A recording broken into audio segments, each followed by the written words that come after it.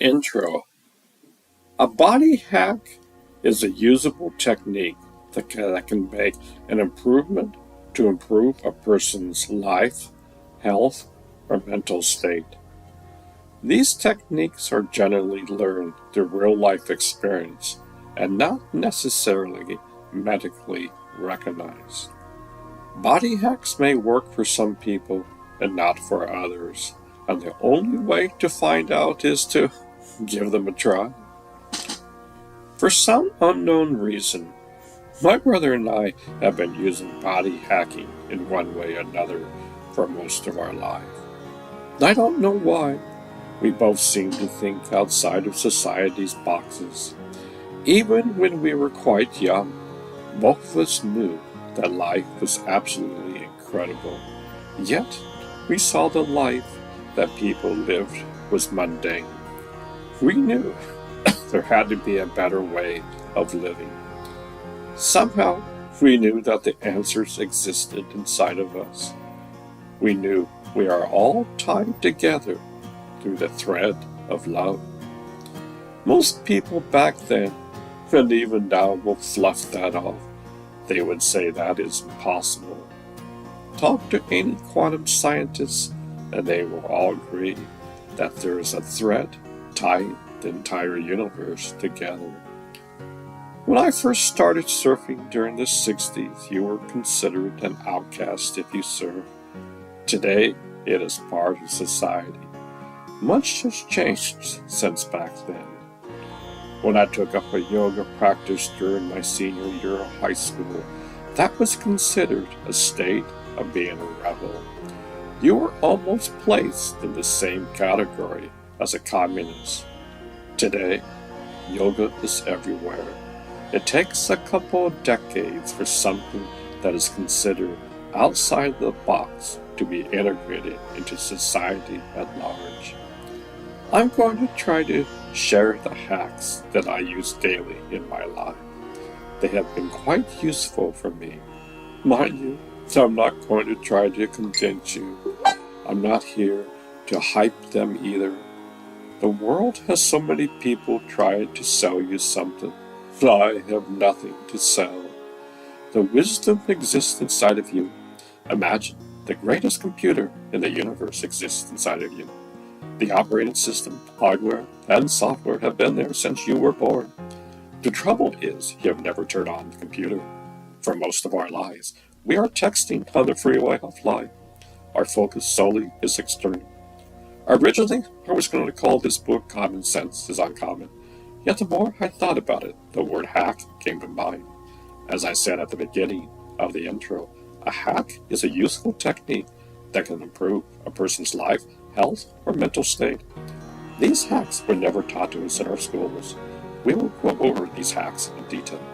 This book, literally, if you took the advice, could change your life forever. For one to change, knowledge must be understood by the body and mind to make proper actions occur. You must be willing to be strong to make proper decisions in your life. One must be trying to be more conscious of the affairs that we are all living day by day. Most of us live automatic lives. Over 95% of our actions are dictated by the subconscious mind. We only see 1% of the life spectrum. We must learn how to reprogram our subconscious. We need to rewire our brains. We need to learn how to create new neural networks that are beneficial for our lives. The world at large is chaotic because our biochemistry is chaotic. We think we are so smart. Look at this world today, and chaos is all around us. The world is a reflection of mental states. We need to recalibrate all the known systems that are out there, not only outside, but inside of us. The funny thing, we think that we don't need to change. I'm happy with the state I'm in. That is called apathy. Look, I don't want to judge you because you have free choice, but what I'm saying is the greatest car in the universe lies inside of you. The garage door is closed, and cobwebs are all over the car. You have forgotten that this car is meant to be taken out daily for a spin. Meanwhile, the car just sits in the garage doing nothing but gathering dust. I hope you enjoy this book. It doesn't matter who you are. You are the universe, and you just don't know it. Signposts are all around you, yet we don't have the eyes to to see. Signposts are all around. Can you imagine signposts all around? But do we have eyes to see? Nature is alive and communicating with each other. But we have cell phones in our hands. Magic is all around us, but we can't see it. Imagine the mysteries of life are all around us, but we don't see them. This is the journey of walking from darkness to light.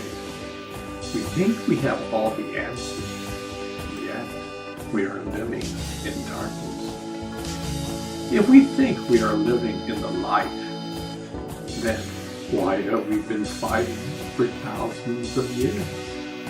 Why do we have guns and violence? Why do we have 45 billionaires who have more money than half the population? This is a journey we are walking on. Kids, you have a say in this matter. The torch someday will be passed to you. Someday you will lead the way. Take a look at the sun in the sky. It just shines. It has nothing to prove.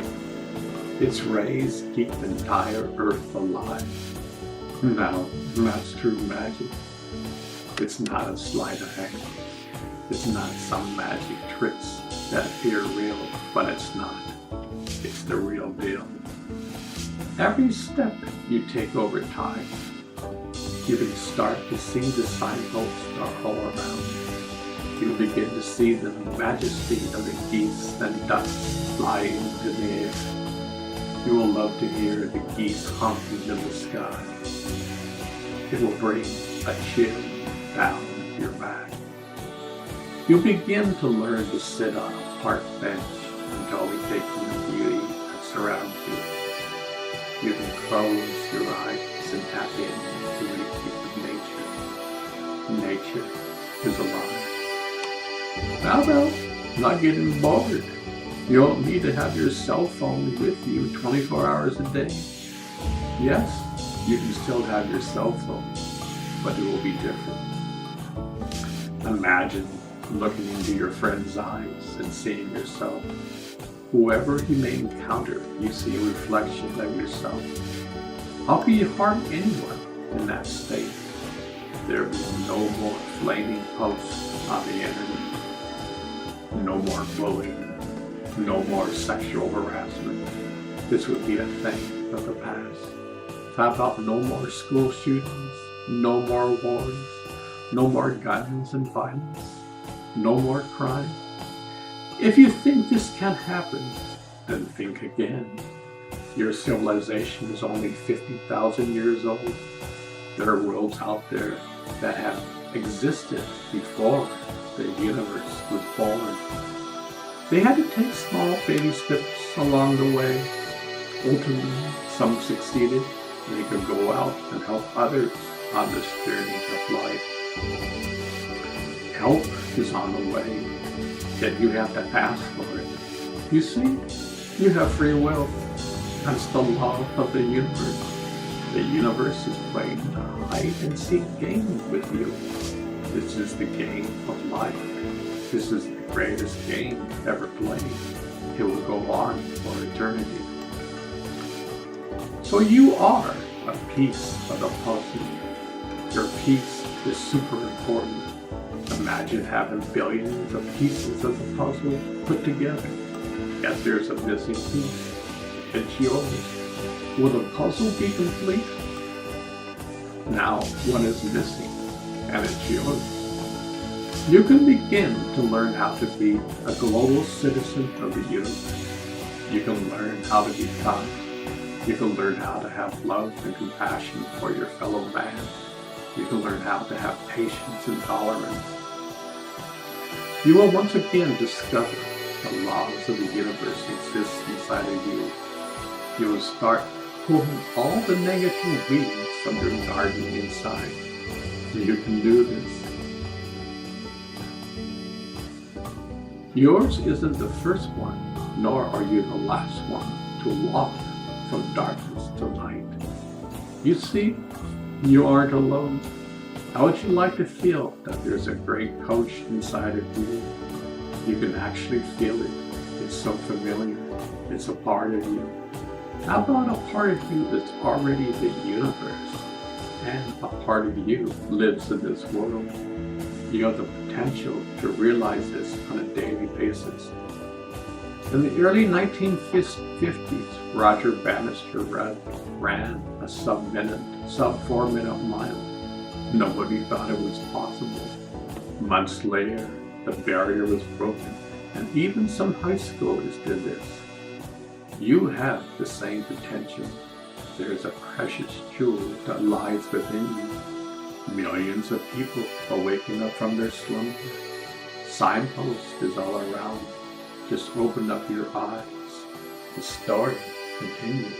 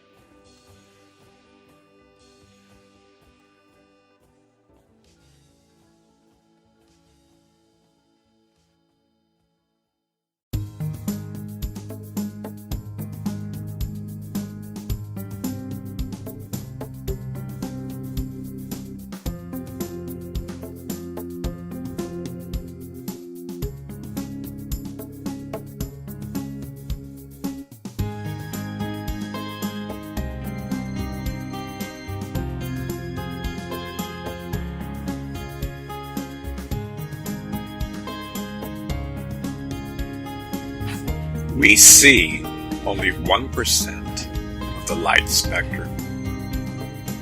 I find it quite fascinating that we see only 1% of the light spectrum.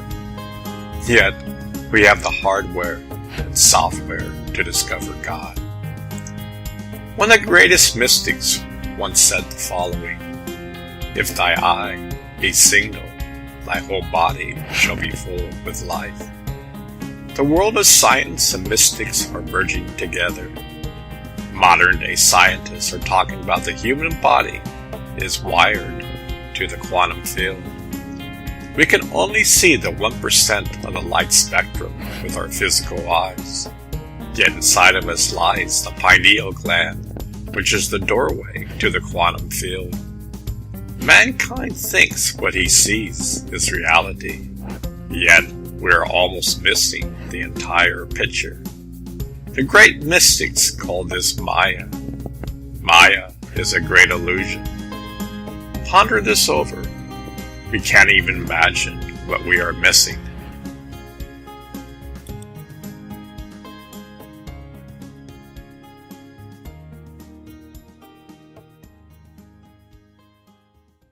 You're going to roll in, just go around the black line, okay? And all I want you to do is to feel.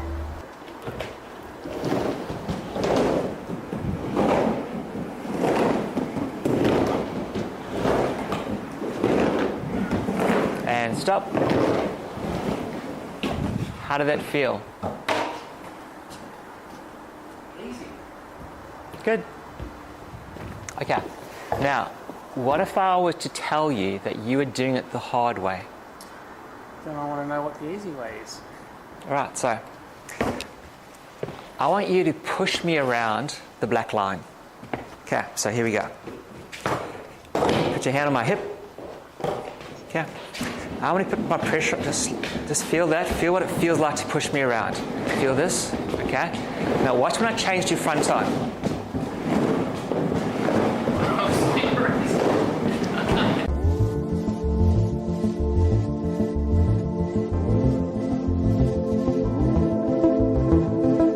Now watch when I change to back foot. Push again. Yeah. It's completely slowed down.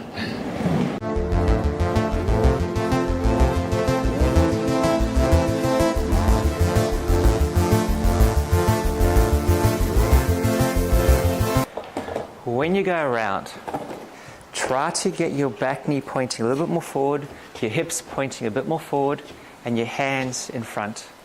Okay? And just face the front of the skateboard and go around. Okay?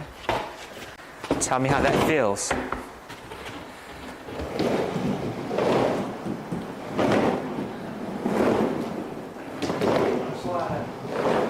Okay. All right, and come on back. Now, what if I were to tell you that there's an easier way to go around? What is it? Okay, so put the skateboard down.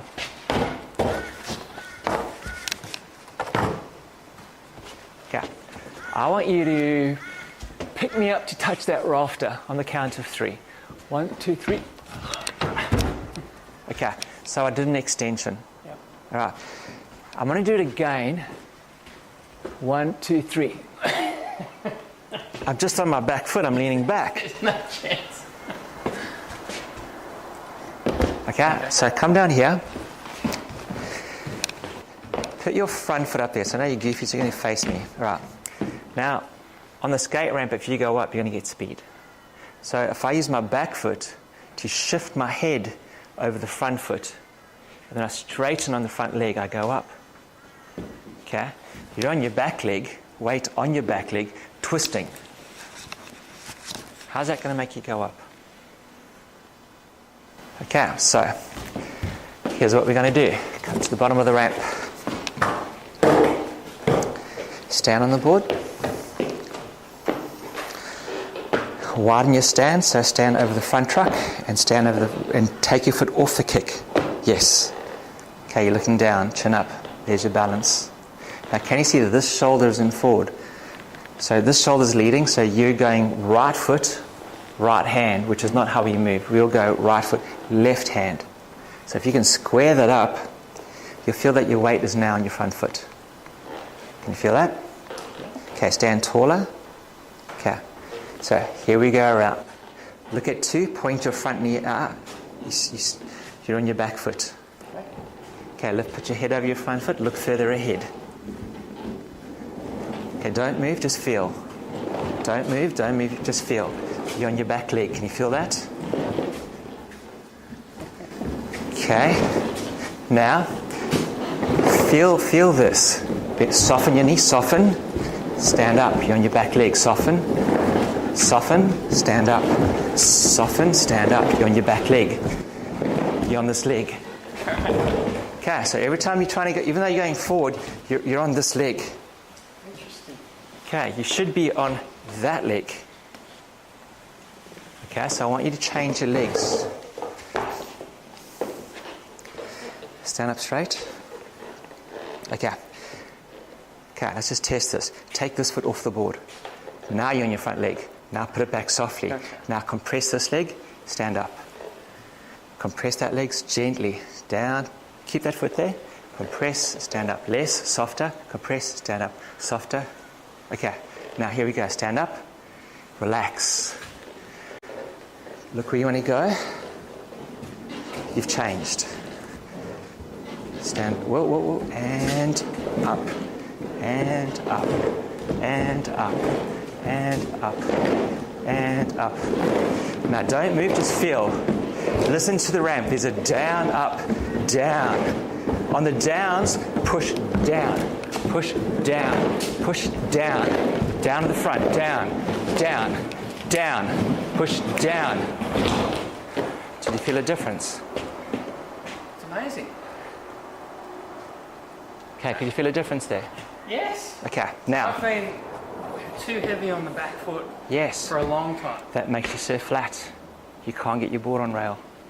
So Gary didn't know that he was a heavy back foot surfer. One of the reasons, one of the tells, is if your left arm, left foot forward makes you back foot.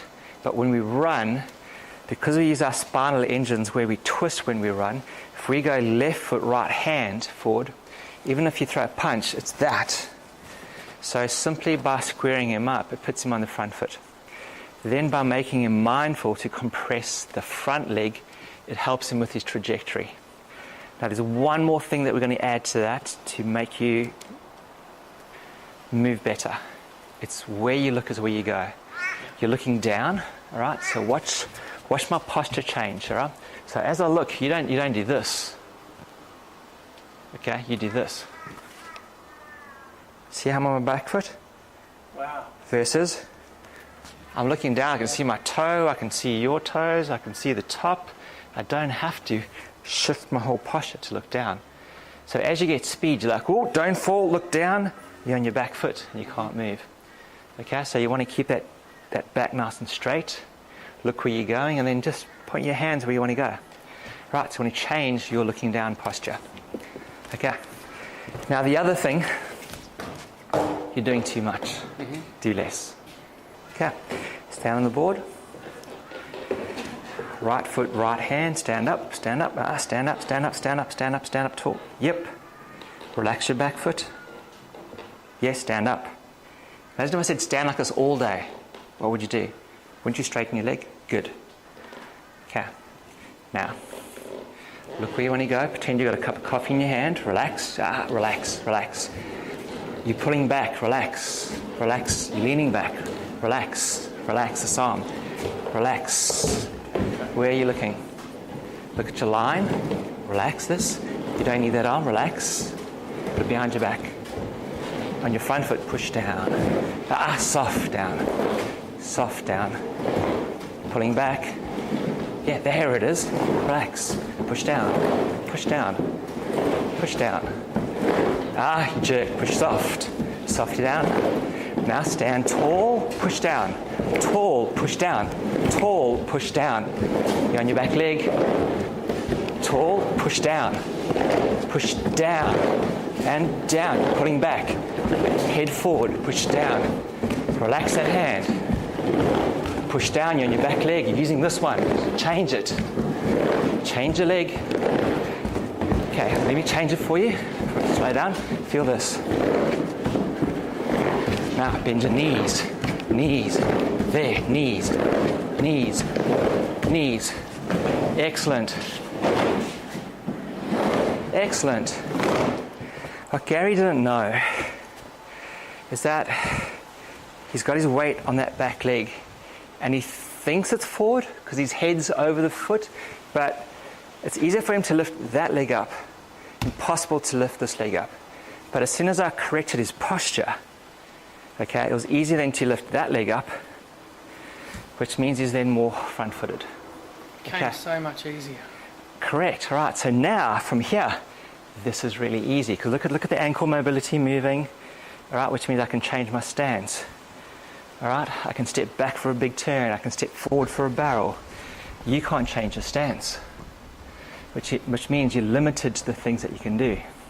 Which means that when you've got to adjust for different parts of the wave and you can't adjust, you don't take the risk. But if you could adjust and get comfortable, you take way more risk. Okay, so we've got to fix your posture to make you comfortable to take a bigger risk. Sounds great. Cool. Good. Awesome.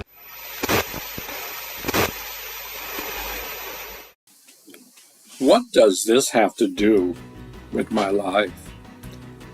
I bet you today that around 99% of the people who surf against the laws of nature. Surfing is a struggle. They try to force things. Common sense is uncommon. You can see quite the difference between when a surfer had his weight on his back foot and when his weight was on the front foot. It made all the difference in the world. In surfing, you must be in harmony with the wave, and the wave will dictate to you to go faster or slower.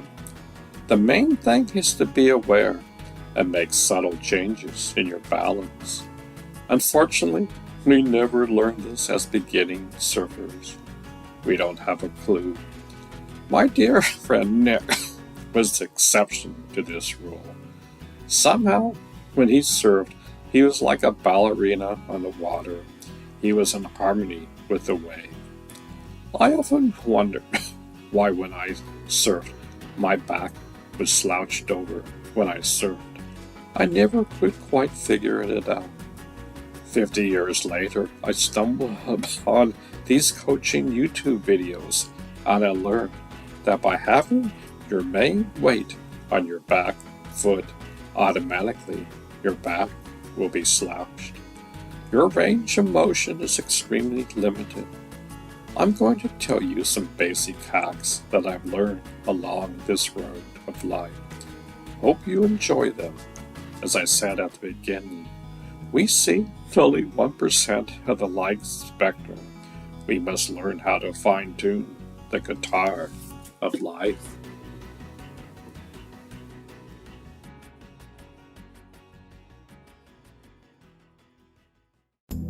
June 23, 2020. Tuning the guitar of life. What a glorious day it is. We are alive. That, my friend, is a miracle. Our lives here on earth is a blink in time. And now you see it, and now you don't. Our sense of time can really play havoc on us. We think we have all the time in the world. This is what a man's major downfall. We put off tomorrow what we could do today. Tomorrow never comes. How do we fine-tune this guitar of life? Most of us never bother. Consequently, we don't discover the jewel that lies inside. We don't discover our true nature. You are the universe. You just don't know it. The older I get, I see that the great power lies in being meek and humble. The great Tao created this entire universe. It is meek and humble, yet its power is keeping the entire universe alive. In our society today, being humble and meek is something you don't want to strive to be. Currently, we have an administration that loves to rule by mocking and bullying others. I don't need to talk more about them.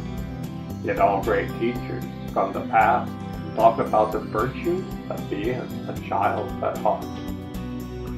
Your mind talk won't make you happy. Concentrating on every moment on the news won't make you happy. The world has to grow up. We are emotionally immature. Our happiness has been derived from externally for thousands of years. We are still fighting wars. We are still bickering and fighting. Your cell phone hasn't saved you. Common sense is uncommon. God is humble and meek, yet currently we make a mockery of Him. We can't even get along with each other. The universe is coaching us, yet we think we know more than the universe. We are stuck in our ways and won't think outside of our tiny boxes. During this global shutdown, many people refuse to wear masks. I don't have to wear one. How selfish that is. Your grandmother or others might be dependent on you wearing one. No, this is not a rant. This is only a request that we fine-tune the guitar of life. We can, in each moment, change for the better. We can be nice to each other. I love stories from the 60s where the Democrats and Republicans would banter each other all day long. In the evenings, they would go to a bar and toast each other with a mug of beer. We can all be different. We all have different sorts of views. Maybe we should rejoice in the diversity of life. Just think, the universe does not judge us, yet we judge each other. So much so that we have anger and hatred in our hearts. We must love the diversity. When you are angry, you are personally drinking your own poison. Science has proven that. You will have cloudy thinking, Science has proven that, yet the world is still spinning on the treadmill of anger with no end in sight. This world would change for the better when you change for the better. It's as simple as that. Your Savior won't save you. It's your responsibility. They will coach you, but you have to play the game. Salvation comes from actions, not believing. Actions are stronger than words. Only by your day-to-day actions can we change this world. We all want peace in our lives. What part are you going to do? Discover the jewel that lies inside. The kingdom of heaven lies inside of you. Be like water. It is humble and meek. Yet don't underestimate the power that it has.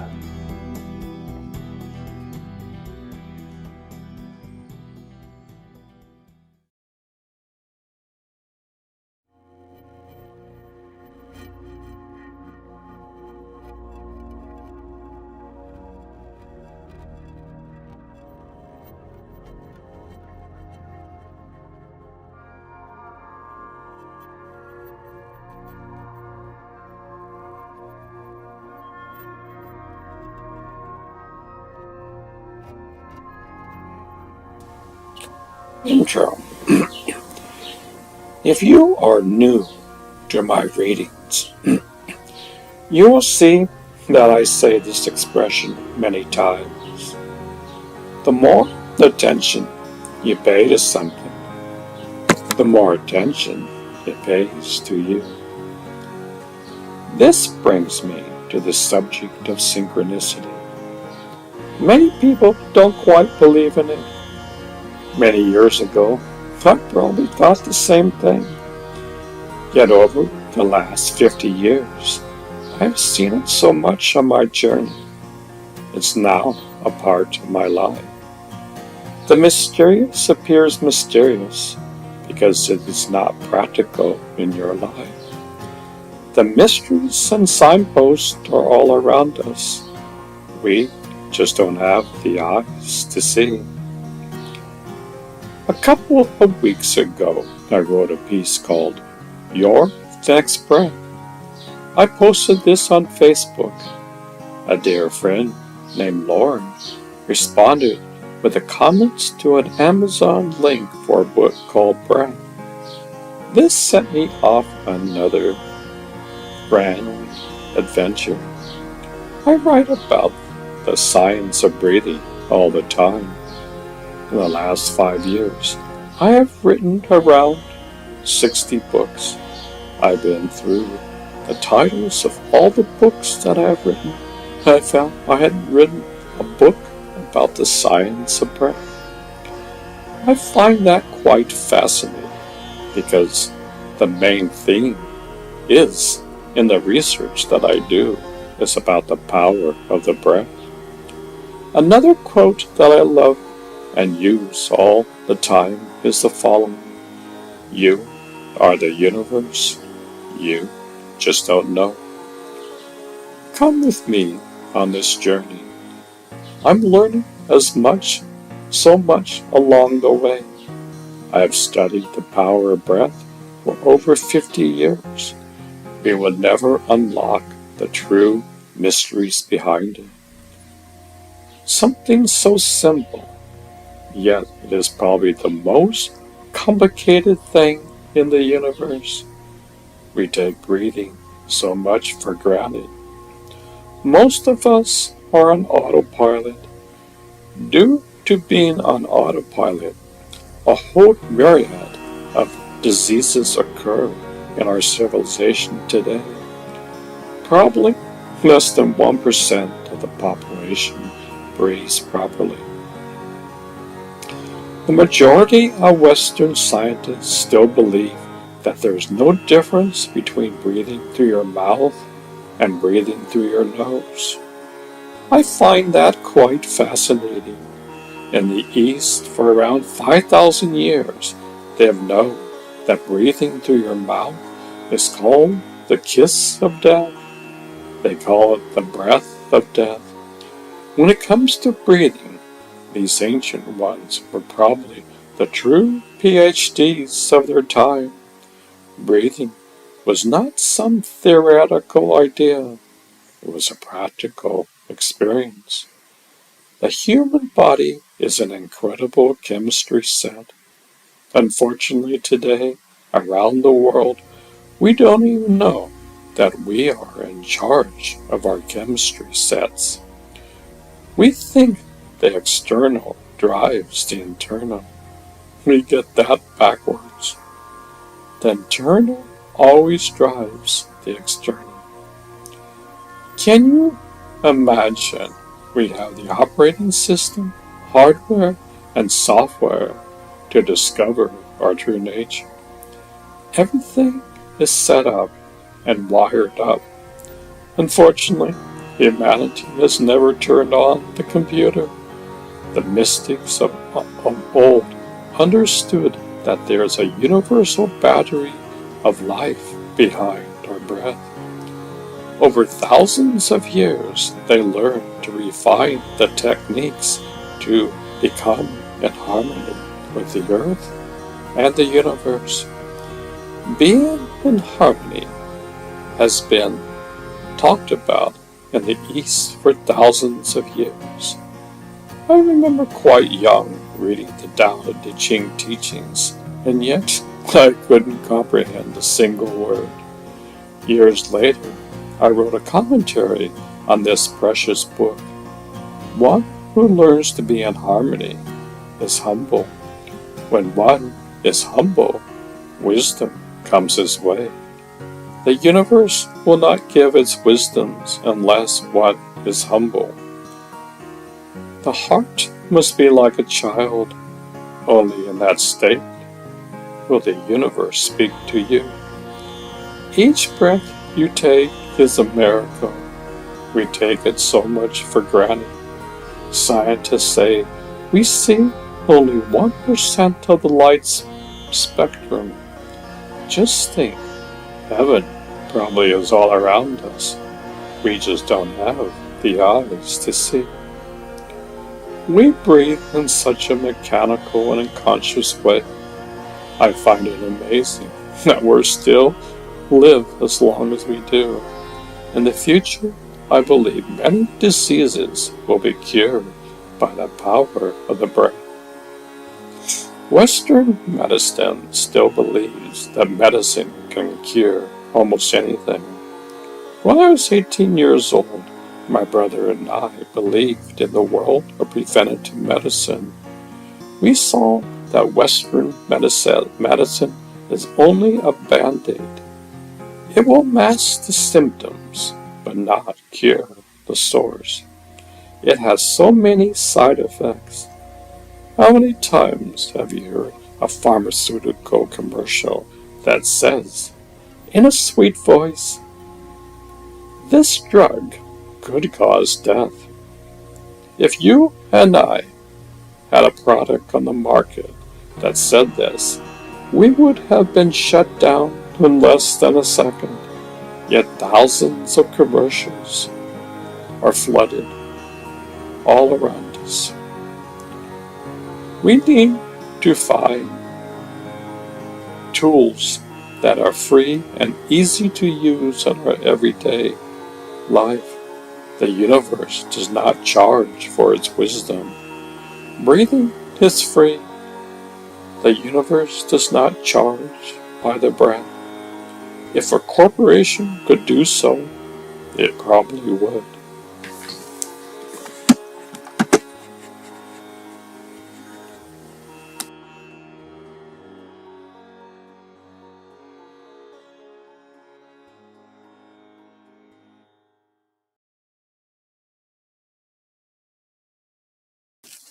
Down the rabbit hole. My dear friend Lauren got me started going down this rabbit hole. I wrote a piece called The Next Breath. He responded with a link to Amazon for the book titled Breath by James Nestor. It was quite an incredible book. My brother John also read this book. James is an incredible writer and almost hypnotizes the reader through his writing. He combines the intellect, scientific, and emotional sides of writing. He is comfortable mixing all three components. Like all writers who master a given subject or spend time researching, many of them have had a problem that needs to be solved. James was one of them. Unfortunately, probably 99% of the world has similar problems, and yet they are unaware of them. If they are, the latest medical profession doesn't have the means to cure them of their condition. Most Western doctors still believe that there's no difference between breathing through your mouth or nose. Due to the lack of understanding, we are in a situation today. Many of the diseases prevalent today could be solved by breathing properly. When one breathes properly, a person's lifestyles would change accordingly. Currently, we have many stacked cards against us. The majority of the world doesn't breathe properly. The majority of the world eats junk food. The majority of the world doesn't take care of the body like what it needs. James does a great job tying all these pieces together. He ever he even was involved in a scientific research project. I highly recommend reading his book. It's amazing. I've been talking about the science of breath for over 50 years. James added numerous pieces of the puzzle that I wasn't aware of.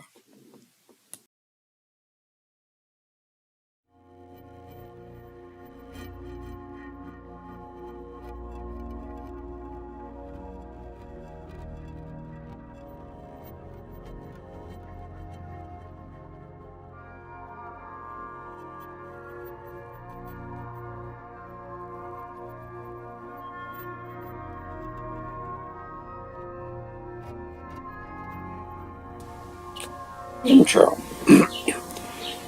If you are new to my readings, you will see that I say this expression many times.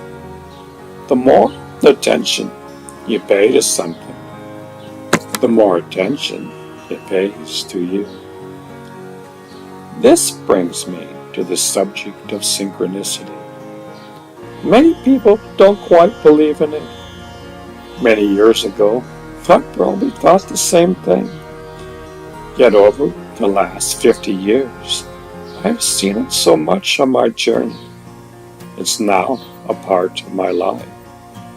The mysterious appears mysterious because it is not practical in your life. The mysteries and signposts are all around us. We just don't have the eyes to see. A couple of weeks ago, I wrote a piece called Your Next Breath. I posted this on Facebook. A dear friend named Lauren responded with a comment to an Amazon link for a book called Breath. This sent me off another random adventure. I write about the science of breathing all the time. In the last 5 years, I have written around 60 books. I've been through the titles of all the books that I have written. I found I hadn't written a book about the science of breath. I find that quite fascinating because the main theme is in the research that I do is about the power of the breath. Another quote that I love and use all the time is the following: You are the universe. You just don't know. Come with me on this journey. I'm learning so much along the way. I have studied the power of breath for over 50 years. We will never unlock the true mysteries behind it. Something so simple, yet it is probably the most complicated thing in the universe. We take breathing so much for granted. Most of us are on autopilot. Due to being on autopilot, a whole myriad of diseases occur in our civilization today. Probably less than 1% of the population breathes properly.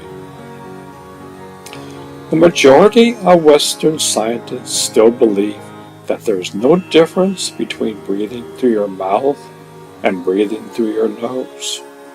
I find that quite fascinating. In the East, for around 5,000 years, they have known that breathing through your mouth is called the kiss of death. They call it the breath of death. When it comes to breathing, these ancient ones were probably the true PhDs of their time. Breathing was not some theoretical idea. It was a practical experience. The human body is an incredible chemistry set. Unfortunately today, around the world, we don't even know that we are in charge of our chemistry sets. We think the external drives the internal. We get that backwards. The internal always drives the external. Can you imagine we have the operating system, hardware, and software to discover our true nature? Everything is set up and wired up. Unfortunately, humanity has never turned on the computer. The mystics of old understood that there is a universal battery of life behind our breath. Over thousands of years, they learned to refine the techniques to become in harmony with the earth and the universe. Being in harmony has been talked about in the East for thousands of years. I remember quite young reading the Tao Te Ching teachings, and yet I couldn't comprehend a single word. Years later, I wrote a commentary on this precious book. One who learns to be in harmony is humble. When one is humble, wisdom comes his way. The universe will not give its wisdoms unless one is humble. The heart must be like a child. Only in that state will the universe speak to you. Each breath you take is a miracle. We take it so much for granted. Scientists say we see only 1% of the light spectrum. Just think, heaven probably is all around us. We just don't have the eyes to see. We breathe in such a mechanical and unconscious way. I find it amazing that we're still live as long as we do. In the future, I believe many diseases will be cured by the power of the breath. Western medicine still believes that medicine can cure almost anything. When I was 18 years old, my brother and I believed in the world of preventative medicine. We saw that Western medicine is only a band-aid. It will mask the symptoms, but not cure the source. It has so many side effects. How many times have you heard a pharmaceutical commercial that says, in a sweet voice, "This drug could cause death"? If you and I had a product on the market that said this, we would have been shut down in less than a second. Yet thousands of commercials are flooded all around us. We need to find tools that are free and easy to use in our everyday life. The universe does not charge for its wisdom. Breathing is free. The universe does not charge by the breath. If a corporation could do so, it probably would.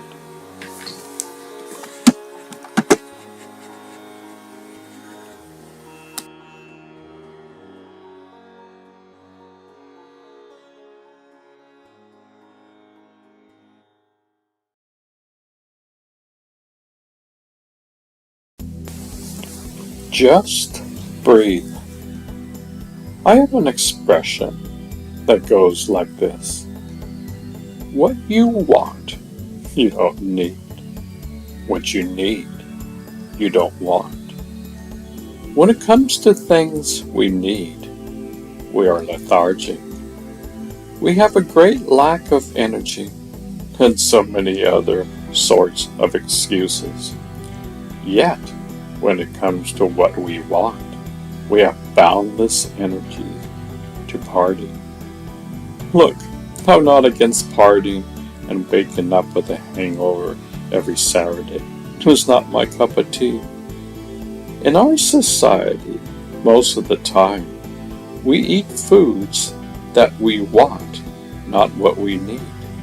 Consequently, we are one of the sickest nations in the world. Pre-diabetic and diabetes are on the rise. Over 80% of the population is one of these two categories. Most of them don't even know it. I've been into preventative medicine for many years. Yet this year, I found myself in this category. They had to amputate my left pinky toe because of this. Mind you, I was eating a good diet. My foods were organic. Despite this, I lost my left pinky toe. I find that ironic. Since then, I have fine-tuned my guitar. I'm now at the same weight I was since high school. My glucose levels have gone down to normal levels. My blood pressure has gone down to normal levels.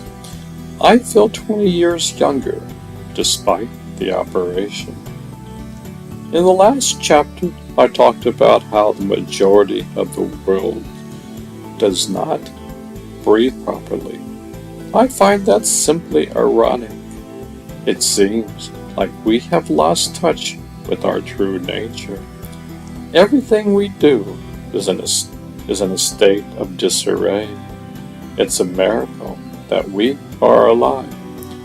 Scientists say 95% of our actions come from the subconscious mind.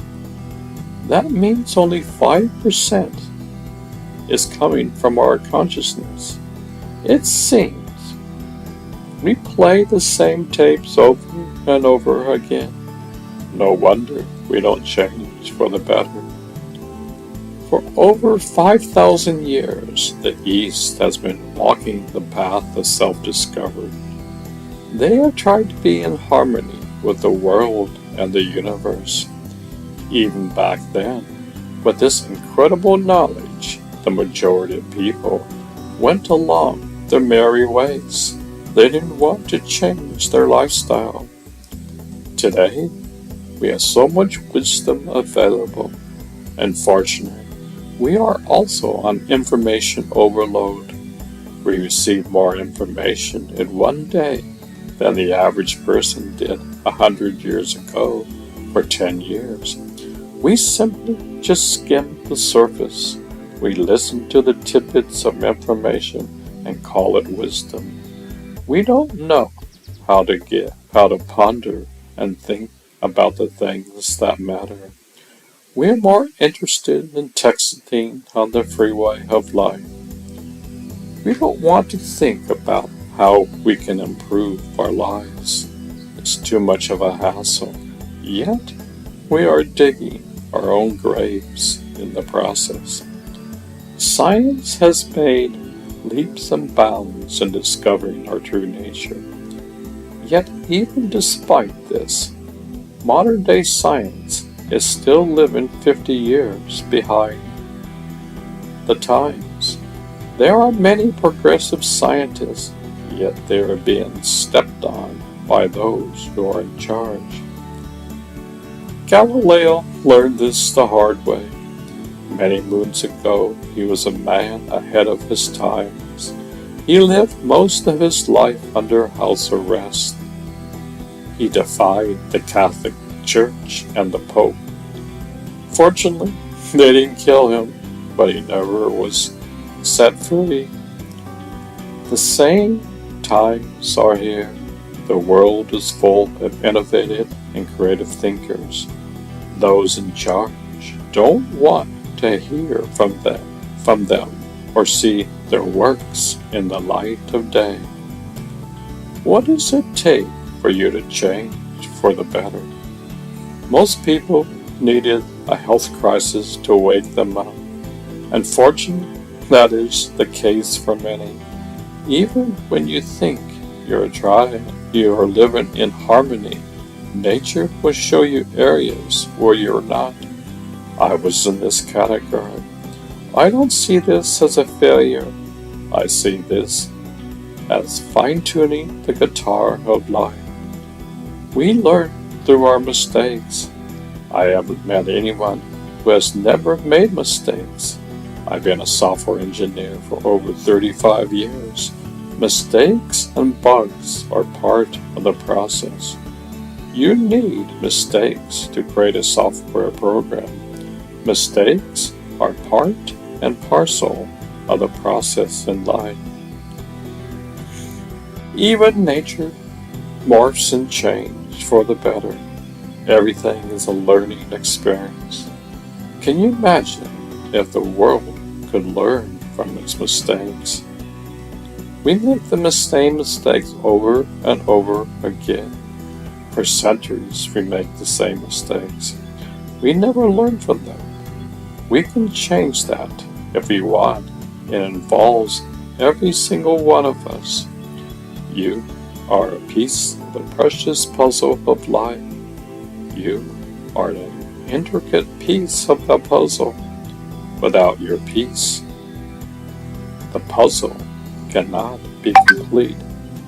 This is how significant you are.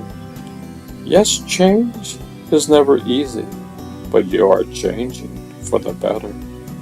You are going from darkness to light.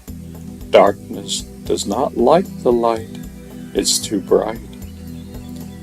Maybe books like these will teach you to use sunglasses so the light isn't too bright.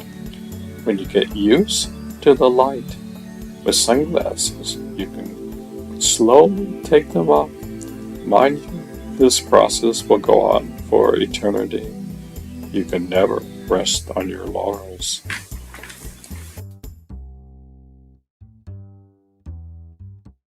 Young Galileo, pointing his telescope towards the stars.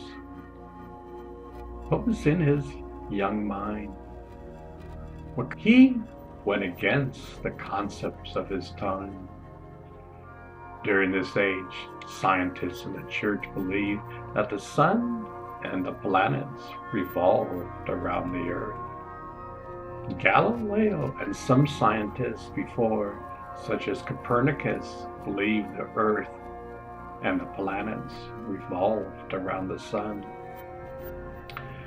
Galileo was the first scientist to use the telescope to prove his theory. Yet, why does man hold on so tightly to his ideas and beliefs? The Catholic Church and the Pope himself couldn't believe Galileo. They said he was a heretic. How dare you challenge this idea that the sun and the planets revolve around the earth? Who do you think you are? Imagine being tried by the Inquisition. They found him guilty and placed him under house arrest.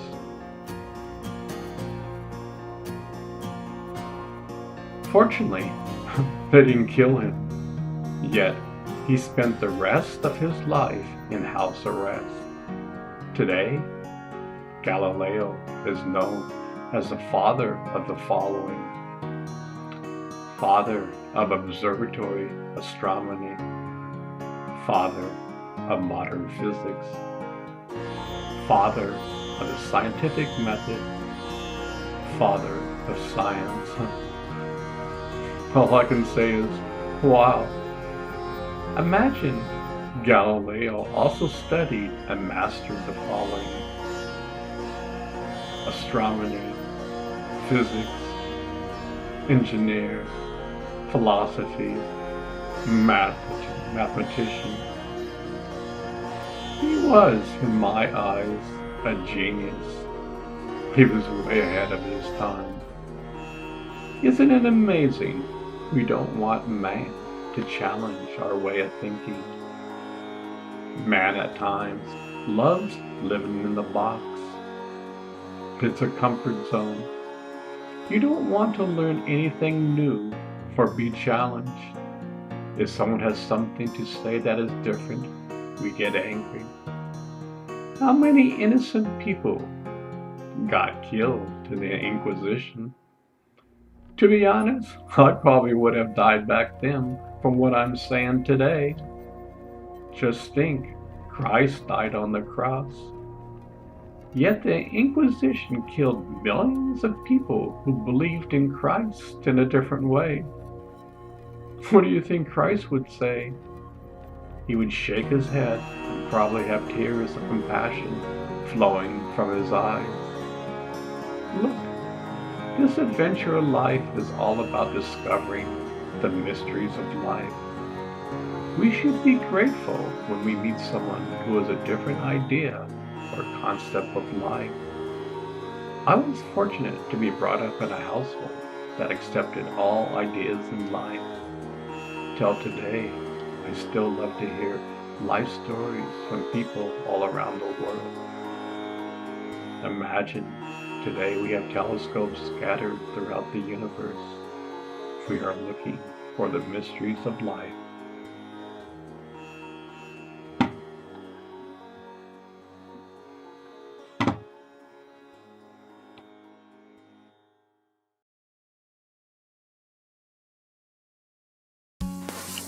Quantum breathing. For thousands of years, the ancient ones used the word prana, or chi, which is life force energy.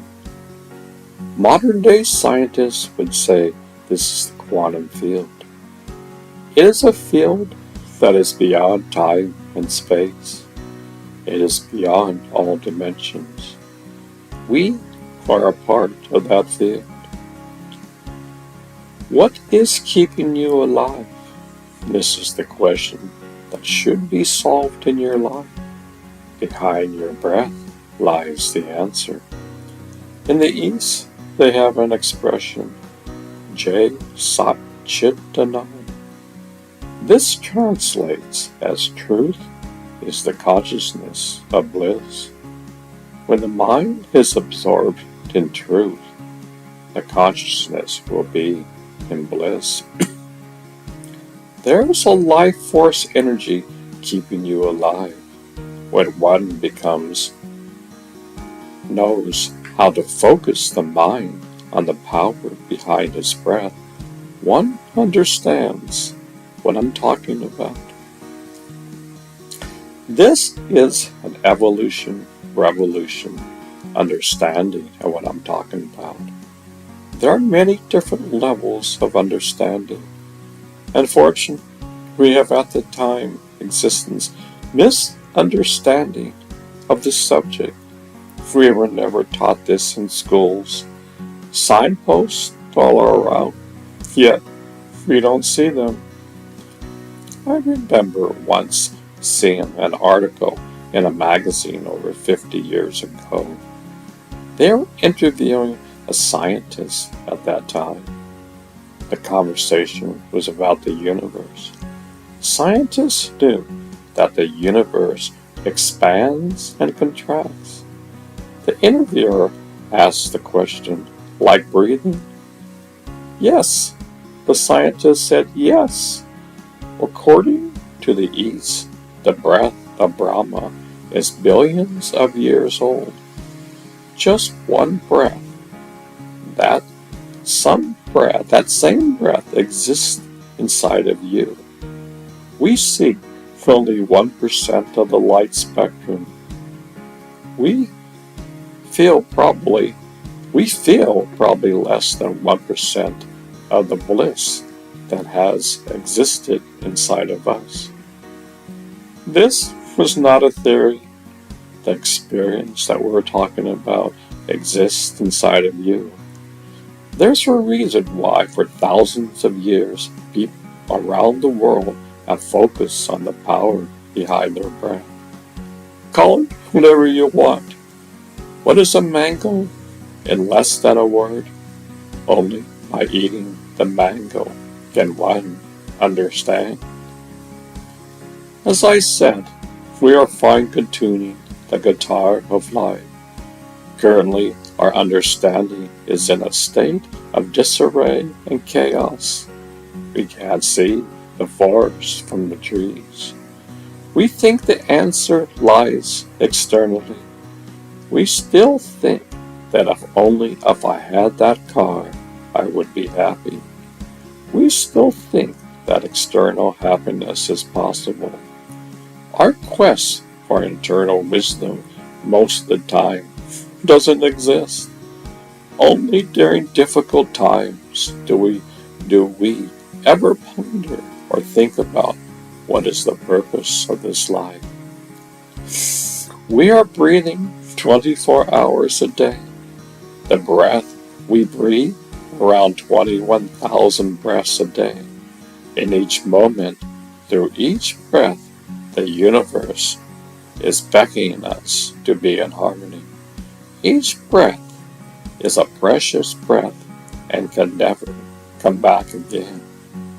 One never knows when you will take your last breath. And unfortunately, we take them for granted, so much so that we are unconscious of our breathing. Many people breathe through their mouths. Western scientists say there's no difference between breathing through your mouth or nose. In the East, breathing through your mouth was called the breath of death. We see that today the majority of the world does not breathe properly. Here it is, the fundamental aspect of breathing, and we don't breathe properly. No wonder the world is in so much chaos.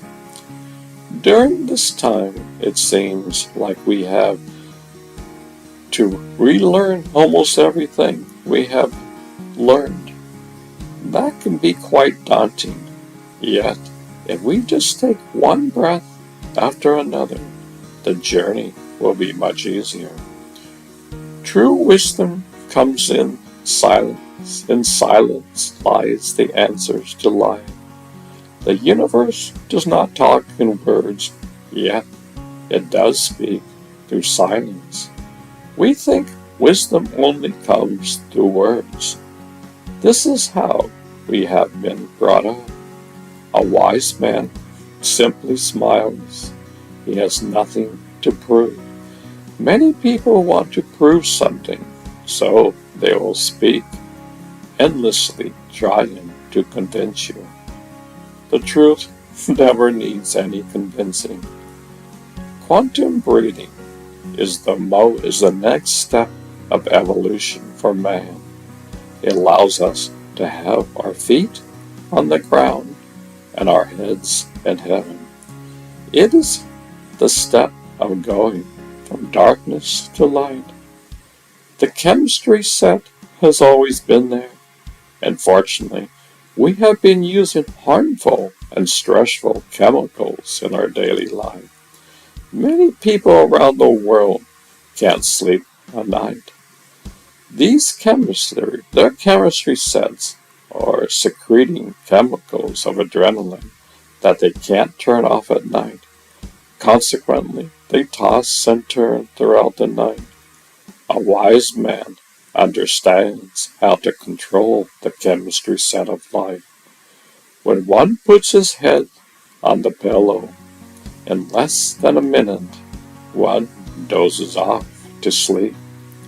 Yet even sleep is different for a wise man. One can be aware and at the same time be in a sleep state. One can be immersed in the light, and at the same time, the body is asleep and the mind is awake. This state of awareness can be awakened in all states of awareness. Currently, we are divorced from our true nature. Nightmares are quite common. The world at large spends billions of dollars in the sleep industry.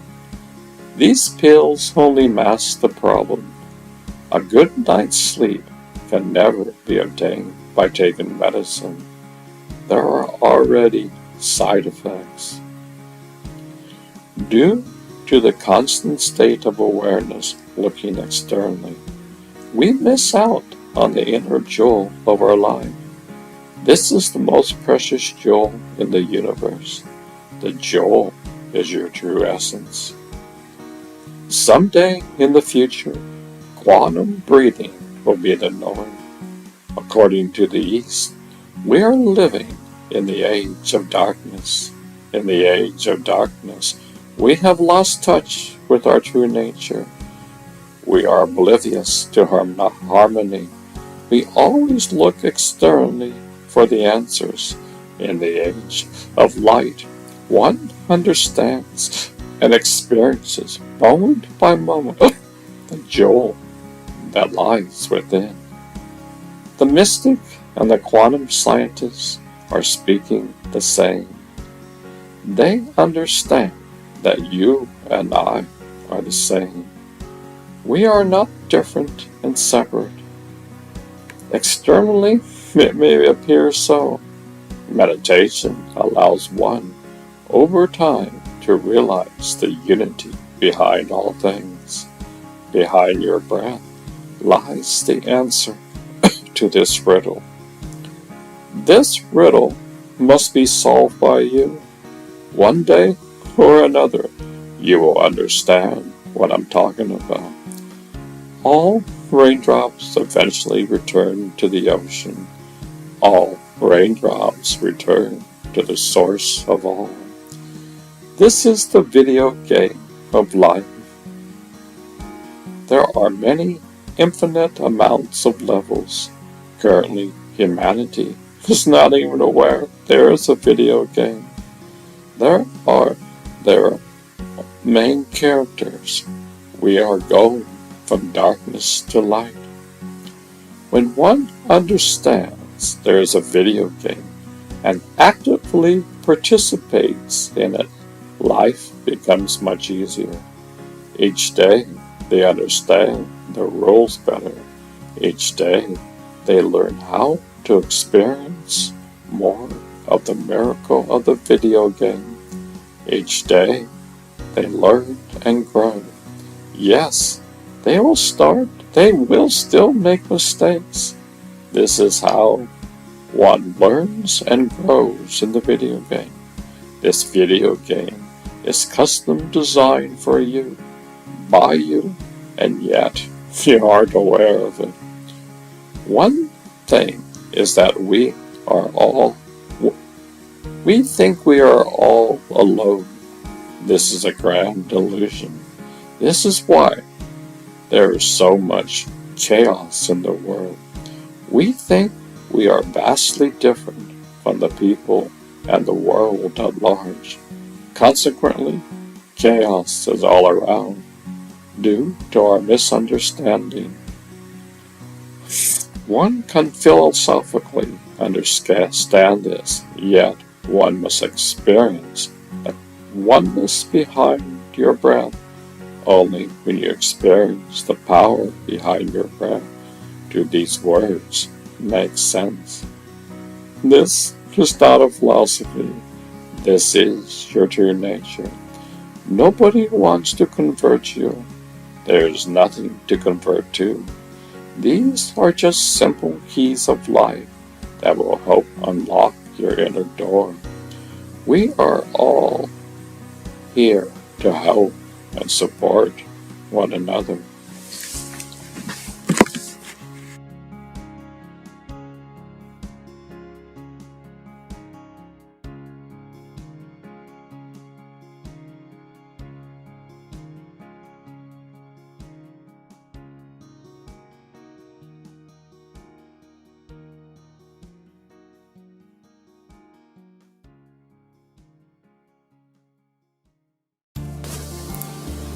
Conscious versus unconscious breathing. I find quite fascinating the difference between unconscious breathing and conscious breathing.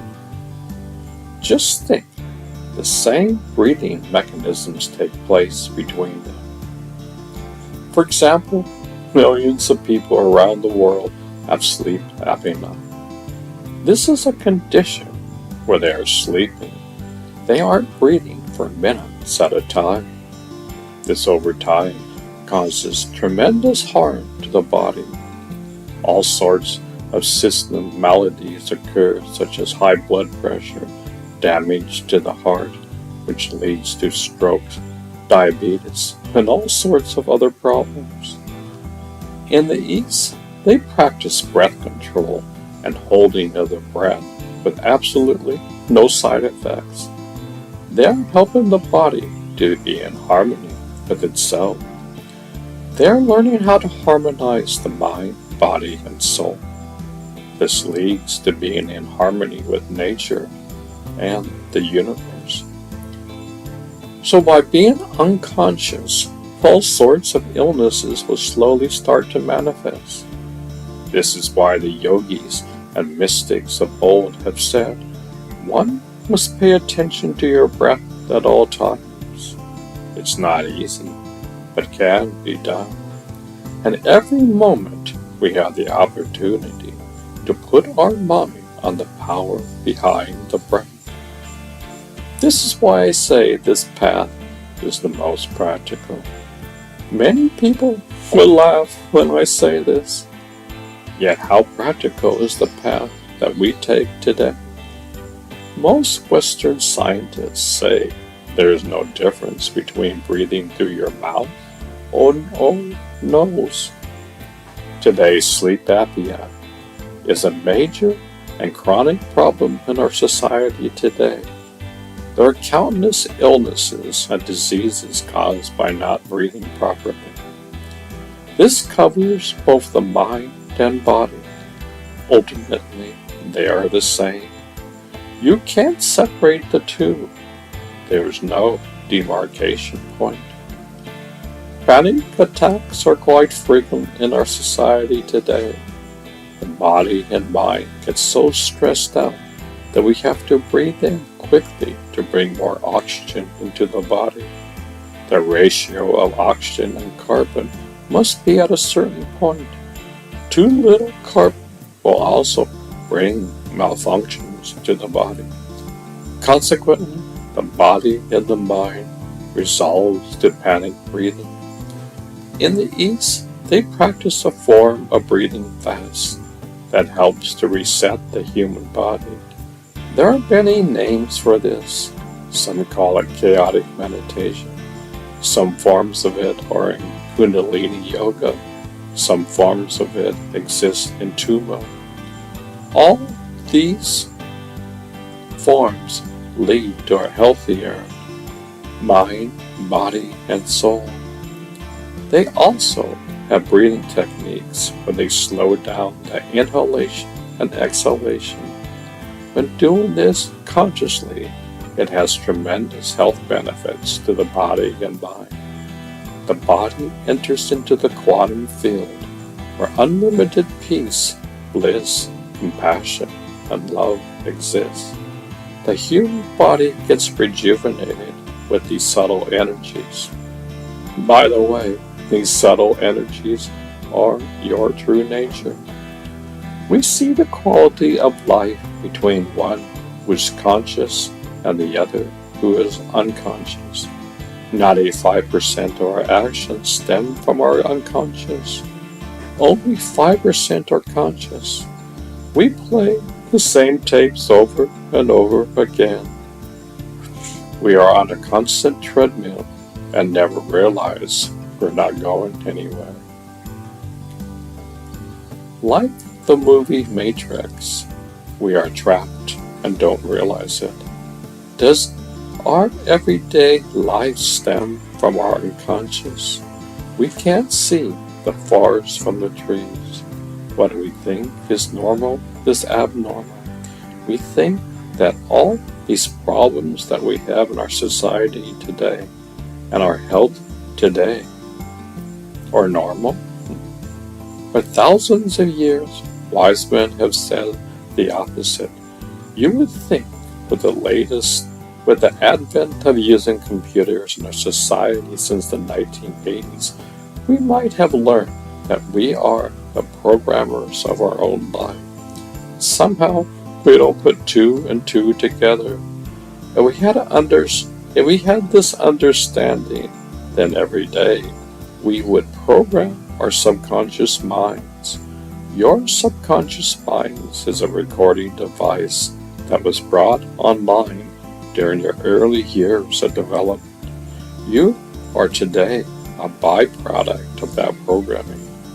All the good, bad, and ugly are programmed directly into your subconscious mind. Your subconscious mind exists in your body today. A person who is trying to be conscious will take all the tools in the toolbox and utilize them. These tools are always with you, yet we are lethargic and most of the time don't want to change for the better.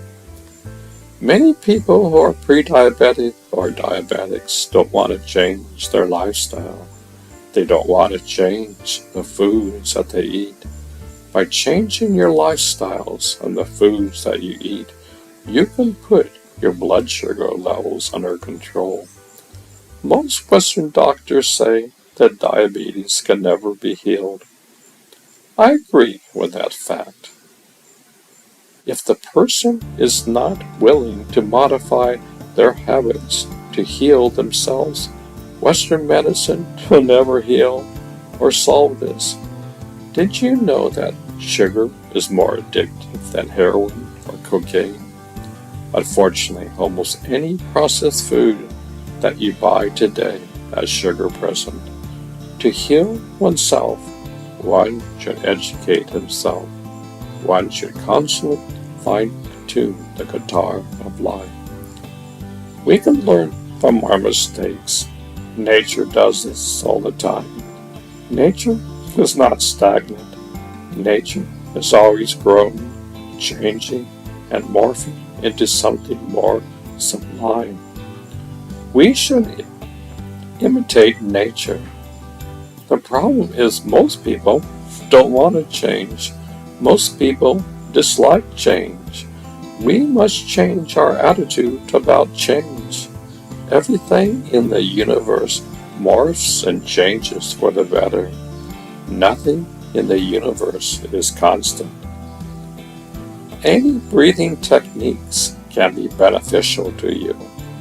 I say this with a caveat. You have your chemistry set.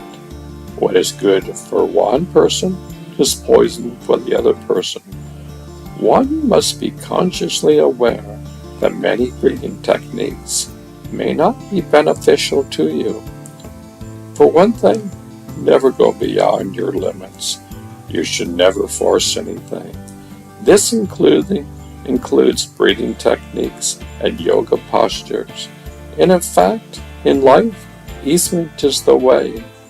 Make small, incremental steps, slowly, one step after another. You don't have to leap and bound. This is why it's called a practical path and the middle ground. If the guitar string is too tense, it will snap. In the same way, if you breathe too forcefully, the body will rebel and snap. One must be consciously aware.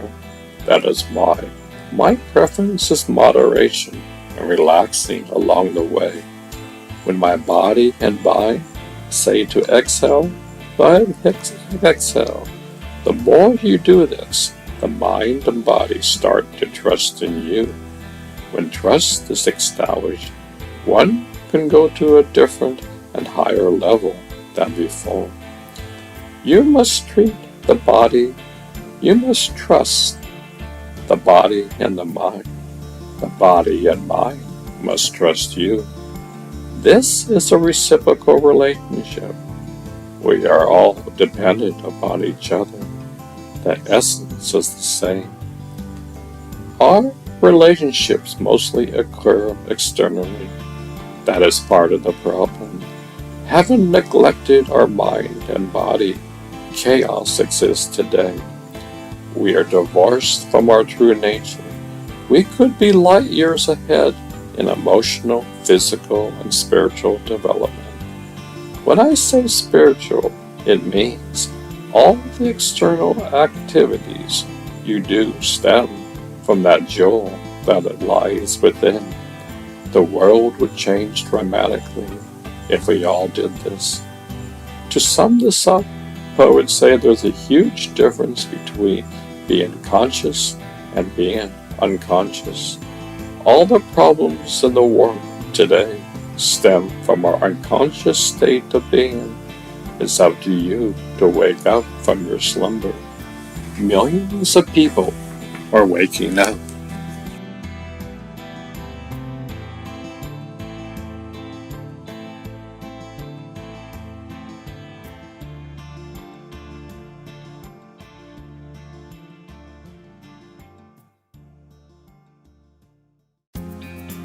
The Owner's Manual.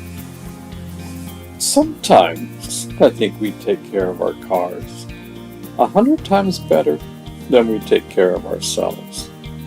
With cars, we have an owner's manual. We do our oil checkups, tune-ups, rotate tires, and all sorts of different kinds of maintenance. When it comes to our human body, mind, and soul, anything goes. We don't even have an owner's manual. That was thrown out the door a long time ago. Who needs an owner's manual? We could just wing it. We wonder why. The world at large and within is chaotic. The Jains and the ancient yogis developed a sophisticated user's manuals thousands of years ago. This user manual is a roadmap to discover your true nature. It was also a very practical manual on how to live in harmony with nature and the universe. It contains great wisdom. We are living in the dark ages. You may roll your eyes, yet look at all the chaos around you. Is that a heavenly state of mind? The wise men of the past provided a roadmap and a user's manual. It was not just some dogma or belief. It is common sense, which is very uncommon. For the majority of mankind, the owner's manual sits inside the glove compartment of your precious auto. Unfortunately, the car is locked and covered with dust. The garage door is also closed. Not a very good predicament if you want to drive your car on the freeway of life. Many people don't even realize that a car exists inside of them. How could the entire universe exist inside of me? Knowledge is the experience of realizing that there is a car that exists inside of me. Not only that, but one can open the garage door. One can unlock the door of the car. Upon opening the door of the car, one climbs in and puts on the seatbelt and starts the ignition. It may be a good idea to dust off the cobwebs. The car hasn't been driven in a long time. At some point in time, you may want to back out the car from the garage. Slowly back out the car into the street. Remember, you are not alone. God is your passenger. He will not drive the car for you. You must drive the car yourself. But He is there. Nevertheless, in the passenger seat, He will help you on the sacred journey. At times, you will see Him and feel Him. At times, you won't even have a clue that he is sitting there. That's okay. Remember, we are going from darkness to light. There's a process to this. There are owner's manuals that have been written for thousands of years. It might be a good idea to read them. The main thing is, whatever owner's manual you read, put it into practice in your daily life. That is the difference between reading and putting it into practice daily. By doing so, one understands that each one of us has a custom-built car. We can't try to have your car be like my car. They are all custom designed. Our problems stem from the fact that we want all the cars on the road to be just like our car. Countless wars have been fought due to this. We have even seen this recently in our Supreme Court. Decisions have been made that put us back over 50 years. So, my advice is simply read your own owner's manual and put it into practice in your daily life. Pretty simple.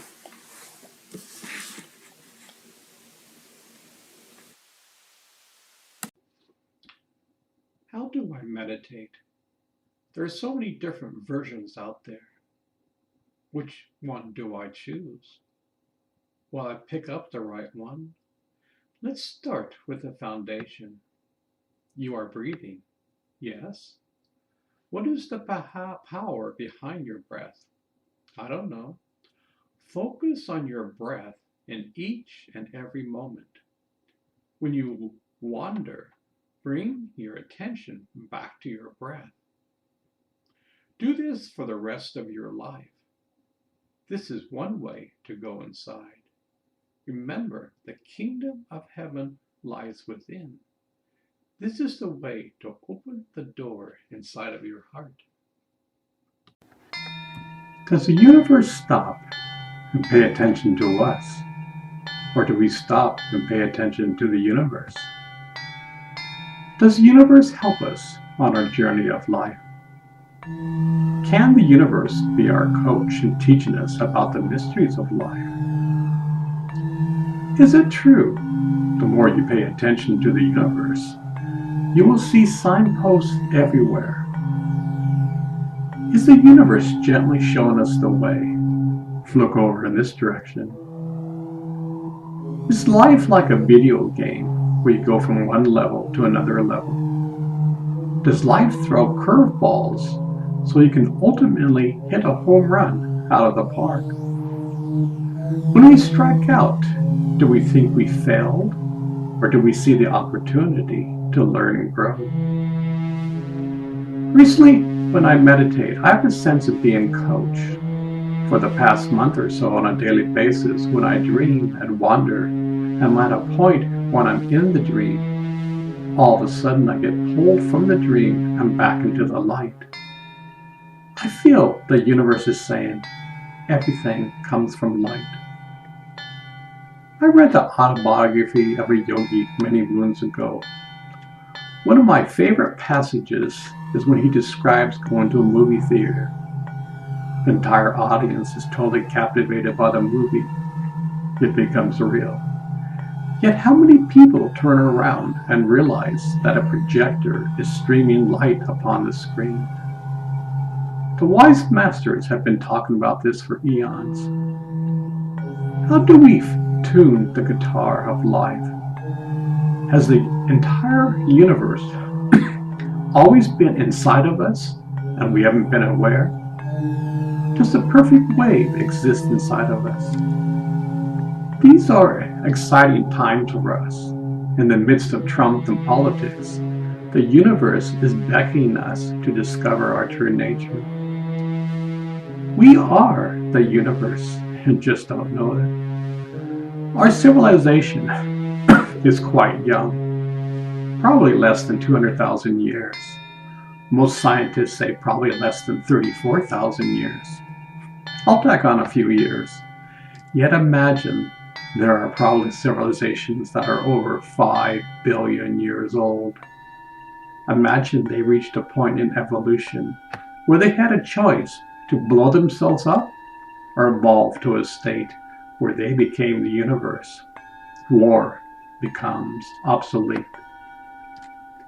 The universe is kind. The universe is supreme love. The universe is compassion. The universe is aware. Is the human body hardwired for the experience? Are we created in God's image? Quite frankly, I believe the universe is always evolving. Can you imagine the joy of the universe when an entire civilization becomes the universe? Granted, it takes a long time. Some say 1,000,000 years. But if you are never created or never destroyed, what is 1,000,000 years? A blink of an eye. Are we here on earth as individuals to grow and evolve? Have the great teachers in the past been representatives of the universe to show us the way? They can coach us on the sidelines, but remember, only you can play the game. What will cause humankind to wake up from our slumber and discover we are the universe?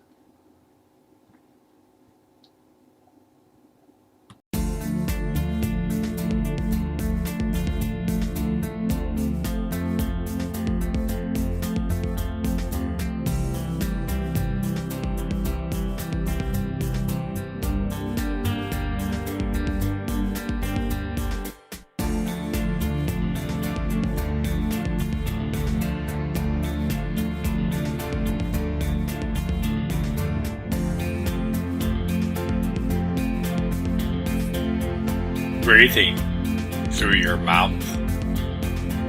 I was in India many moons ago, over 47 years. I remember hearing people talk about the various kinds of breaths. In our Vedic lore, breathing through your mouth is the kiss of death. Our breath is a complicated system. Scientists are just beginning to study the effects of breathing. They have found out when a person starts to breathe through the mouth, the fight or flight syndrome takes over. What does that mean? It means your body is being flooded with over 1,500 different chemicals. Many of these in a short term is beneficial. Yet, for many Americans, the faucet can't be shut off. Reinforce the situation by improper breathing. In the East, this has been known for thousands of years. This is why the foundation for so many meditation practices is the breath. They understand the practical mechanics of breathing through the nose. There's life force within that is keeping you and the universe alive. Our Western day understanding for the general public is lacking. I say common sense is uncommon because our lifestyles don't reflect it. We are totally off balance. No wonder we have all our ailments today. Ponder this over.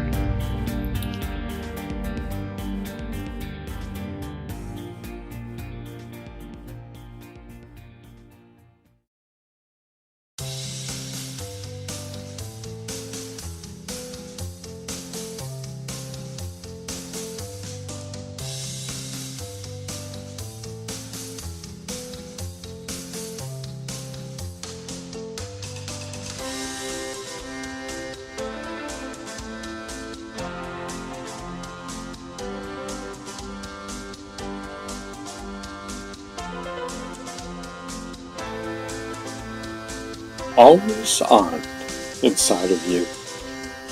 What is always on inside of you? I have no idea what you're talking about. Well, for one thing, the wise men of old have said there's a place inside where the light is always turned off. Even in your darkest moments, this light exists. Then why don't I see it inside myself? That is a good question. That is the starting point to answer your question. Without asking that question, how can you get an answer? This light has always been there, but have you been there? You are breathing 24 hours a day, yet are you aware of the power behind your breath? I say quite frankly, the more you pay attention to something, the more attention it pays to you. Signposts are all around you, yet do we have the eyes to see? This may seem like a riddle, which it is. My theory, and the theory of many before me, have said this is the goal of human life. The light is always on inside of you. The light brings wisdom and clarity. Darkness is the absence of light. No wonder the mind is in turmoil. We don't know our true nature, yet we truly think we have all the answers. Don't tell me what to do. There's no light inside of me. I've been alive for more than 60 years, and I've never seen this light that you are talking about. When a newborn baby smiles, that smile is a reflection of the light within. It's like the sun radiating its rays. A newborn baby doesn't have to say anything. It just smiles. Maybe, just maybe, we should learn to rediscover our true nature.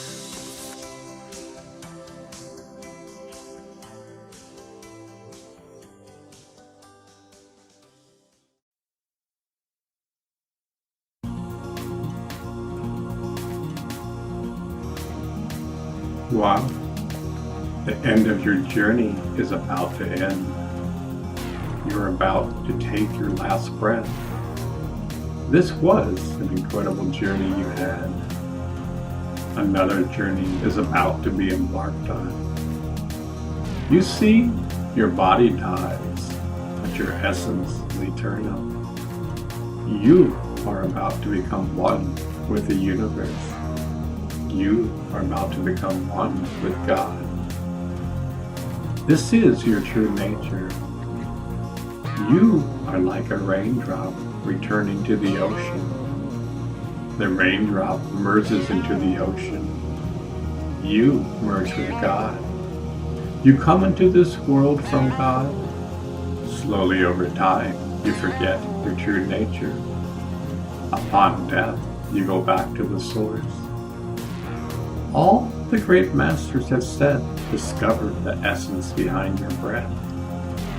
Something is keeping you alive. Your breath is ever so precious. Don't take it for granted. Your breath is a gift from God. The more you become aware of your breath, the vast mysteries of life will be revealed.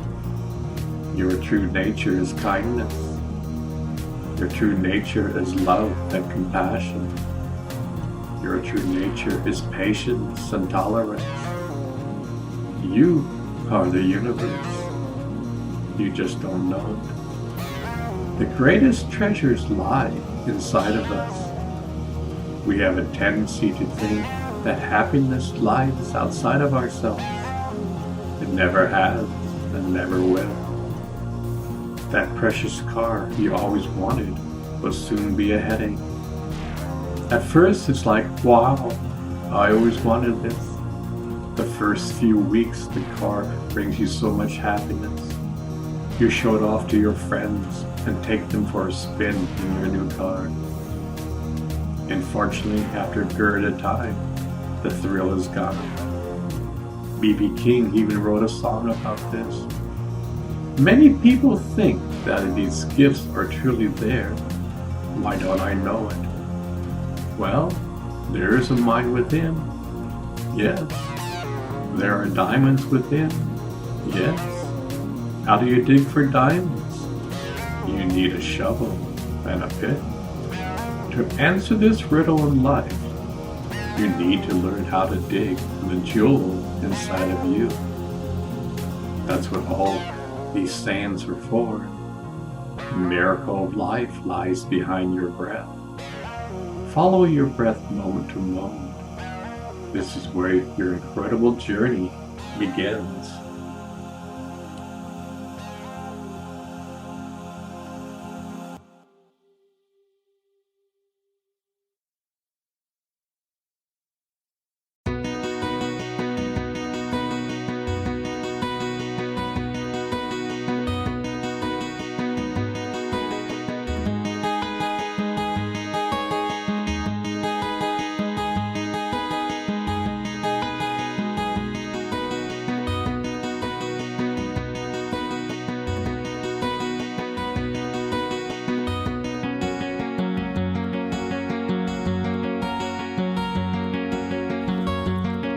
Occam's razor. Occam's razor is a principle from philosophy. Suppose there exist two explanations for an occurrence. The more assumptions you have to make, the more unlikely an explanation. We all live in a cosmic soup. Every quantum scientist knows that. Yet, why don't we perceive that? Wise men have been talking about that for thousands of years. They didn't use the word quantum. Behind your breath lies the answer. It's as simple as that. We make it so complicated. In the silence, one can perceive the ocean of life. Daily, close your eyes. You will solve this riddle of life.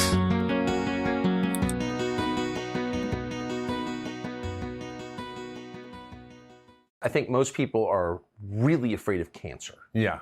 If you could kind of sum up the fears of your average middle-aged cancer. person, it would be one word: cancer. Cancer, yeah. What do you do to lessen your risk? That's a great question. Well, cancer, primarily is caused by food and environmental toxins. So, food, what kind of food? Sugar. We know clearly that pancreatic cancer, colon cancer, breast cancer, prostate cancer, many of the common cancers, pancreatic cancer, are caused by something called insulin resistance, which is basically Pancreatic cancer? Yeah, which is pre-diabetes or poor metabolic health. And here's the kicker, Tucker. 93.2% of Americans are in poor metabolic health, meaning they have some form of pre-diabetes or insulin resistance. They have high blood sugar, high blood pressure, high cholesterol, they're overweight, or they've had a heart attack or stroke. That means 6.8% of us are not sick at some level. And that poor metabolic health is driving all these conditions, whether it's cancer, heart disease, diabetes, dementia, depression, infertility, so many different things, even acne. Which is Really? Yes. So this is our food system is the biggest killer on the planet. I have too many questions for you, okay. But I just want to take out one point that you made and ask you to go a little deeper. Depression. Yes. There's a connection between sugar and depression. Absolutely, absolutely. At Harvard and Stanford now, there are psychiatric departments that study this. Metabolic psychiatry is at Stanford, and they're studying the effect of insulin resistance and prediabetes and poor metabolism that comes from eating sugar and starch, flour, and how that affects our brain. At Harvard, there's a department of nutritional psychiatry that studies similar things as well as the gut microbiome. There's a doctor at Harvard, Christopher Palmer, wrote a book called Brain Energy, talking about how he's cured schizophrenia and other mental disorders by putting people on a very low sugar or starch diet. So absolutely, the data is there. There's no question. There's actually a big trial that was done in Australia, I think, and they used something called, what was the study called? The SMILE trial. SMILE trial, studying depression, right? They come up with these names. So basically using dietary interventions to treat depression, and they found that it worked better than drugs. And it is basically getting rid of the junk food and eating real food. And they found that I wanted to call it the GLAD diet as opposed to American diet, which is called the SAD diet, the standard American diet. Yeah. Well, it certainly is a sad diet. I mean, again, too many questions, but when I wrote a book about this, by the way. It's called The Ultra Mind Solution: How to Fix Your Broken Brain by Fixing Your Body First. And a lot of the mood disorders, the depression, the suicidality, the violence we see, often the sort of polarization of our society, I believe in part is related to our diet. There was a study I quote in my book, Food Fix, which is about our food system and how to fix it, where they looked at juvenile detention centers, and they found that there was a 97% reduction in violence in the juvenile detention centers when they gave them healthy food. There was a 75% reduction in restraints and 100% reduction in suicides, which is the third leading cause of death in these teenage boy populations, just by giving them healthy food. And by healthy food, it sounds like you mean big picture reducing the amount of sugar. Yeah, I mean, eating real food, stuff that your great-grandmother knew was food, right? If your great-grandmother, wouldn't know what a Pop-Tart is, right? Right. But she knows what a carrot is, or a chicken, or an egg, or rice, or whatever. Like, it's food that you would recognize where it came from. From the field to the fork, there weren't a million steps that deconstructed the ingredients, reassembled them into what we call ultra-processed food, which is unrecognizable from its original form. And for every 10% of your calories is ultra-processed food, your risk of death goes up by 14%. And our diet is 60% ultra-processed food, and kids is 67%. It's a national emergency, honestly. I mean, there's 6 million people that die from COVID globally, but 11 million people die every year from bad food. And those who don't die have reduced joy in their lives and more confusion in that. Right. There's something called quality of life years that doctors use to analyze the effect of things. 255 million years lost in terms of quality of life. But I mean, the numbers that you just gave point to the deeper problem, which is it's not easy to quit eating this stuff. No, it's not. Like you talk to people who quit alcohol. I quit alcohol and cigarettes. You can't quit food. Yeah, that's right. I mean, it's one thing to stop drinking or stop smoking. Again, done it. But Wheat Thins, Oreos, that's way harder. Oh, totally. Why? They're biologically addictive. I know you've had Michael Moss on the show. Yeah. And I wrote a book called The 10-Day Detox Diet about the biology of how this affects us. And even if we don't know what we're eating, in other words, there was a study that looked at overweight guys. They gave them 2 different kind of milkshakes on separate days. One milkshake, and they were identical. Same protein, fat, carbs, fiber, everything was the same, except the kind of carbohydrate in one of the drinks was a rapidly absorbed carbohydrate, like sugar. Yes. And the other one was very slow, didn't cause a spike in sugar.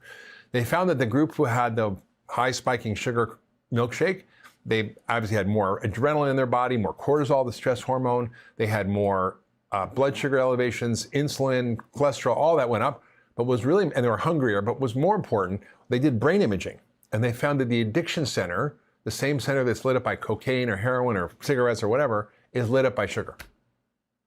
So what's, and that's very obvious, I think. Well, yeah, nobody's going to binge on a bag of avocados, but you can go through a bag of Oreos like... Well, that's totally right. In fact, you can't. No, you can't. It's self-limiting. Right. You try to binge on avocados and your body says, you know what, I've kind of had enough avocados and we're fine now. That's right, because there's no nutrition in the other food. So our body is designed to look for nutrition, to hunt for things. Animals do this. They eat and forage on many different plants if they're left in the wild because they know they need to get this vitamin from this one and this thing from that one. I mean, they're not obviously thinking, I need to get my vitamins. They're driven by instinct. Yeah, and so we should be the same way, but we've removed ourselves from our food in such a way that we've decoupled our normal biological constraints on overeating, and we actually now are eating way too much food. One study looked at ultra-processed food consumption versus regular real food. And when people were allowed to eat whatever they wanted in a controlled environment, the people who were given ultra-processed food ate 500 calories more a day. Oh, yeah. And you add that up, over a year, that's 52 pounds of weight gain with those excess calories, just from eating ultra-processed food. So you have to think of it as a drug. I think of sugar as a recreational drug. Do I eat sugar? Absolutely. But do I take it as a regular part of my diet? No. And I think if you understand that it's a dangerous substance and there's no real safe level, then you can actually start to organize your life so you can change the way you're eating, create your health, and then you're not going to crave it. You're not going to want it. You're not going to be hungry for it all the time. What's the key to making the break with your current diet? It's a great question. I think it's motivation. People need to understand that they have a problem that's not their fault. And I think a lot of the narrative out there from the food industry, the government, professional associations, Academy of Nutrition Dietetics, American Heart Association, Diabetes Association, is that basically all you have to do to lose weight is eat less and exercise more. And the implicit message in that is that it's your fault you're fat. If you don't eat less and exercise more, it means you're a lazy glutton. And the science just does not support that fact. As per that recent study that I just mentioned, where if you eat the wrong foods, you eat more. So our biology is being hijacked, our hormones have been hijacked, our brain chemistry has been hijacked by the food industry in such a way to drive our behavior. Now, was that intentional? Probably not, but it was a side effect of the drive after World War II to create an abundance of calories and food for a hungry, starving world. And the way they did that was industrialization of agriculture, was large monocrops of corn and soy and wheat, and that led to this cheap, abundant source of raw materials for the food industry to make all kinds of stuff. So and as soon as we kind of entered into that processed food cycle, we've seen obesity spike. Now, when I was born, obesity was 3.4%. Now it's 42%. That's 12-fold increase in my lifetime. When I went to medical school, there was not a single state that had an obesity rate over 20%. Now there isn't a state that has an obesity rate under 20%, and most have 40%. So that's not genetic. And what's happening now in the dialogue around obesity is that, oh, it's genetic. We need these drugs like Ozempic and Wegovy. Food is your medicine. According to the Food Marketing Institute, a supermarket on average carries 43,844 items. That's insane. Probably around 99% of those items are not good for you. They know it, yet they will sell it to you. Welcome to the capitalist world. Not only that, but they will make you get addicted to their product. That is their intention. Sad, but true. Just think, billions of dollars are spent on advertising. Take any known soda, and you will see a famous figure such as a rock star promoting that product. They make the viewer feel like that if you drink this soda, you can also be in the in crowd. You are cool. They hire the best psychologists in the world to make you want to buy their product. They make it seem so sexy. They know that sex sells and will use it to their benefit. What does an individual do in a world like this? One must educate himself. It's not easy. Fortunately, most of the scientists that have researched developed health problems due to being unaware of the problems our diet cause. Just think, the United States spends trillions of dollars on medical care, and yet, what do we have to show for that money? Most of the population is pre-diabetic and not aware of it. What this means is that the overload of sugar in our system is slowly shutting down the operating system and the hardware. This means that disease is well on the way in your own body, and yet you are unaware of it. Having a proper diet is more important than any medicine given by a doctor. Many people go to a doctor expecting they can give him a magic pill. The doctor prescribes the pill. The patient never changes his lifestyle because he believes the pill will cure his illness. Meanwhile, the pill has extreme side effects that makes the condition worse. Most doctors say diabetes can never be healed. What they mean is, if you continue with the same lifestyle as before, it will never be healed. Unfortunately, many people with diabetes never want to change. Therefore, the condition gets worse and worse. Did you know that almost 99% of the processed foods you eat contain sugar? We, as a nation, are on sugar overload. Unfortunately, we don't see the problem until it's almost too late. So what is the best approach to shopping in a grocery store? Mostly stay out of all the aisles. Only shop the perimeter of the store. Try to buy only organic fruits and vegetables. I know they are expensive.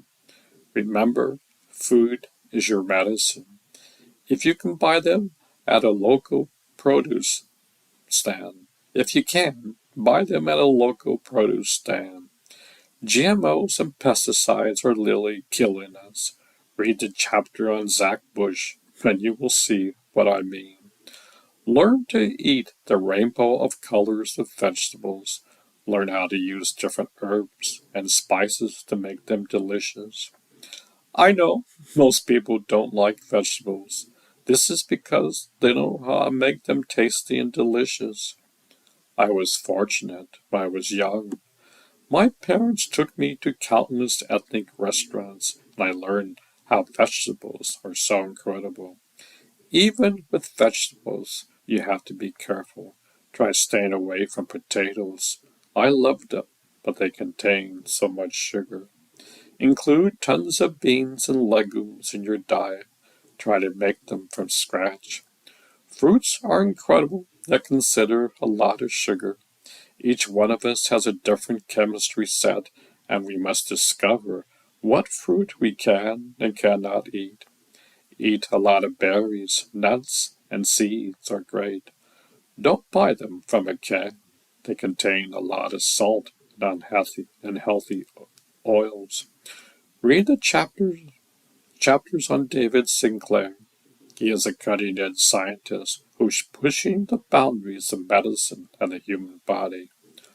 Hopefully this book will be a starting point for you to make wiser decisions for you and your family. Unfortunately, the media today hardly covers this subject. We are left to our own devices. What does David Sinclair eat in a day? David Sinclair uses intermittent fasting in his daily practice. He suggests and eats 2 meals per day. Sinclair eats while intermittent fasting, a plant-based diet, skips breakfast, takes a small amount of olive oil or yogurt with supplements, drinks a lot of water, consumes very low sugar and starchy foods.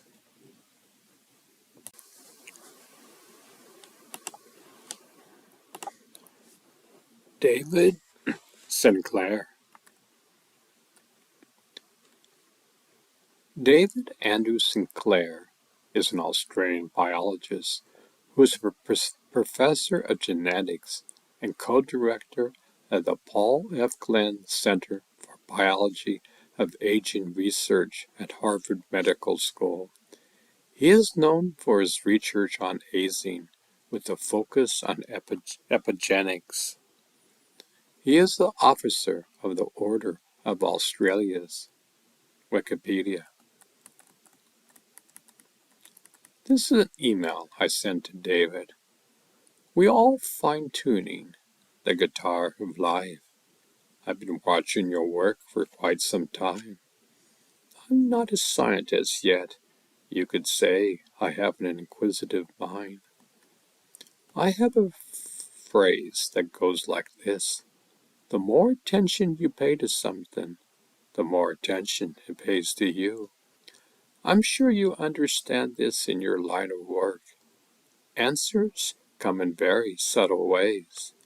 The universe does not shout. The universe whispers silently into the heart of man. I hope you do not mind if I offer some small suggestions to you. I think this could take you to a higher level in your work. I don't want to sound egotistical. I'm trying to come from my heart.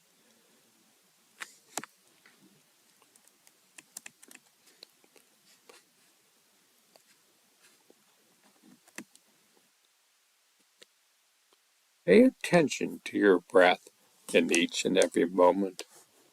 Most people just roll their eyes and mutter to themselves, what a stupid thing to do. Yet the same breath you take is the same breath the universe takes. It is all one and the same. The Kabbalist says to have your feet on the ground and the head in heaven. The modern-day scientist would say to have your feet in the physical and your head in the quantum field. We are hardwired directly for this experience. It is built into our DNA. We must understand to fuse the natural law with the laws of the quantum field. True health only comes.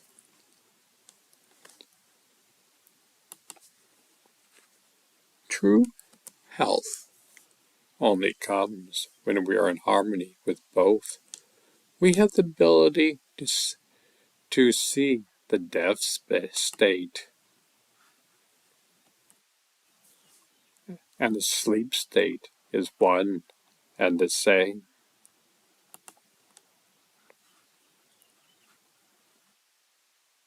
Have a great day. I'm looking forward to hearing all the great work that you have ahead of you.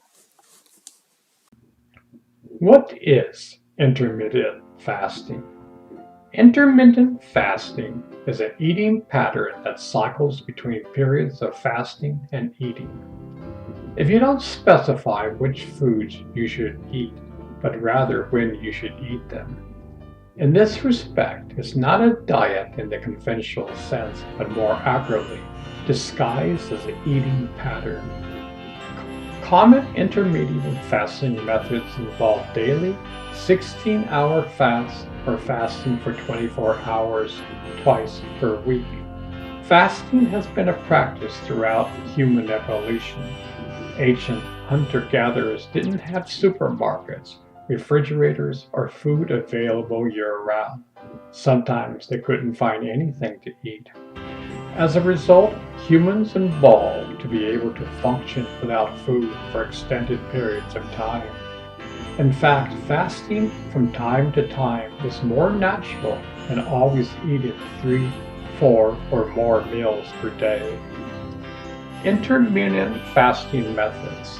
There are several different ways of doing intermittent fasting, all of which involve splitting the day or week into eating and fasting periods. During the fasting periods, you eat very little or nothing at all. These are the most popular methods. The 16x8 method, also called the Lean Gains Protocol, involves skipping breakfast and restricting your daily eating period for 8 hours, such as 1 to 9 p.m. Then you fast for 16 hours in between. Eat, stop, eat. This involves fasting for 24 hours once or twice a week, for example, by not eating from dinner one day until dinner the next day. The 5-2 method. With this method, you can consume only 500 to 600 calories on 2 non-consecutive days of the week, but eat normally the other 5 days. By reducing your calorie intake, all of these methods should cause weight loss as long as you don't compensate by eating much more during the eating periods. Many people find the 16x8 method to be the simplest, most sustainable, and easiest to stick to. It's also the most popular. Summary: there are several different ways to do intermittent fasting. All of them split the days or week into eating and fasting periods. How it affects your cells and hormones. When you fast, several things happen in your body on a cellular and molecular level. For example, your body adjusts hormone levels to make stored body fat more accessible. Your cells also initiate important repair progress and change the expression of genes. Here are some changes that occur in your body when you fast. Human growth hormone, HGH. The levels of growth hormone skyrockets, increasing as much as 5-fold. This has benefits for fat loss and muscle gain, to name a few. Insulin Insulin sensitivity improves and levels of insulin drops dramatically. Lower insulin levels make stored body fat more accessible. Cellular repair. When fasted, your cells initiate cellular repair processes. This includes autophagy, where cells digest and remove old and dysfunctional proteins that build up inside cells. Gene expression. There are changes in the function of genes related to longevity and protection against disease. These changes in hormone levels, cell function, and gene expressions are responsible for the health benefits of intermittent fasting. When you fast, human growth hormone levels go up and insulin levels go down. Your body cells also change the expression of genes and initiate important cellular repair processes.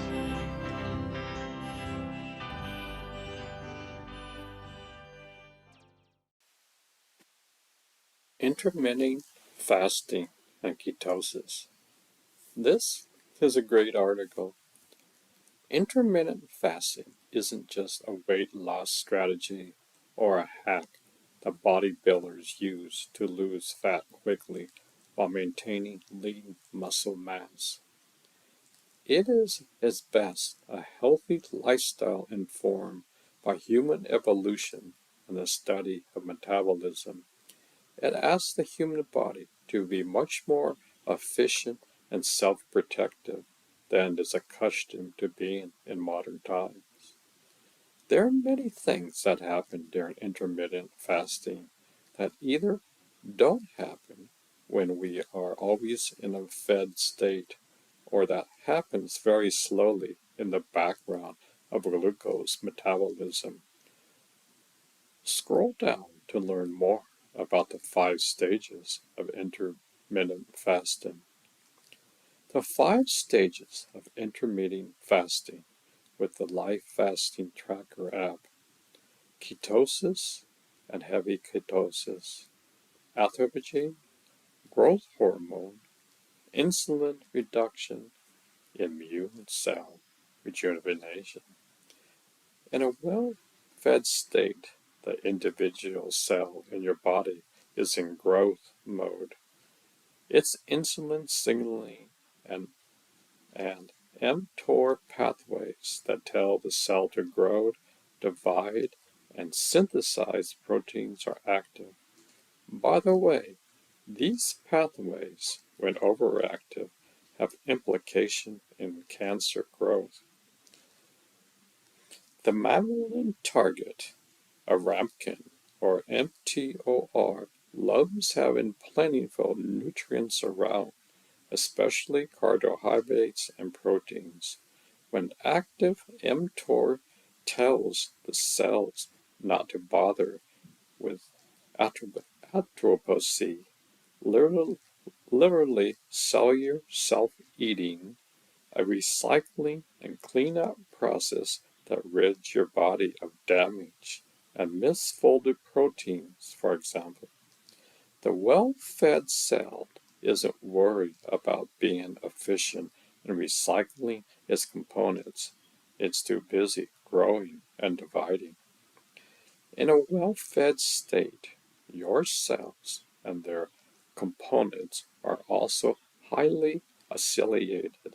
This means various molecules in your cells, including packaging proteins called histamines that wrap your DNA up nicely within the core of your cells, are decollated with acetyl groups on their lysine amino acid residues.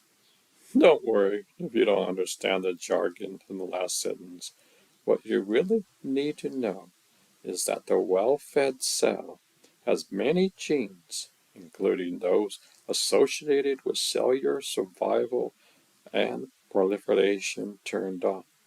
This is because acylation tends to loosen the packaging programs that normally keep your DNA wrapped up and let your DNA be read for protein protection. Why your cells turn on cellular growth and proliferation genes when they aren't fasting, they also turn other genes off. These include genes related to fat metabolism, stress resistance, and damage repair. Actually, with intermittent fasting, some of your fat gets turned into ketone bodies that appear to reactivate these genes, leading to lower inflammation and stress resistance in the brain, for example. But during starvation, things are very different. When you practice intermittent fasting, your body reacts to what it sees as an environmental stress, low food availability, by changing the expression of genes that are important in protecting you from, well, stress. We have a well-preserved starvation program that kicks our cells into a completely different state when food, particularly glucose or sugar, isn't around.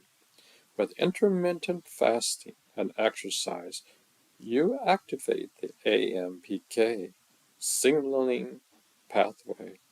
AMPK, or SAMP, activated protein kinase is the brakes, the motor's gas pedal.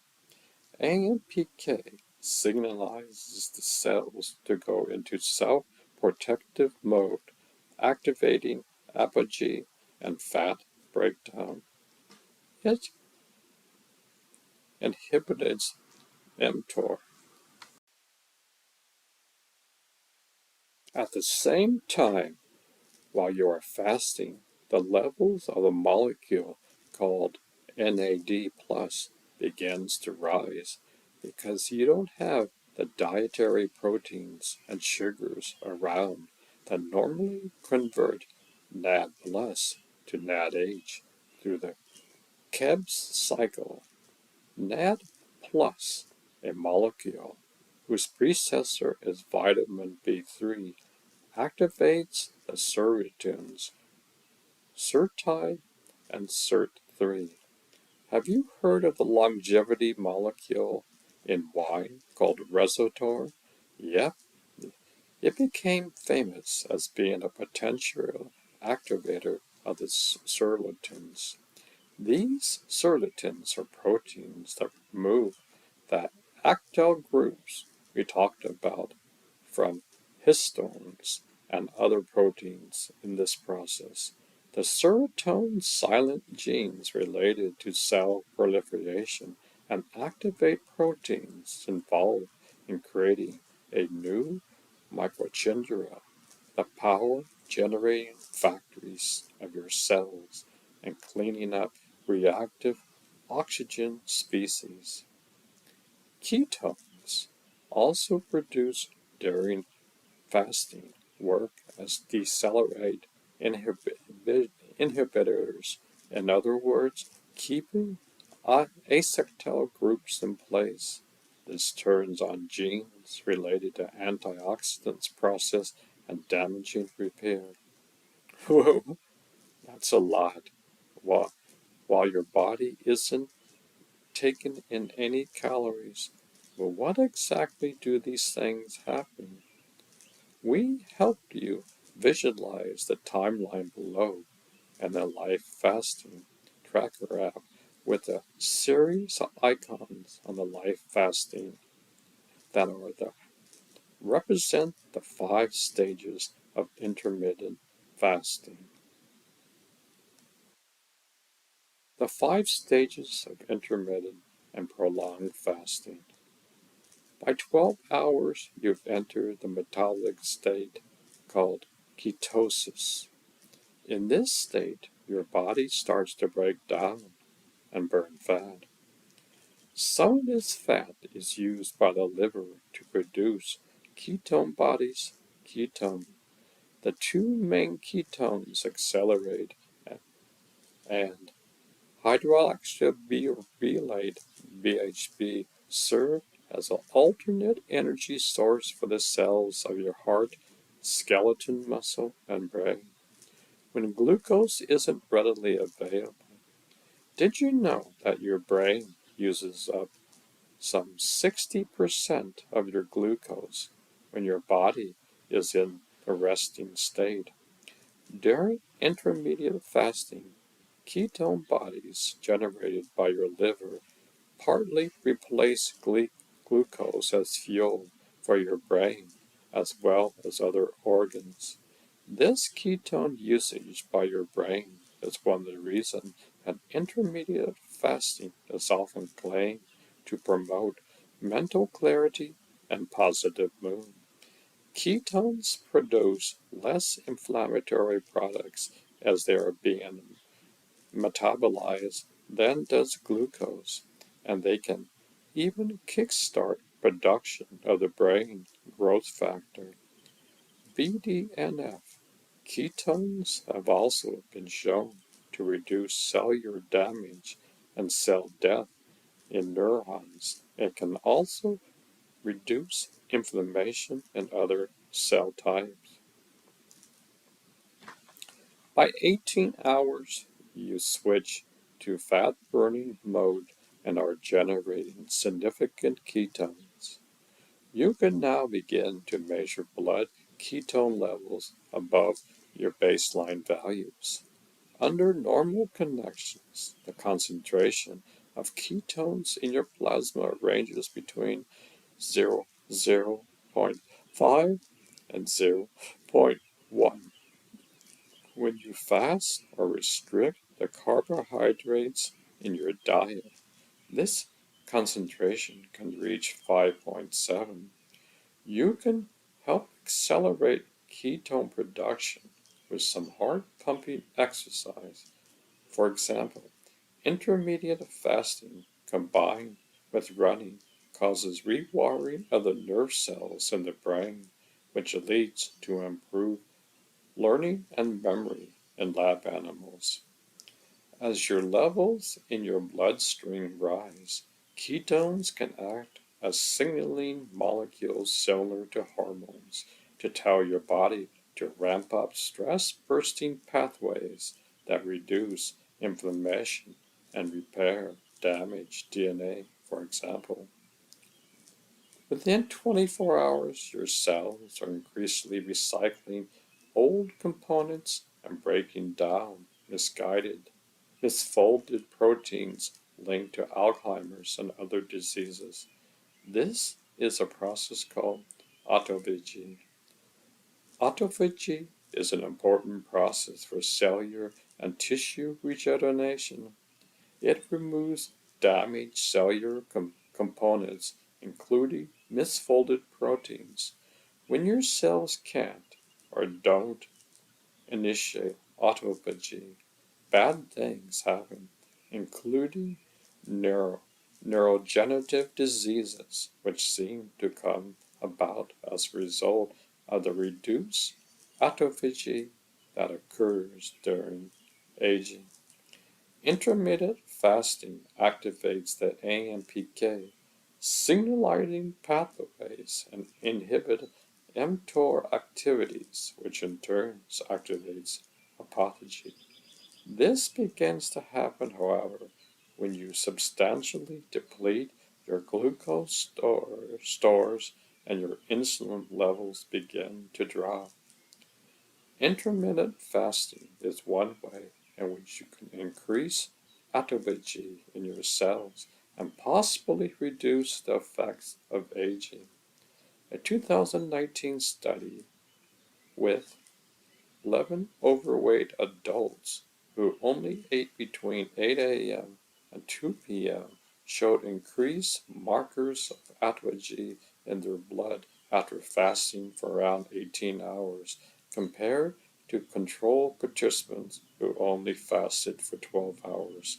A second study detected autophagy in human neurolitis starting at 24 hours of fasting. In a third study, skeleton muscle biopsies of healthy male volunteers who fasted for 72 hours showed reduced mTOR and increased apogee. In mice deprived of food, apogee increases after 24 hours, and this effect is magnified in cells of the liver and brain after 48 hours. But intermittent fasting is not the only way to enhance stability of your cells to recycle old components. Some of the known benefits of exercise for overall health have to do with increased autophagy. For example, autophagy induced by exercise delays the progression of brain disease by giving the heart better quality cell parts and reducing oxidative damage. Exercise, just like the intermittent fasting, inactivates mTOR, which increases autophagy in many tissues. Exercise mimics the effects of going without food for an extended period. It activates MPAC as well as autophagy-related genes and proteins. In mice, exercise increases autophagy in the heart, liver, pancreas, fat tissue, and brain. In the human, autophagy increases during high-intensity exercise, including marathon, turning, running, and cycling.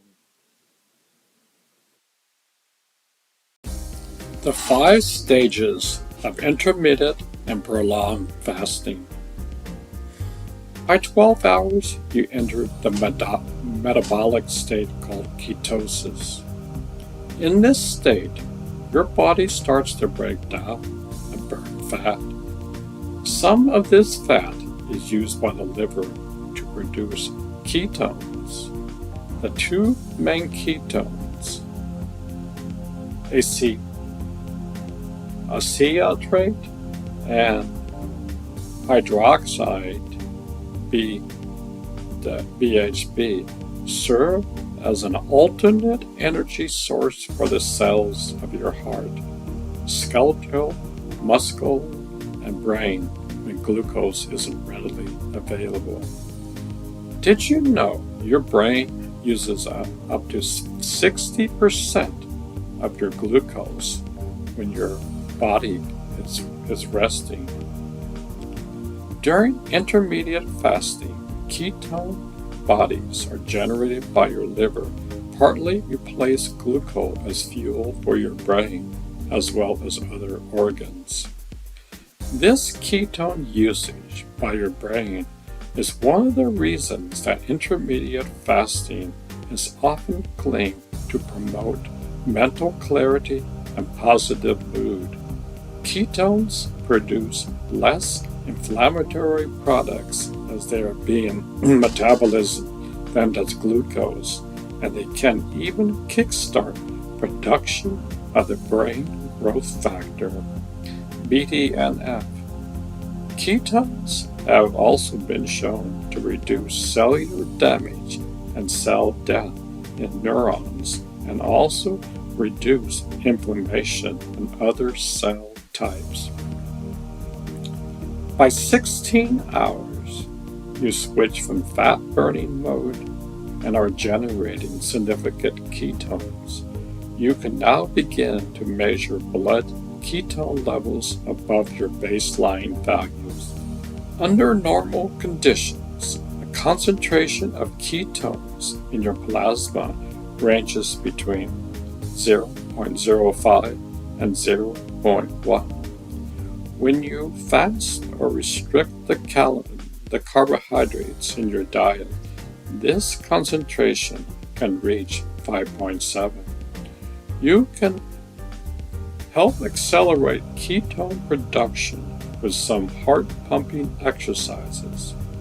For example, intermittent fasting combined with running causes reviving of nerve cells in the brain which leads to improved learning and memory in lab animals.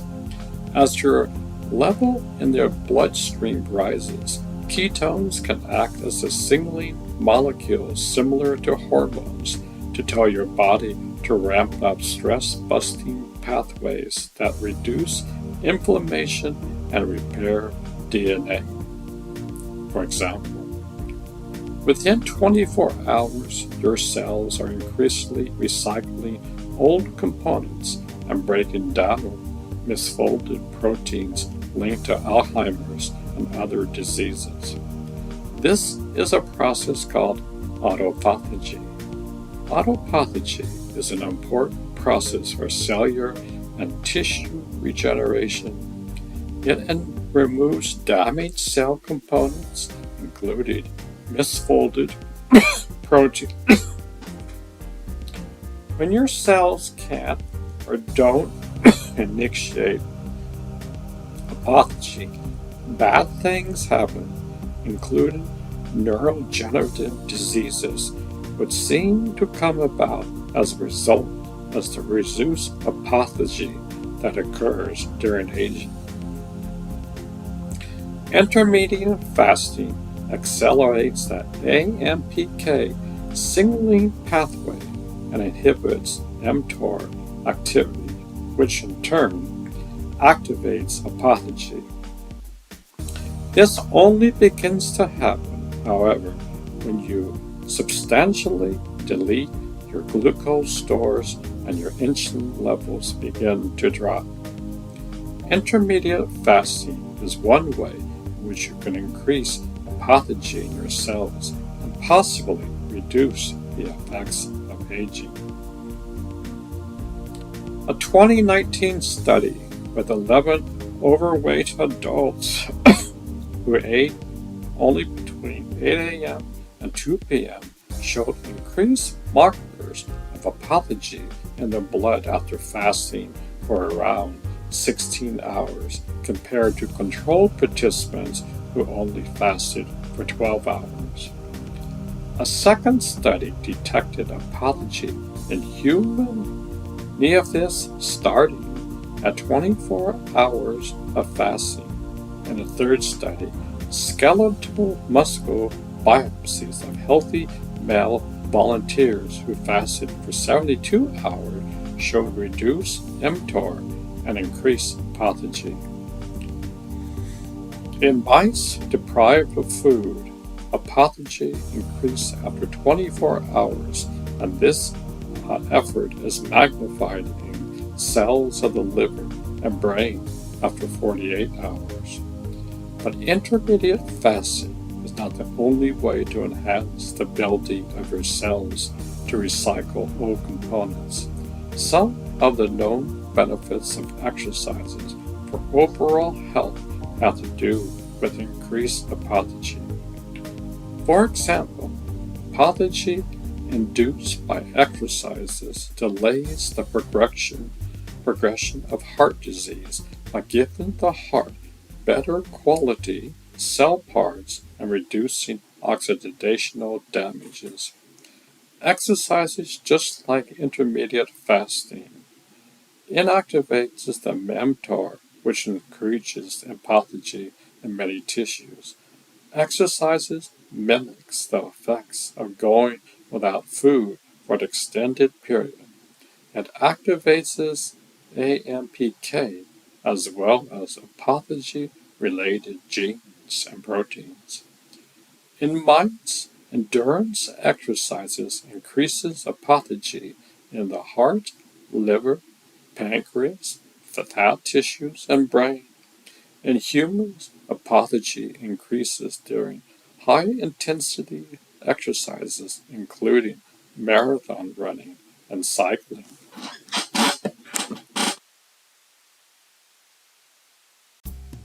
What is autophagy? If you've been practicing intermittent fasting for a while, you might have heard that autophagy is one of the many benefits. But what is it, and why is it so important for your health?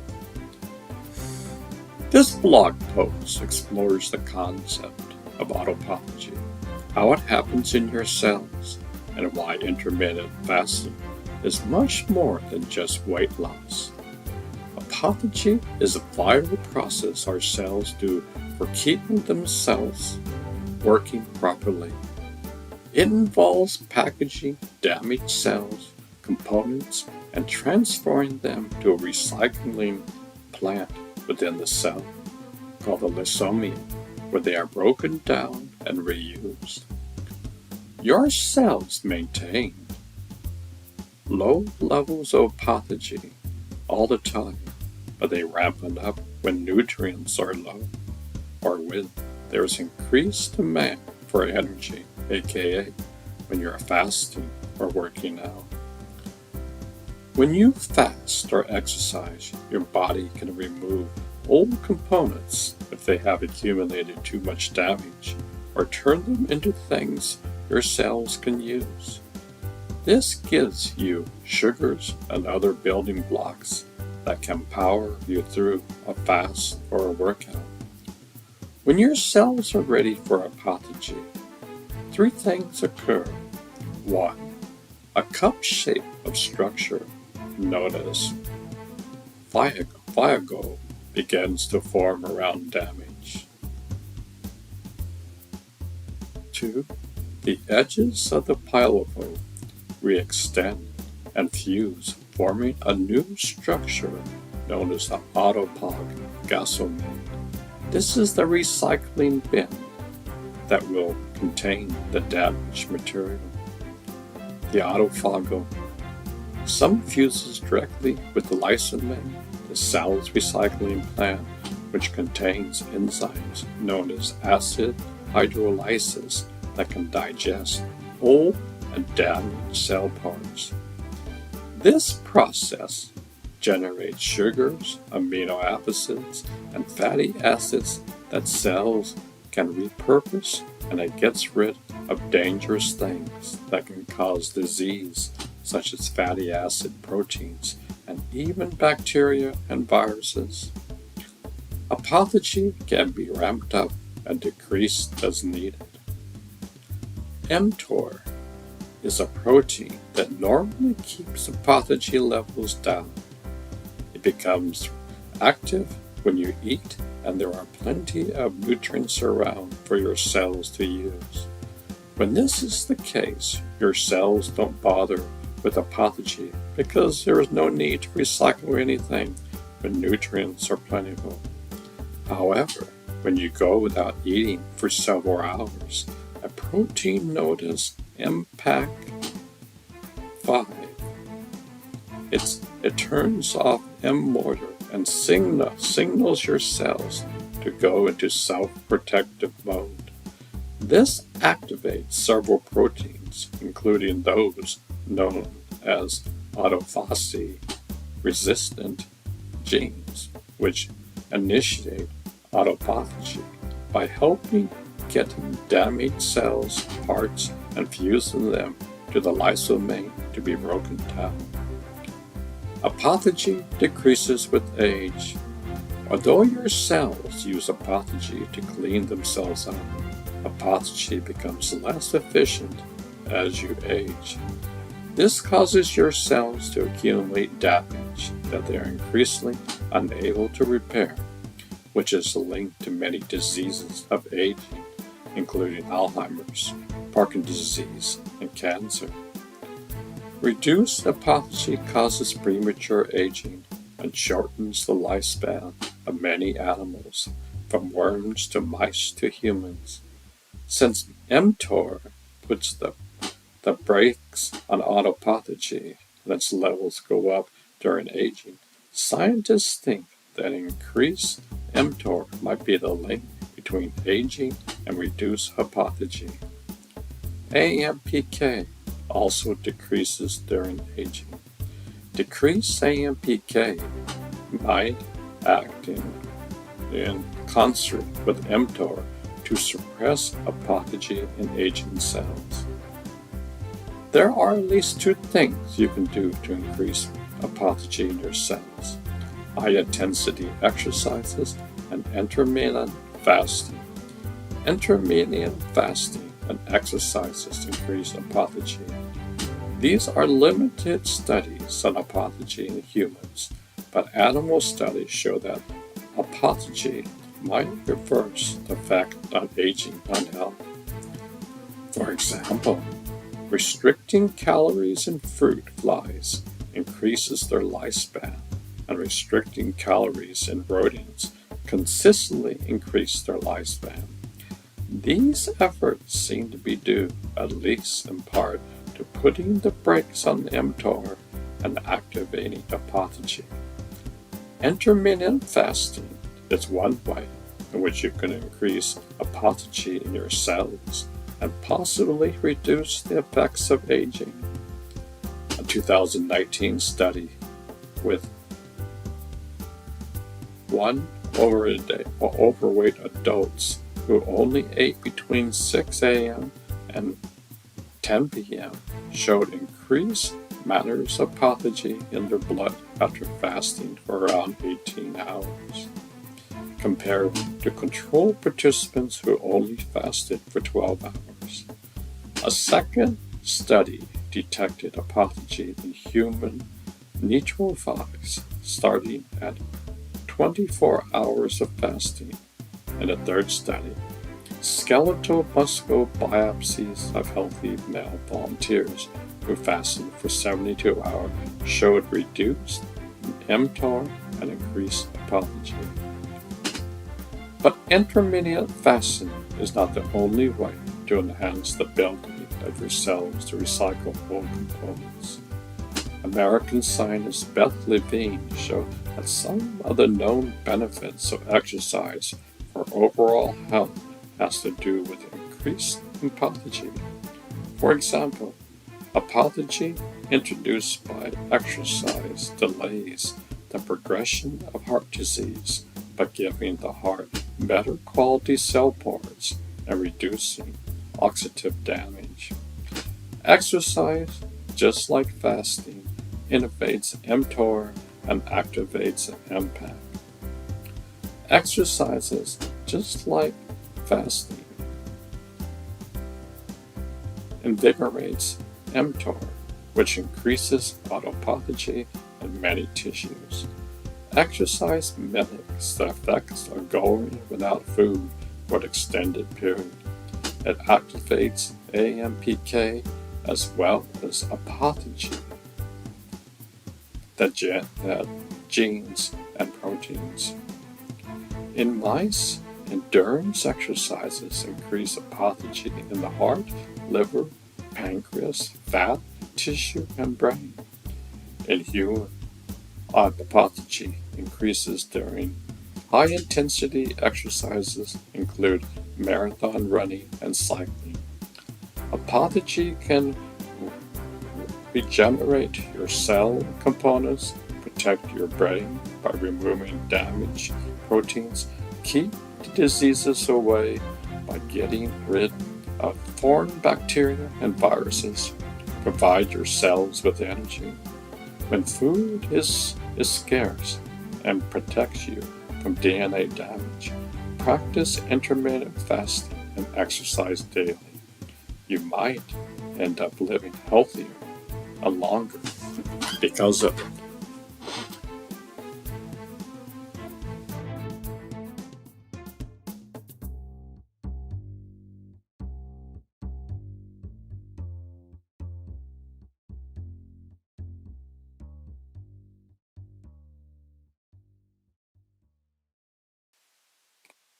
Coffee and ketones.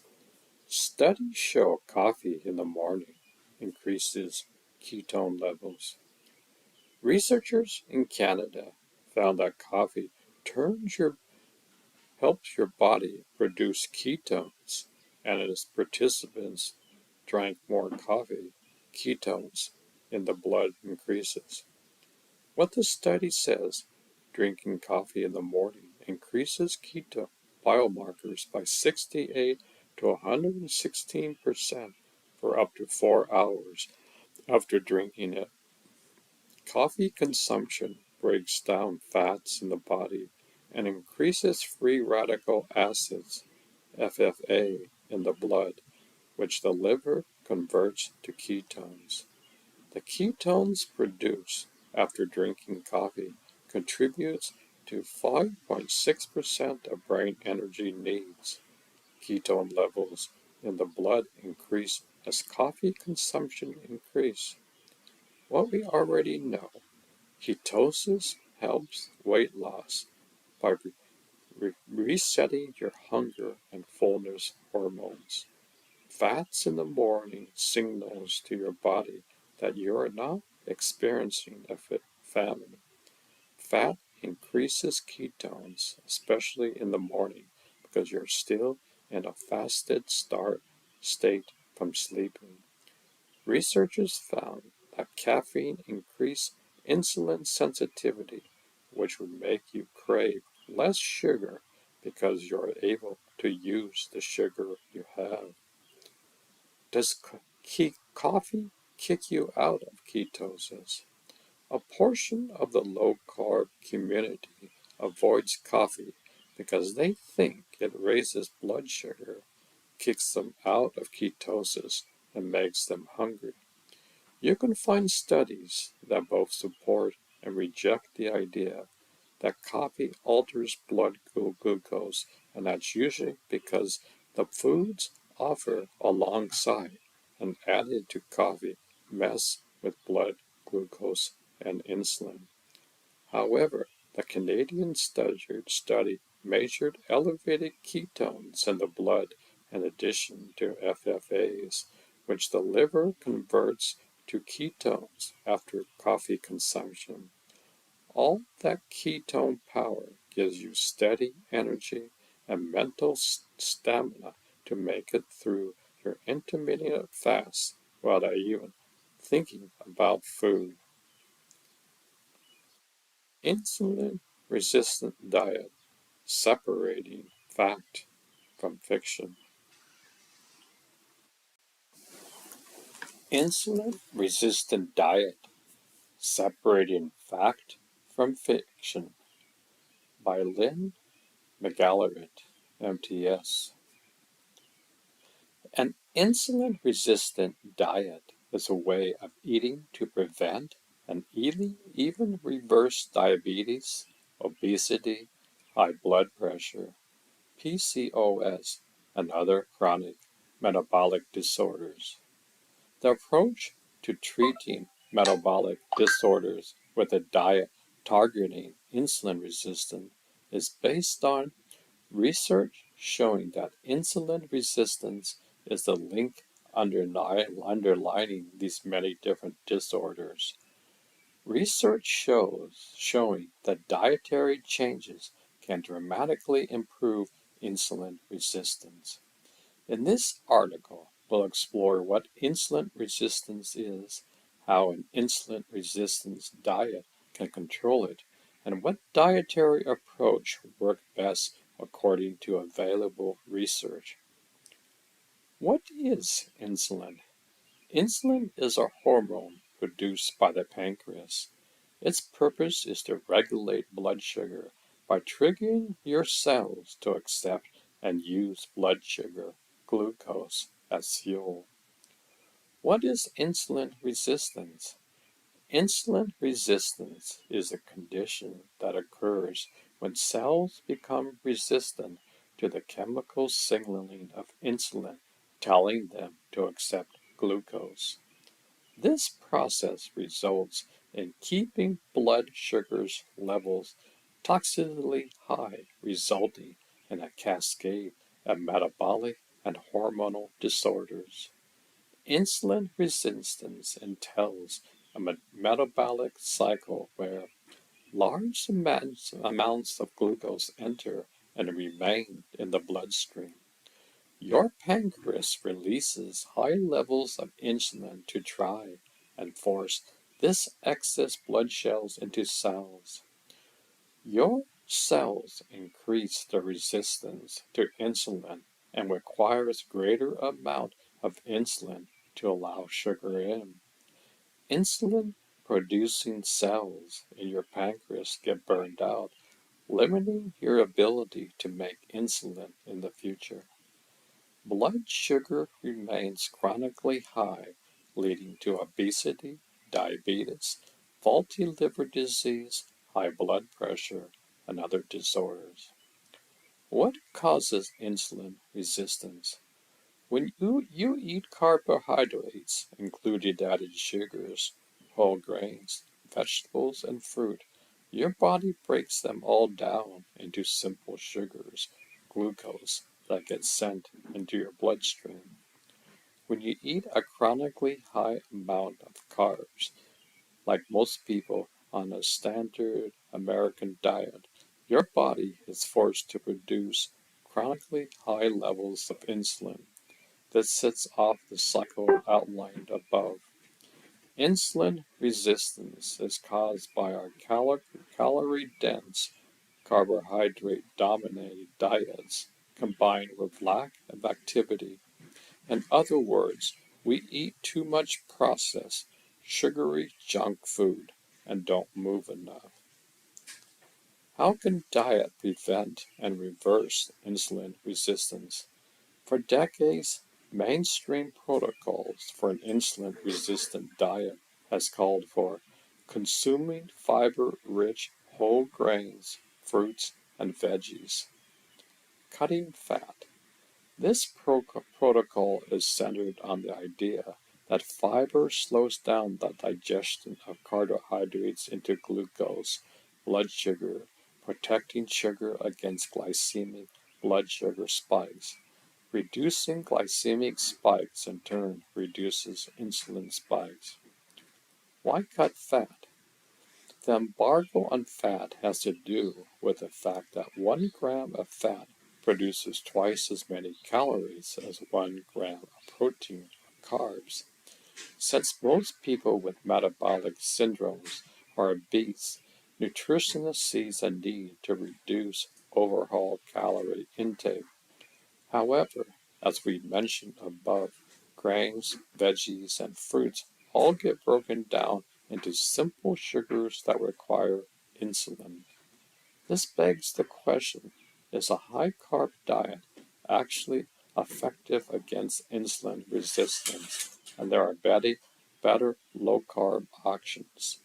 Interestingly, a 2005 study set out to explore this question, which we'll look at in more detail next. Mediterranean keto for insulin resistance. The Mediterranean keto diet takes the keto-friendly foods found in a traditional Mediterranean diet and formulates them into an eating plan that meets the keto macronutrient ratios of 70 to 80% fat, 50-20% protein, and 0 to 10% carbs. A typical Mediterranean keto consists of fish and seafood as the primary source of protein and animal fat, olive oil as the primary source of added fat, green vegetables and salads as the main source of carbohydrates, 1 to 2 cups of red wine per day. A 2011 study has conducted to look at the effects of what researchers call the Spanish keto Mediterranean diet on 22 obese men. All 22 participants had metabolic syndromes. After 12 weeks, the study found fasting blood sugar levels dropped from a pre-diabetic 116 to an ideal 91. Subjects lost an average of at least 30 pounds. All participants no longer had metabolic symptoms. They lost an average of 8 inches, 10 centimeters from their waist. Body mass index, BMI, dropped from 37 to 31.5. This represents a change from class 2 obesity to the low end of class 1, and an increase in good HDL cholesterol from 44 to 58, a decrease in triglycerides from 224 to 109, a change from pre-hypertensity to normal intensity. Markers for fatty liver disease included liver enzymes and liver fat reduced and in some cases completely resolved. It's interesting to note that though most participants completed the study still on the lower scale of obesity, their metabolic symptoms was completely reversed. This suggests that losing weight isn't the main factor in curing metabolic diseases.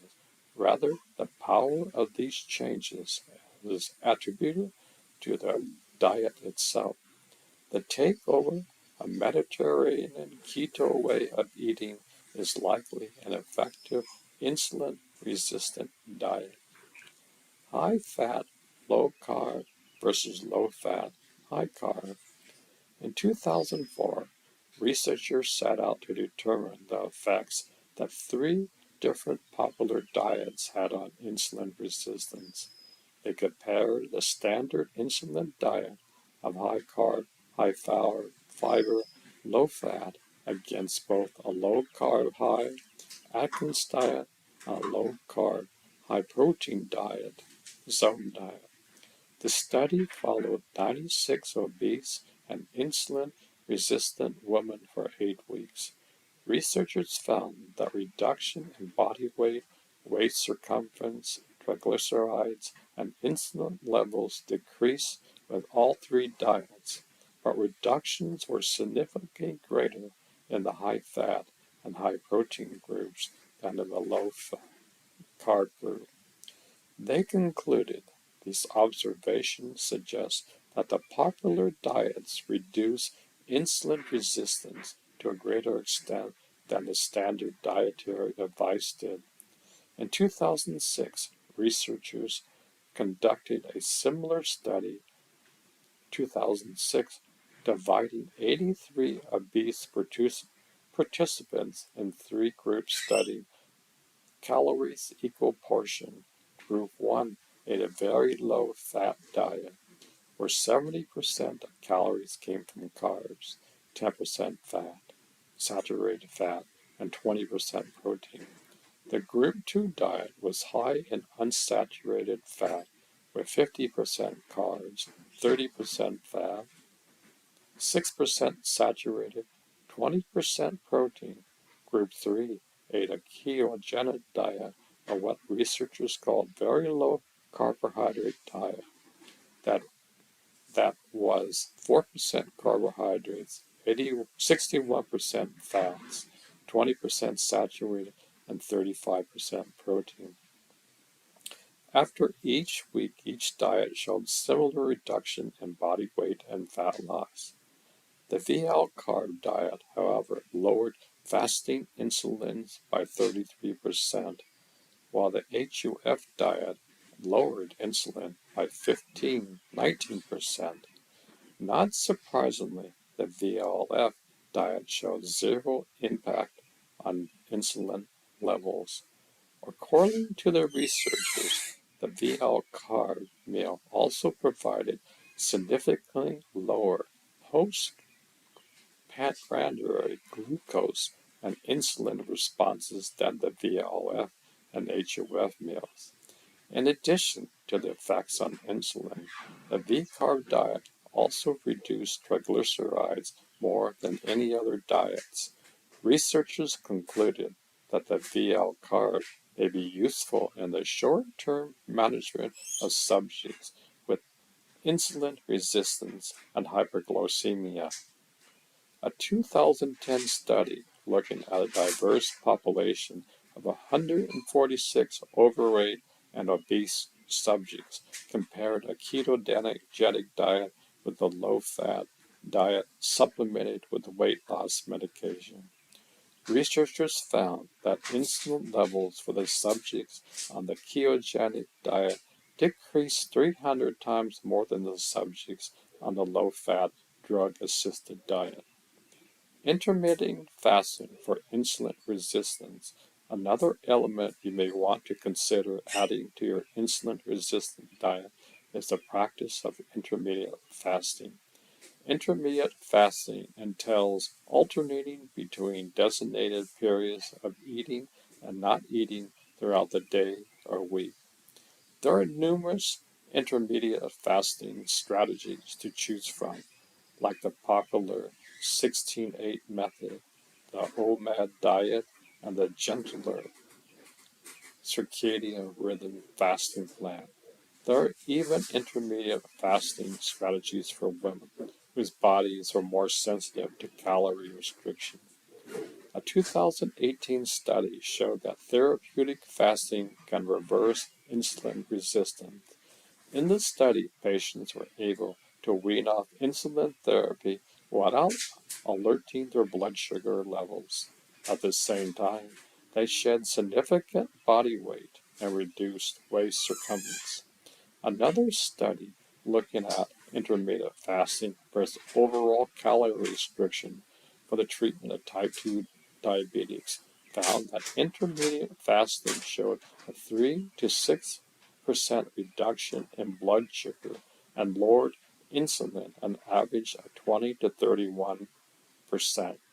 In addition, there is research suggesting that combining intermediate fasting and keto can mutually enhance the benefits of each approach.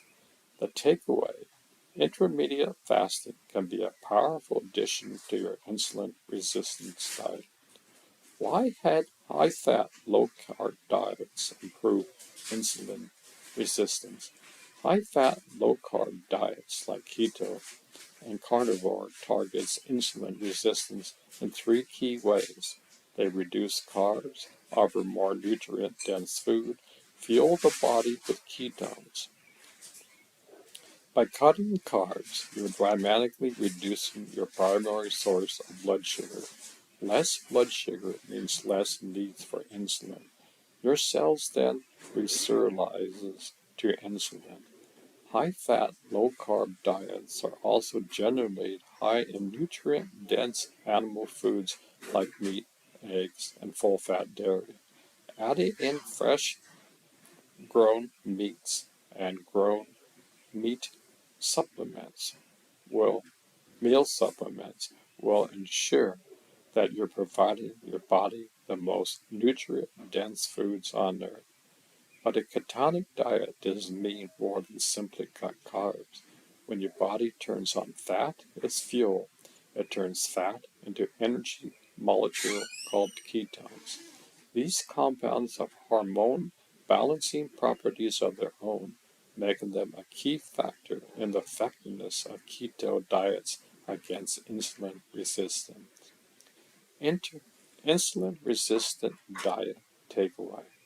Diets high in carbohydrates cause your body to produce chronically high levels of insulin in order to move sugar out of your blood and into your cells and liver. After a while, your cells stop responding. The insulin-producing cells in your pancreas burn out, and you are left with chronically high levels of blood sugar that can lead to a cascade of diseases and disorders like type 2 diabetes, PCOS, and heart diseases, among many others. An insulin-resistant diet aims at reversing insulin resistance by changing how we eat. For decades, nutritionists have been recommending a diet high in fibrous fruits and vegetables, yet these foods are also high in carbohydrates, the root cause of insulin resistance in the first place. More recently, clinical studies have been showing that high-fat, low-carb, ketogenic diets are more effective in reducing and reversing insulin resistance. Additionally, intermittent fasting routines that restrict the time in which you eat are also effective in reducing insulin. A strong body of research suggests that high-fat, low-carb eating and intermittent fasting are likely the most effective approaches when it comes to formulating your insulin-resistant diet. Exercise snacking. My dear friend, John Byer, introduced me to this concept of exercise snacking. We all know that snacking is not eating a large meal. It's a snack. Most people love to snack. I've never heard of this when it comes to exercise before. The goal is to snack on exercises throughout the day. It's only for a few minutes or so. When you exercise, nitric acid gets released into the bloodstream. The heart and lungs work together. Nitric acid opens up the circulation and the arteries throughout the body. This is especially beneficial for the heart. Mind you, this is not an arduous affair. To be quite frank, most people hate to exercise. They do it because they know they have to. This breaks down the barrier. If you know you only have to do this for a few minutes, the mind and body will relax. Most people think without pain there is no gain. This could be further from the truth. When you experience pain when exercising, your body is telling you to back up. But we are told we must go through the pain to get to the other side. This is old school. So many sports injuries occur due to this type of thinking. The body needs to move every day. When the body doesn't move, it becomes rigid. When the body becomes rigid, over time, disease will manifest. Exercise snacking is a way to fine-tune your body each day. My suggestion is to start slowly. Breathe through your nose, never through your mouth. If you have to breathe through your mouth, then slow down. Breathing through your mouth is considered a kiss of death. There have been so many scientific papers recently talking about the consequences of breathing through your mouth. There are several good recent books on the market that describes this. I learned this over 50 years ago, almost by accident. The most important thing is to train your mind. Be in a positive state. Start slow, even if it's only for a few seconds. Enjoy what you are doing. Don't be in a mindset of this is a hassle. I don't want to do this. If that is your state of mind, then do it for only 60 seconds. When you are finished, sit down, close your eyes, and feel the simple effects that it did to your body. Rejoice in that feeling. You're beginning to get in touch with your mind and body. Your mind and body are your best friends.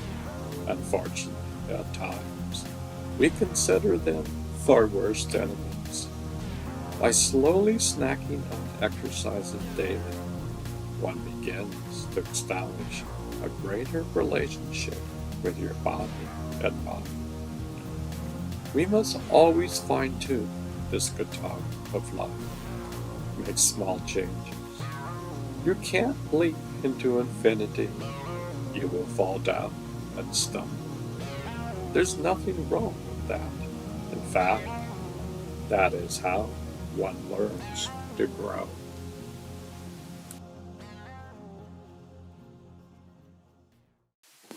September 27th, 2022. In plain English, my consumption of sugar has dropped around 95% in the last 5 months. Yesterday, I had my teeth cleaned, and lo and behold, there was no plaque buildup. This was the first time in over 50 years. There are practical ways for the body to heal itself. Healing is a realization, not a destination. I remember about 6 years ago, my brother posted something on Facebook. One of our high school friends asked him, "Why do you write about so many subjects?" To be honest, it sounded like she was trying to criticize him. My brother John said, "I'm a researcher, and this is what I do." I laughed at the time, and years later, I realized that was the truth. My brother loves to research this world and how it operates. Mind you, he thinks outside of the box, which I love. For the past 5 years, we have collaborated with my words and his music to create something beneficial. When you work together and talk together and play together, things rub off. I have become a researcher in my own right. Yesterday, I just saw this quote from my dear friend, Don Broccoli. Healing is a realization, not a destination. I love this. We're all fine-tuning the guitar of life. I'm entering a new phase of my realization day for the past 6 months. My life has been turned upside down, yet in an incredible way. What would be a travesty for one person is a blessing in disguise for another. I have learned so much. If you want to learn more, read my last blog, What the Blank. Yesterday, October 10th, was another incredible day. I was doing research on hyperbaric oxygen therapy by Dr. Andy Rosenfarb. I was launching a YouTube video by him before the video even started. There was a YouTube ad. I believed in synchronicity. I see it every day in my life. This was another of those incredible moments. Recently, I saw the correlation between the microbiome and the causation of most diseases. Until recently, I never knew there was a connection. Not until I lost my last pinky toe did I realize how off the mark I was. You can't cry over spilled milk, but you can clean up the mess. Anyway, this video describes an optometrist whose wife is about to go blind in 5 weeks or so. He has been practicing for a good 25 plus years. He couldn't believe that the scientific community did not have any tools to help her. He spent a considerable amount of time researching, and lo and behold, synchronicity came his way. A college colleague presented a paper on the microbiome and how it affects the human body. Most diseases stem from an abnormal microbiome. Anyway, to make a long story short, they met 3 days later. Back in their college days, the student wore Coke glasses and everyone made fun of him. When they met and he noticed he didn't wear glasses anymore, he asked him, "Did you have some sort of operation?" And he answered back, "No, I did research and came up with a very simple formula to heal the microbiome in my gut. That is all that it took." There's a direct correlation between the microbiome and the eyes. Anyway, time was of the essence.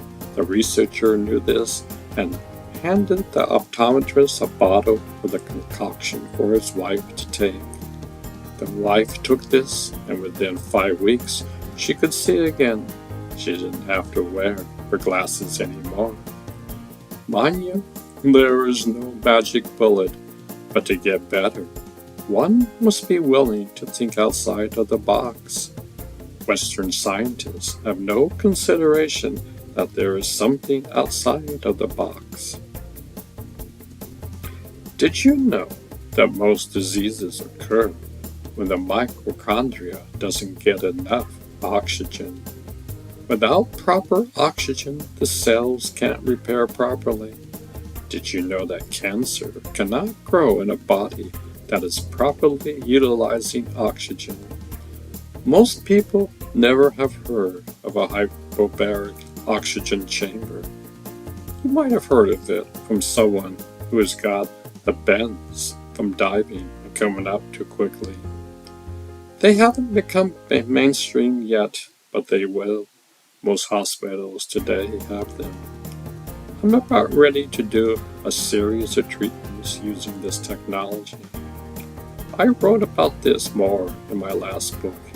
It is an incredible tool to help reset and recalibrate the human body. Once again, the quote that Don said, "Healing is a realization, not a destination. And every moment we have the opportunity to be in harmony. When we are in disharmony, illness will occur. The more we are in disharmony, the illness will progress and will become a chronic illness. Fortunately, the human body can recalibrate and heal itself. To do so, one must be in harmony and follow the laws of nature. It seems so simple, but our lives are too complicated to understand this. The Jains have been talking about this for thousands of years, and they still have the same message today. The way we live is so abnormal, and yet we think it is completely normal. I like the way I live. I don't want to change. Who do you tell me that there's a better way? Only you can decide to change your ways.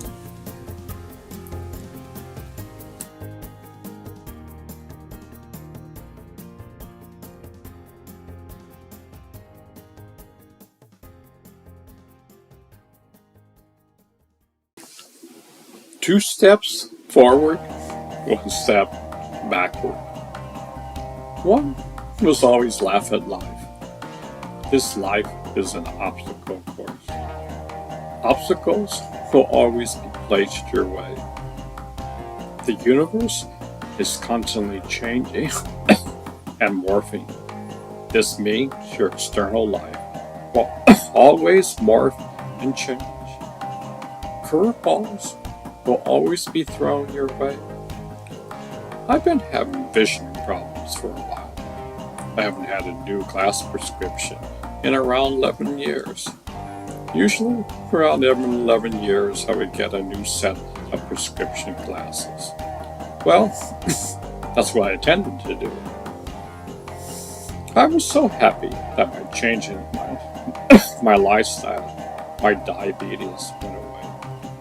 Mind you, the doctor said it could never be cured. They're partly right in that it can never be cured if you continue the lifestyle you are living. If you only take the medicine and do not apply preventative medicine measures, then yes, diabetes cannot be cured. Anyway, I went to the optometrist and she did her series of tests. She said, "Unfortunately, I can't give you a prescription because nothing will work at this point." She said, "You have diabetes retinopathy. This is a complication of diabetes that affects the eyes. Diabetes retinopathy is caused by damage to the blood vessels in the tissues at the back of the eye, the retina. Poorly controlled blood sugar is a risk factor. Early symptoms include floaters, blurriness, dark areas of visions, and difficult perceiving colors. Blindness can occur. Mild cases may be treated with careful diabetic management. Advanced cases may require laser treatment or surgery." Once again, it's absolutely amazing how much damage sugar can cause in the human body. I praised myself for years that I was eating a healthy diet. Yet, I was slowly killing myself. Based upon my research, sugar should be banned from all processed foods. I'm writing this in October, which is the month of Halloween. Millions of kids will go on trick-or-treating and get tons of candy in the end. In the end, we are training them at a young age how to self-destruct. Mind you, they have no idea what they are doing. I had no idea what I was doing. Even though I tried to practice preventative medicine since I was 18 years old, there's always something new to learn. I find that fascinating. We need to change in all our ways.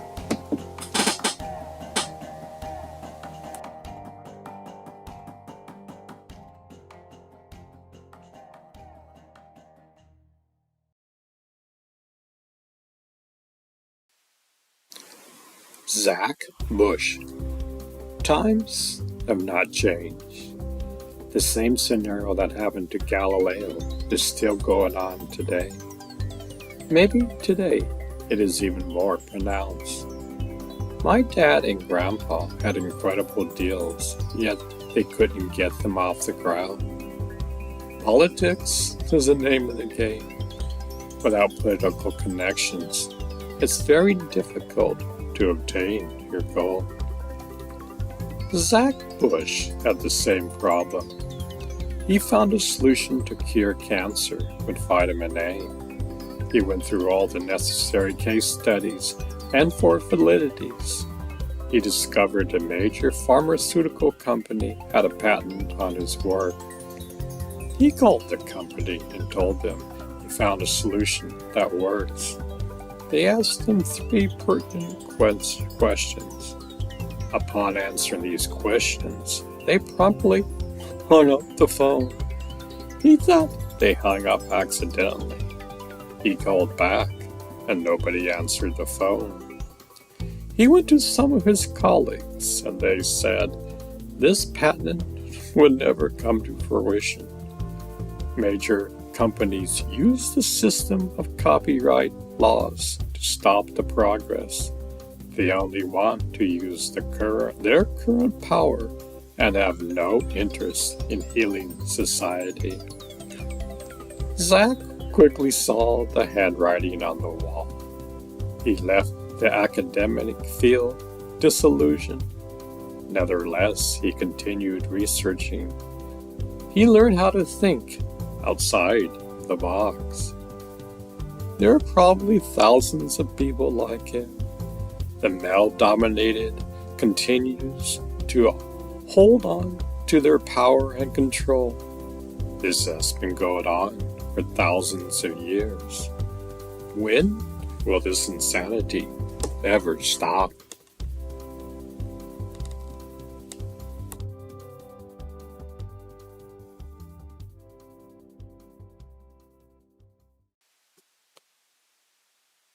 Zach, glyphosate, and toxins. Over the last 25 years, we have seen the most profound explosion of chronic disease in human history. By 2011, our Centers of Disease Control, CDC, was reporting 54% of U.S. children with some form of chronic disorder or disease by the age of 17. These conditions occur in nearly every facet of biology, the hormone and immune systems, the respiratory and neurology systems, and beyond. By 2016, the CDC reported 1 in every 14 kids in the U.S. with developmental disabilities and 1 in 28 boys with an autism spectrum disorder. Attention deficit found in 1 in 10 children.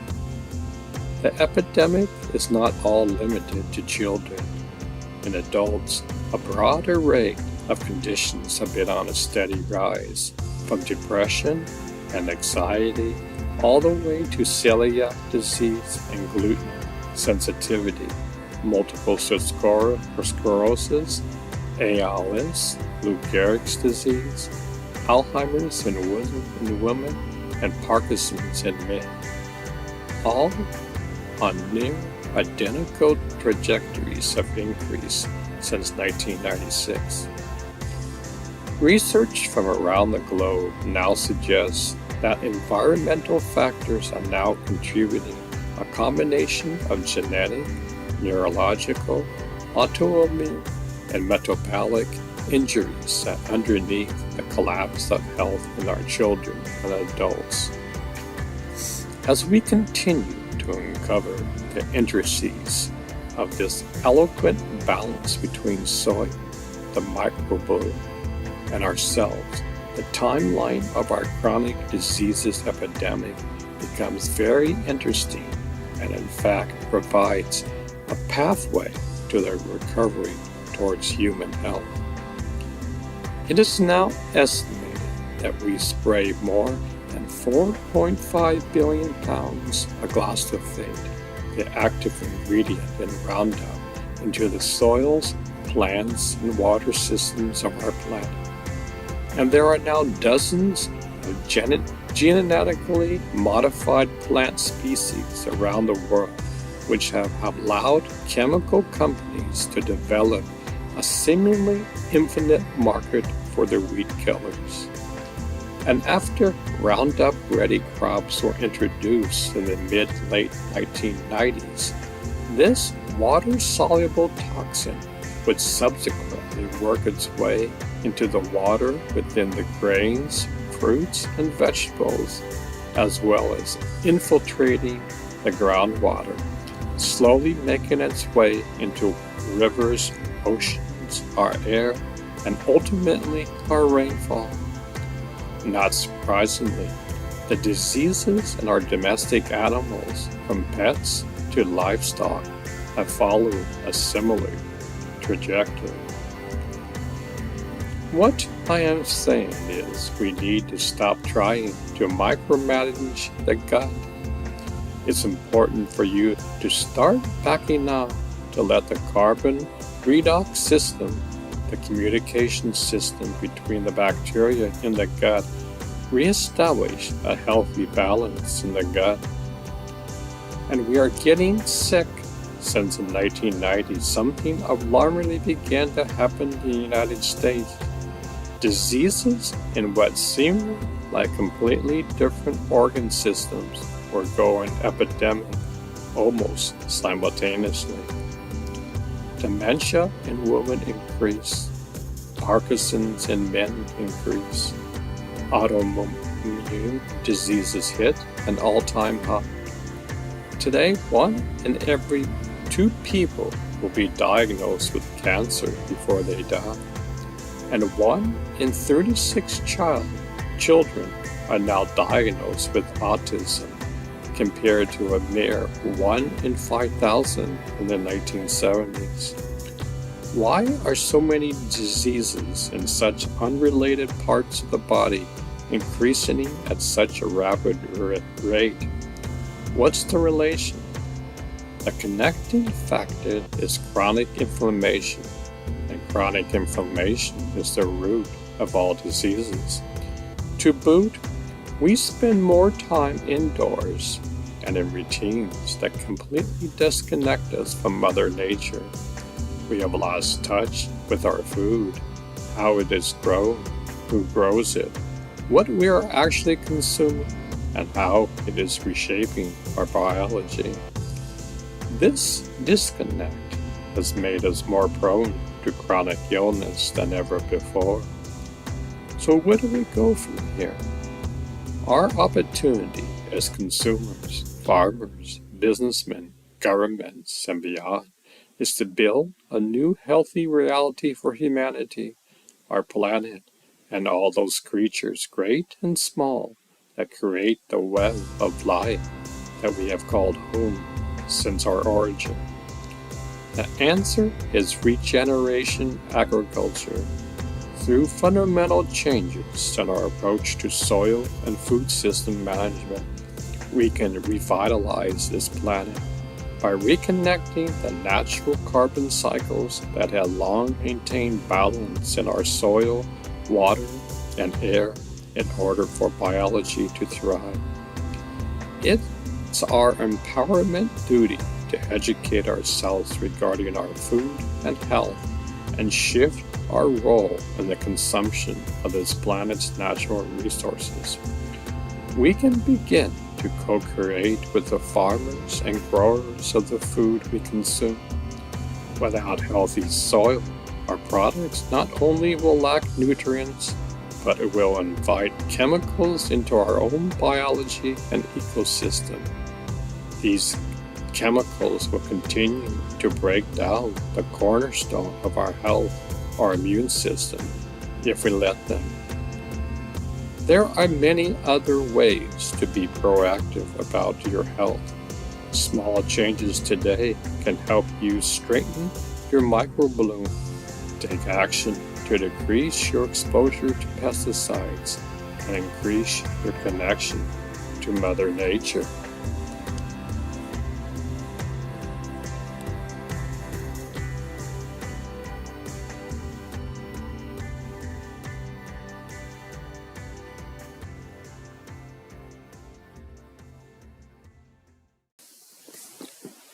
Zach. Proactive ways. Get outside. Diversify your exposure to different outdoor environments as much as possible.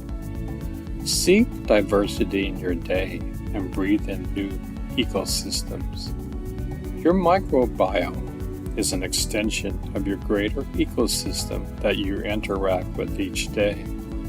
The more you adventure, the deeper your health will root. Eat regeneratively. Food grown using regenerative agricultural practice provides the optimal environment for nutritional rich, healthy food to grow. Seek out farmers and restaurants in your area who use regenerative practices or sources from regenerative farms, and take a look at your pantry to really determine what is contributing or degrading your microbiome. Our nonprofit Farmers Footprint has begun publishing a list of regenerated farms in the U.S. that may be a great place to start your journey. Grow organic communities. The third largest crop grown in the U.S. at 40 million acres is lawn grass. This monoculture grass is fed enormous amount of chemical fertilizers, herbicides, and pesticides, making our yards, the schoolyard, soccer field, parks, and golf courses some of the most toxic acreage in the U.S. Learn to eliminate all chemical inputs with a non-toxic neighborhoods project at Farmers Footprint. Diversify your diet.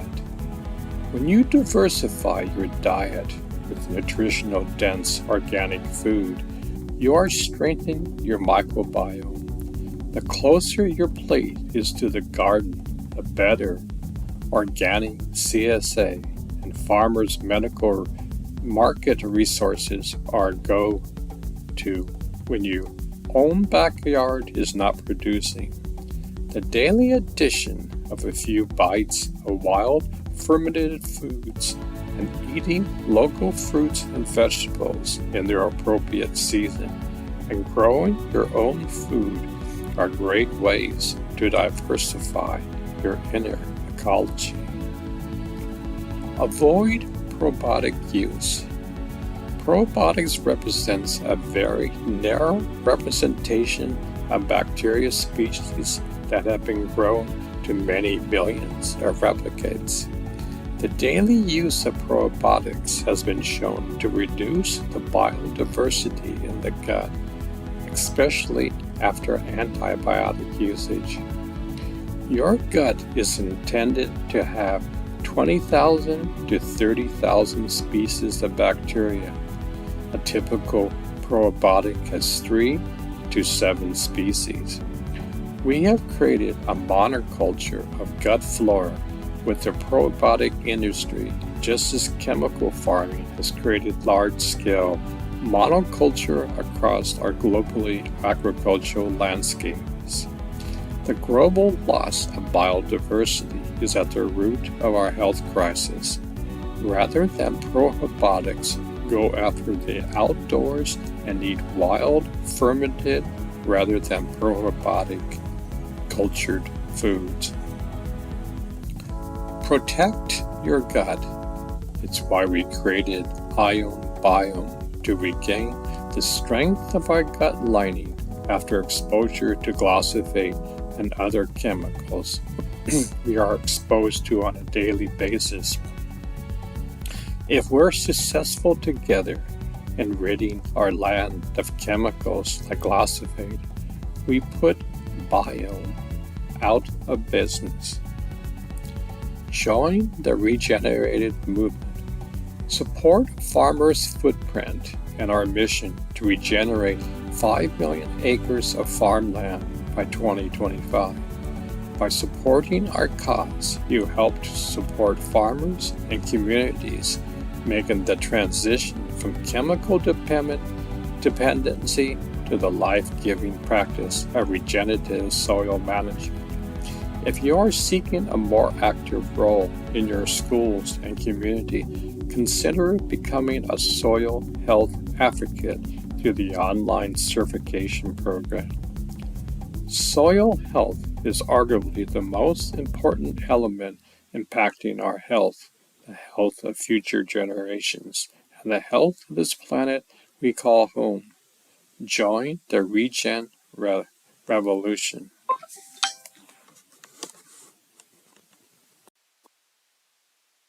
Zach, roll in the dirt. Dave and Zach are what's really pulling our guts apart, and what's going on inside your gut, what the environmental factors are, and what you can do about it. Zach on plant health versus human health as a doctor. What got you going in this whole thing? One of the most exciting developments that happened in my career was finding that there were some vitamin A compounds that were enabling these cancer cells to shut themselves down and commit suicide. Zach's goosebumps moments. That was an incredible journey of starting to see cancer not as some disease that crops out of nowhere, not a genetic disease, I was told by the American Cancer Institute, and everything but actually just a breakdown in cell-cell communication. The most abundant receptor in the human cell is really this RXR receptors. What does it do? We twice removed from anything on our plate.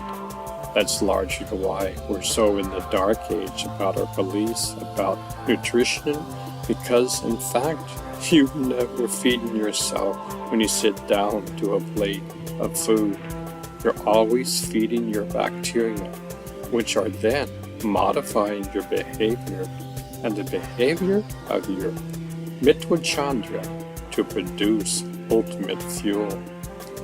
How cancer is all about cell-cell communication.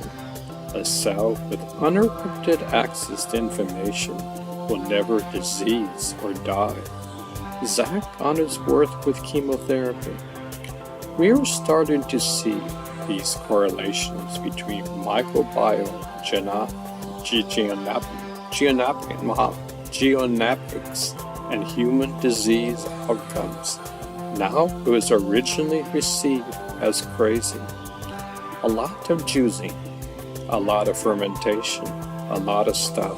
and seen big changes. Zach on his practice. Zach on the biohacking community. My hat's off to all of you. You're an inspiration to the world because you guys are really taking responsibility for yourselves, number one. But then you immediately applying the truth that you're finding into a communication network of your own to create a way outside of you. At that moment, we started to research soil. That changed everything. For thousands of years, the pharmaceutical industry and their herbal community and Chinese medicine have been looking at the plants. There's been a paucity of research and investigation into the deeper story underneath the plant of where the plant's getting that magic. I think my purpose is here. This is why I was born. This is why I did ridiculous journey in academic was just for this moment. The blinders came off. The three-dimensional structure on the right side of the molecule looked like the chemotherapy that I had been making years previously. They're like snowflakes. They're actually what we call them in the lab, decarbonate snowflakes. Electron potential is literally health. Disease is all about positive charge absorption of electrons, loss of electron potential. Zach on his discovery deep in a white paper on dirt. With the molecules we found is a carbon backbone molecule that got redox potential. How the human body is like a phone connection to a cell phone tower. That's exactly what's happening to the acceleration of the aging process that we see happening in this chronic disease epidemic. People are getting disconnected from their own message. Suddenly, this answered the whole thing. Oh my gosh. If you have a screwed up ecosystem in your gut and you start to get perpetuation in any particular direction, you get a loss of this ecosystem. You get an overgrowth of this part of the ecosystem. What's going to happen is you're going to suddenly lose a part of that wireless communication network. You're going to become vulnerable at multiple levels within the human body. The other thing I want to ask you about this is something I've been writing a lot about this, is because we're doing things to destroy our soil because we basically say, oh, that only affects bacteria, therefore it doesn't affect us, which is just a false assumption.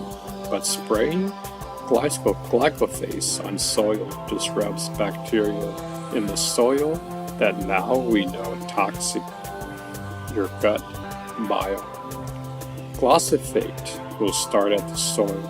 Glyphosate, if you're not familiar with it, it is the active ingredient in the famous weed killer called Roundup. How is it killing the soil and your gut biome? Number one thing is that glyphosate, which is now the number one chemical on the planet. 4.5 billion pounds of glyphosate dumped annually around the globe. Unfortunately, it's a water-soluble toxin, which should never happen in nature. We have a water-soluble toxin, meaning it's going to go every level of the environment. It's in the air you breathe. It's in 75% of the air of the U.S., 75% of the rainfall.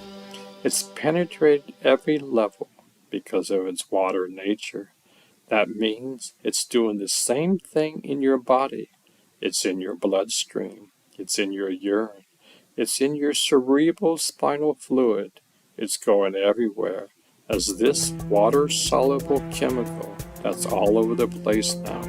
It's in every bite of food we eat. I believe it's in every drink of water. It's everywhere. Get out in nature. We have a lot of natural parks that are not being visited right now. We are not visiting these places. I invite you to go explore as many natural parks as you can in the next couple of years, because there is still some intact microbiome. I would tell you my top 3 favorites, except you would all show up there. But go find your own favorite few, because I guarantee you, you're going to find microbiome you have never experienced in your life. We think of fermented foods and probiotics. All that is just spitting in the wind compared to the potential of just breathing good quality, rich air with microbiome. I and my patients go out to Virginia Beach and breathe air, and then down in southern Virginia, down by the swamps, then up into the Appalachian Trail. Be by the waterfalls, breathe ancient ecosystems along the East Coast. A huge hotspot is down in Tennessee, the Great Smokies, one of the most diverse ecosystems on the planet. I traveled as extensively as you do, and I try to make sure that at least part of the travel has taken me to some flung places. Just came back from the Great Barrier Reef and start breathing air down there that I know I've never been exposed to.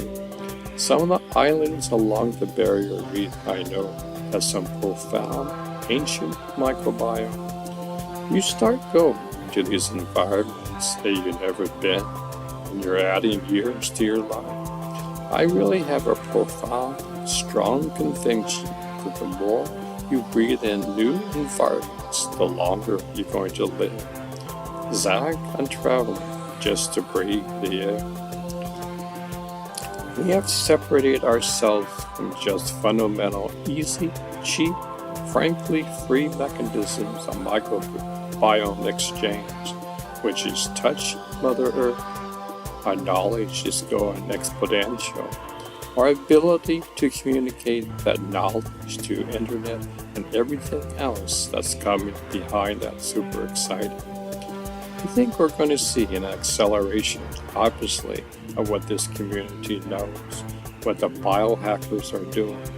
You guys are going to start having these conferences more frequently, I think, because the amount of information, the stars that are going to emerge every 3 months on this planet over the next 5 to 10 years is going to be mind-boggling. You have 70 trillion human cells, which is an impressive number, but you have 1.4 quadrillion bacteria, fungi, etc., and you have 14 quadrillion mitochondria living within you. You are, if anything, a vehicle for the microbiome to travel the world and communicate more broadly a purpose of life itself. I think if we stop thinking of ourselves as human and start to think of ourselves as a connected biology into an entirely of Mother Nature, we were going to win the game on a bigger level.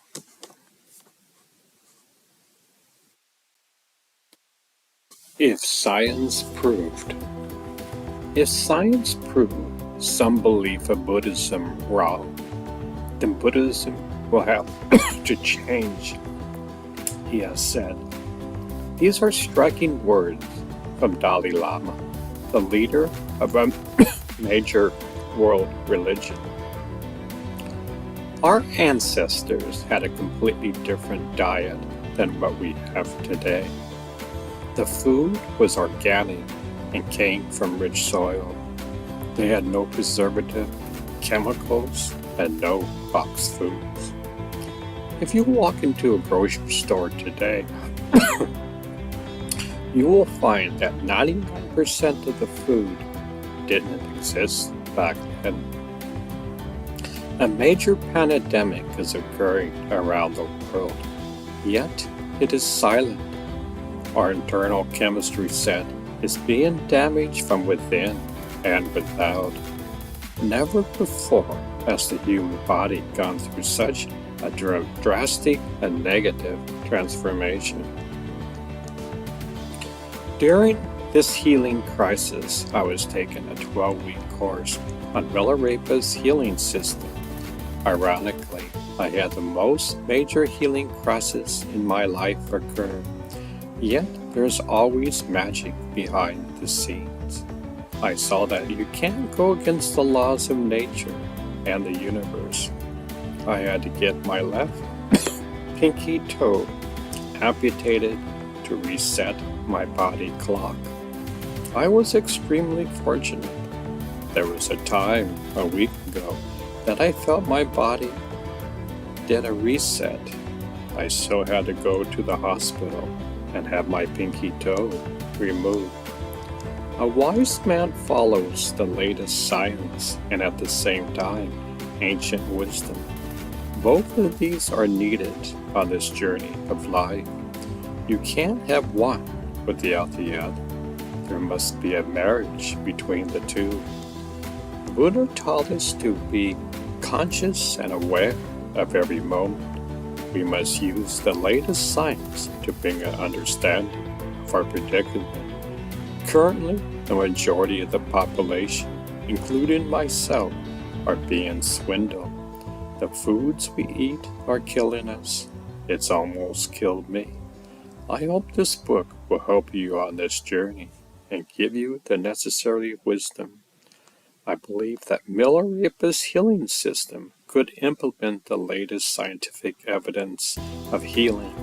The times have changed dramatically. This ancient wisdom was extremely relevant when the human body wasn't implementing the Western diet. I believe an updated version is needed. Milarepa's system truly works when the body is in harmony. How can I say this? I had a karmic situation that occurred. By eating too much sugar in my diet, I was led into a situation where I could lose my entire left foot. Mind you, I was thinking I was perfectly well. I have been sick only a few times in my life. Everything is a blessing in disguise. The operating system of my body was reset. I now can take the great wisdom of Milarepa and the great wisdom stemming from the great scientific minds of today. Mind you, these scientific minds are renegades. Western scientists does not appreciate those who think outside of the box. I feel blessed to have external knowledge coming from science, at the same time, eternal teachings stemming from within.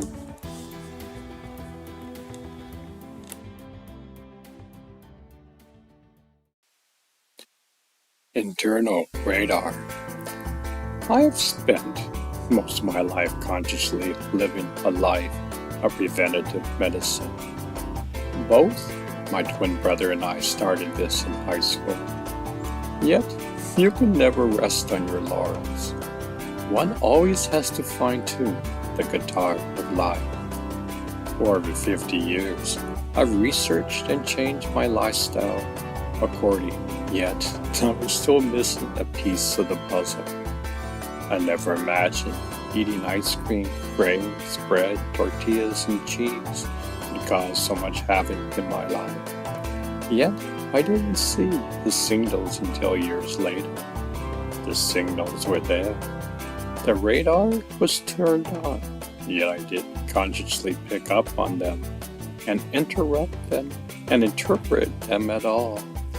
Yet years later, I could see what my body was signaling all the time. Diabetes growth rate steadily, adding to healthcare burdens. More than 100 million U.S. adults are now living with diabetes or prediabetes, according to a new reported icon released today by the Centers for Disease Control and Prevention. The report finds that as of 2015, 30.3 million Americans, 9.4% of the U.S. populations have diabetes. Another 84.1 million have prediabetes, a condition that, if not treated, often leads to type 2 diabetes within 5 years. The report confirms that the rate of new diabetes diagnosis remains steady. However, the disease continues to represent a growing health problem. Diabetes was the 7th leading cause of death in the United States in 2015. The report also includes county-level data for the first time and shows that some areas of the country bear a heavy diabetes burden than others. Although these findings reveal some progress in diabetes management and prevention, there are still too many Americans with diabetes and prediabetes, said CDC Director Brenda Fitzgerald, MD. More than a third of U.S. adults have prediabetes, and the majority don't know it. Now, more than ever, we must step up our efforts to reduce the burden of this serious disease. Diabetes is a serious disease that can often be managed through physical activity, diet, and the appropriate use of insulin and other medications to control blood sugar levels. People with diabetes are at increased risk of serious health complications, including premature death, vision loss, heart disease, stroke, kidney failure, and amputation of toes, feet, or legs. The National Diabetes Statistics Report, released approximately every 2 years, provides information on diabetic prevalence and incidence, prediabetes, risk factors for complications, acute and long-term complications, mortality, and cost in the United States. Key findings from the National Diabetic Statistics Report. This report finds that in 2015, an estimated 1.5 million new cases of diabetics were diagnosed among people ages 18 and older. Nearly 1 in 4 adults living with diabetes. 7.2 million Americans don't know they had the condition. Only 11.6% of adults with pre-diabetics knew they had it. Rates of diagnosed diabetics increases with age. Among adults aged 18 to 44, 0.4% had diabetes. Among those ages 45 to 64, 17% had diabetes. And among those ages 65 years and older, 25% had diabetes. Rates of diagnosed diabetes were higher among American Indians, American Alaskan Natives, 15.1%, non-Hispanic Blacks, 12.7%, and Hispanics, 12.1%, compared to Asians, 8.0%, and non-Hispanic whites, 7.4%.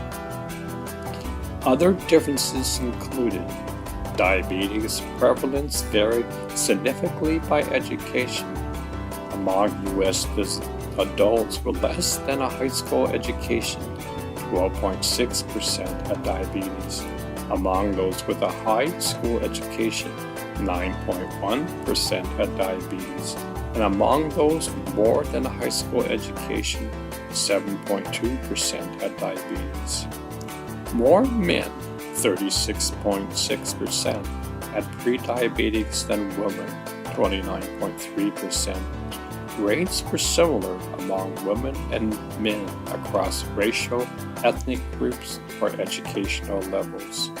The southern and Appalachian areas of the United States have the highest rates of diagnosed diabetes and of new diabetes cases.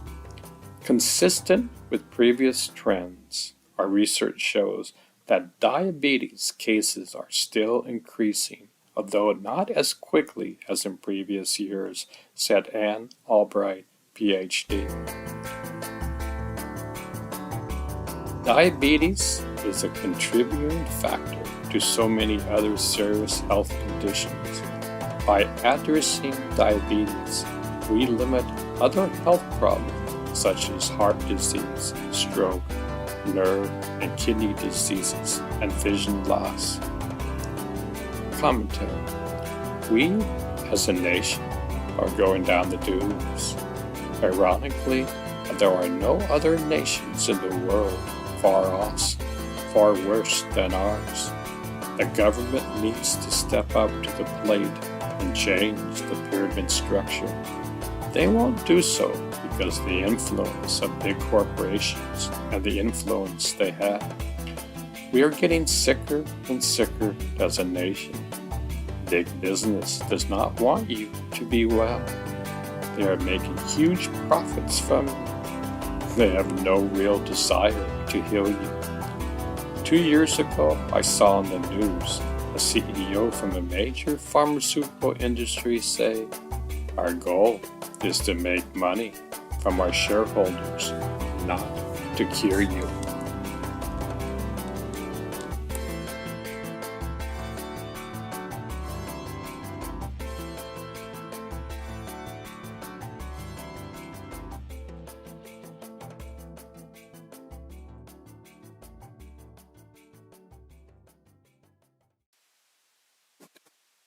Reversing type 2 diabetes starts with ignoring the guidelines. The following came from a TED Talk from Dr. Sarah Hallberg. When I was preparing this talk for TEDx Purdue in 2015, I had no idea it would be viewed over 2.8 million times. I firmly believe that the reaction to this talk is an expression of people being fed up with the status quo, fed up with listening to the advice they were given only to get worse, fed up with yet another prescription bringing another side effect and more cost, fed up and looking for advice that is not only evidence-based 1 to 11, but also doable, fed up and searching for a way to escape the progressive cycle of type 2 diabetes. Here it is, a solution that goes back to the basics, and remember that we can stand and should use food as medicine. I have the best job in the world. I'm a doctor. Believe me, that's not why. I am an obesity doctor. I have the honor to work with a group of people subject to the last accepted prejudice, being fat. These patients have suffered a lot by the time they come to see me. Shame, guilt, blame, and outright discrimination. The attitude most people take, including those in healthcare, is that these people are to blame for their situation. If they could just control themselves, they would not be overweight. They are not motivated to change. Please let me tell you, that is not the case. The real blame, if you need to assign some, has been on our advice, and it's time to change that. Obesity is a disease, not something created by lack of character. It is a hormonal disease. There are many hormones involved, and one of the main one is a hormone called insulin. The vast majority of obese individuals are resistant to insulin, and that causes a lot of trouble. So what does that mean? So what does being insulin resistant mean? Insulin resistance is essentially pre-type 2 diabetes. Insulin's job is to drive glucose or blood sugar into cells, where it can be used in a nutshell. When someone has insulin resistance, they are having trouble getting glucose where it needs to go into the cells. It can't all hang out in the blood after we eat, or we would all have a diabetic crisis after each meal. When there is a resistance to insulin, our bodies would just make more of it. The insulin levels rise, and for a while, years, usually this will keep up, and blood sugar will stay normal.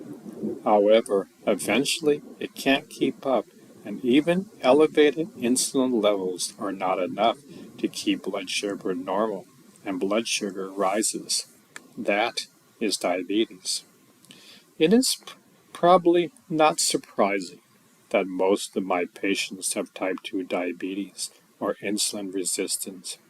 If you think that is, phew, not you, you might want to think again.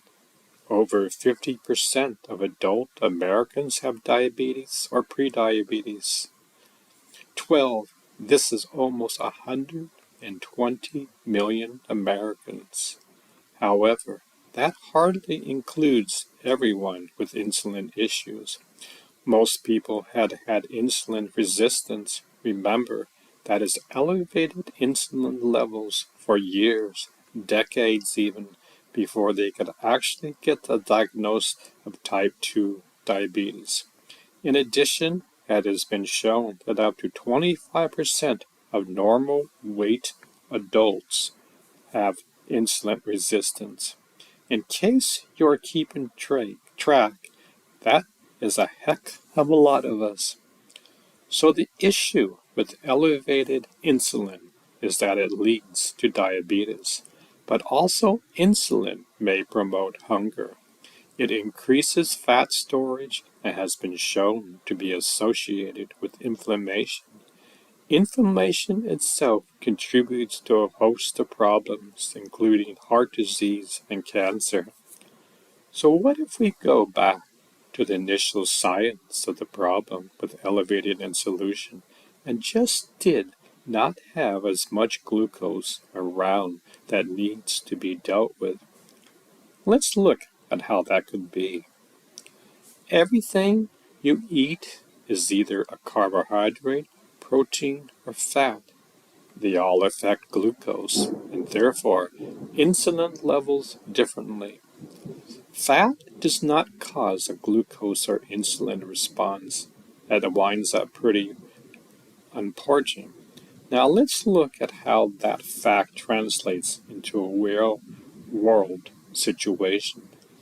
Look at the American version of Chinese food. We all know that there are two rules that comes with meals like this. Number one, you will overeat. The shut-off signal does not get sent until you are literally busting at the seams.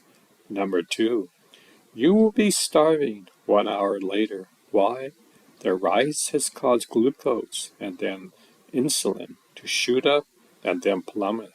This often triggers hunger, fat storage, and cravings. So, if you have insulin resistance or diabetes, and therefore your insulin is higher, you really can just plain hungry all the time, and you are more likely to store your intake as fat. Now, here is how the guidelines currently handle diabetes and insulin resistance. The recommended general is to eat 40 to 65 grams of carbohydrates per meal plus snacks. Trust me, that is a lot of carbs. And remember what we just said about what happens to glucose and insulin when we eat them. Yes, it is being recommended that you eat exactly what is causing their problems. Seems crazy? It actually really is. At its root, diabetes is a state of carbohydrates toxicity.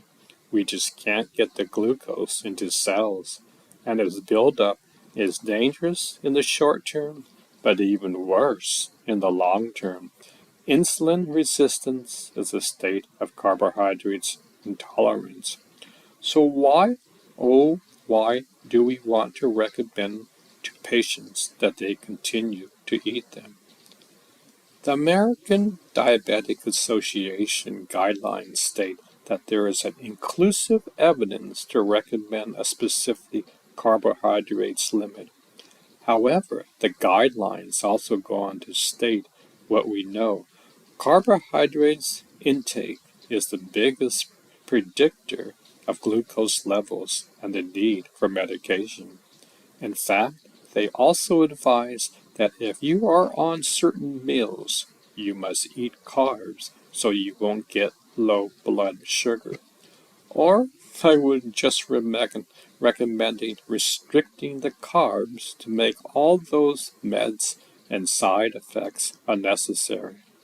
Seriously, so it is eat carbs, take meds, then eat more carbs, so the meds don't make your blood sugar low. Please think about this vicious cycle for a moment. This is really crazy. Even worse is that nowhere in the ADA guidelines is the goal of reversing type 2 diabetes. This needs to be changed. Type 2 diabetes can be reversed in many or more if we start early enough. Not only do we need to let people know this, we have to start giving them practical advice so that they can do this. Consider carbs.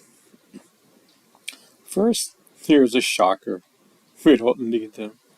Seriously, our minimum daily requirements for carbs is 0. We have essential amino acids, proteins, and essential fatty acids, but nope, no essential carbs. Now, of course, that does not mean we don't eat them. We just don't need them. A nutrient is essential if we can't produce it from something else and is required by our body to function. We can produce glucose and plenty of it. We do this all the time. It is called glucogenesis. So we don't actually need them. The overconsumption of them is making us sick. Yet it continues to be advised to eat close to half or more of our energy from them. Doesn't make sense. Let's talk about what does. Cutting carbs a lot, yes. At our clinic, we teach patients how to eat with carbs as the minority of their intake, not the majority. So how does that work? Well, when patients cut their carbohydrates intake, their glucose goes down and they don't need as much insulin. So insulin levels drop and fast. There's a very significant as an article analyzing and analyzing Natural Health and Nutritional Examination Survey, better known as NAHAMS. Data shows that insulin resistance is the single most important risk factor for coronary artery disease, responsible to 42% of heart attacks. More disturbing for me, influence of insulin resistance in vascular health is that there were data from the 1998 to 2004 quick secret. We are way worse now. Low carb intervention works so fast we have to cut meds right away in patients with diabetes. Patients can get off over 100 units of insulin in weeks. One of my favorite stories is a very recent one. A young gal with almost a 20-year history of type 2 diabetes comes to see us, and a physician at another clinic told her she was just sick. She had evidence of coronary artery disease, and her diabetes was very uncontrolled despite multiple diabetes medications, including 300 units of insulin being injected into her continuously through the day via a pump. Let me tell you, even in the daily world of diabetes I work in, 300 units is a lot of insulin. Plus remember, her diabetes was not controlled with all of these. She was overweight, but not actually obese. We put her on a low-carb diet. Fast forward 4 months. Sick no longer. She lost weight. Yes, but much more important is her blood sugar was totally normal all the time. No medications, no 300 units of insulin, no more pumps, no more pricking her fingers multiple times each day. Gone. All of it.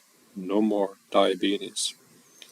Probably the best part of my job is to be able to tell a patient that they do not have diabetes any longer and ceremoniously take it off their problems list. Just since I wrote this talk, we have yet another person off a pump and multiple more see their diabetes resolve. And I don't just see patients with diabetes. So are they cured? Is it miraculously? We will leave that grandstanding to Dr. Oz. Cured would simply imply it can't come back. If they start eating excessive carbs again, it will. So no, not cured. However, they don't have diabetes any longer. Their blood sugars are normal, so it is resolved and can stay that way if they continue to keep away the cause. So what does this look like? How can you possibly eat this way? First, let me tell you what it is not. It is not zero carb eating. This is a big criticism of low carb that is so frustrating. Low carb is not the same. It's not zero carb. Secondly, if we cut carbs, what do we put in? There are only 3 micronutrients classes for food. So if one goes down, one has to go up. Well, my patients eat fat, and a lot of it. What? What happens when you eat fat? Well, you are happy for one, because fat tastes great and is incredibly satisfying.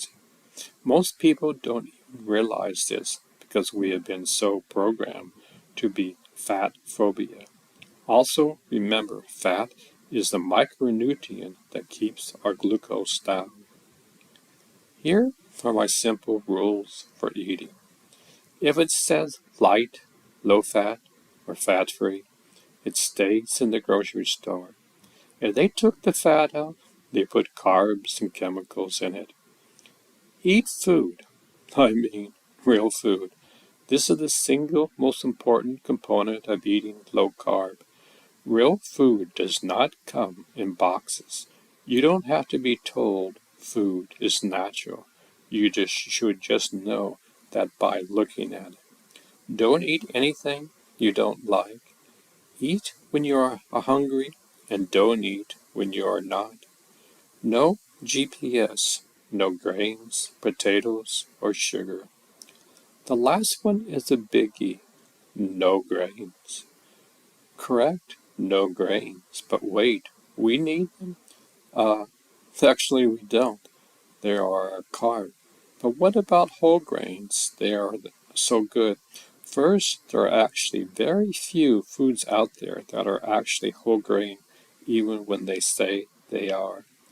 Most of the food that purport themselves to be whole grains are processed, and the fiber benefit is ruined, or they come with a lot of highly processed flour in them. Usually is both of these things. So someone who is not already insulin resistant can eat true grains. But in the enormous slice of our population with insulin issues, they're making things worse. Can you eat low carb if you're one of the likely insulin sensitive people? Yep, I'm a good example. Well, I believe and practice what you preach. I have always been lower carb. I just didn't realize it when I was younger. Over 1 year ago, I decided I would go as low as I recommended to my patients with diabetes. I am not insulin resistant. So would this be bad? No, that's the thing. It may not be necessary like it is for a lot of my patients, but unless you have an exceedingly rare syndrome, then cutting carbs will be good for you, even if not necessary. I would never change my food. I love it. People send me their pictures of all the time of their radical food. This is actually very significant. People who suffer from obesity would usually never take a picture of their food. There's too much shame associated with that. However, when they start feeling great about what they are putting in their body and are making incredible, fantastic, and delicious foods, this is gone. That is huge. So, what about all the research on this? Is this just one anecdotal evidence from our clinic? No, there are literally dozens of randomized controlled trials on low carb looking at cardiovascular risk factors, diabetes, and weight loss, and they are consistent. It works. There is even a study from the New England Journal of Medicine comparing it with the Mediterranean diet, and it was better there as well. There are also multiple studies that show that low carb decreases markers of inflammation, which is the part of the reason it is being looked at for cancer. Our retrospective research pilot comparing patients with diabetes from our low-carb, high-fat based program to patients treated with ADA guidelines show not only a metabolic advantage, but, and let's face it, this is the big and important cost savings. Our analysts showed an annual cost savings of over $2,000 each year per patient just in the diabetes meds they are no longer taking. Just think how fast this adds up given the epidemic of diabetes. Results just for insulin over 6 months shows a decrease of 493 units in the low carbs compared to an increase of 349 units in the standard of care group. We can start to see where the cost savings are coming from. Insulin is really expensive, and remember, this is just insulin. Many patients with diabetes are not even on insulin, but the number are striking and really represents two ways of approaching this disease. The first has the goal of resolving it.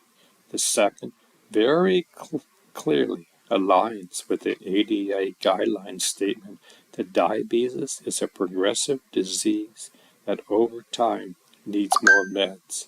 Again, I point out, is it progressive unless we take away the cause? This intervention is the direction employee health needs to go. Diabetes costs to employers are staggering.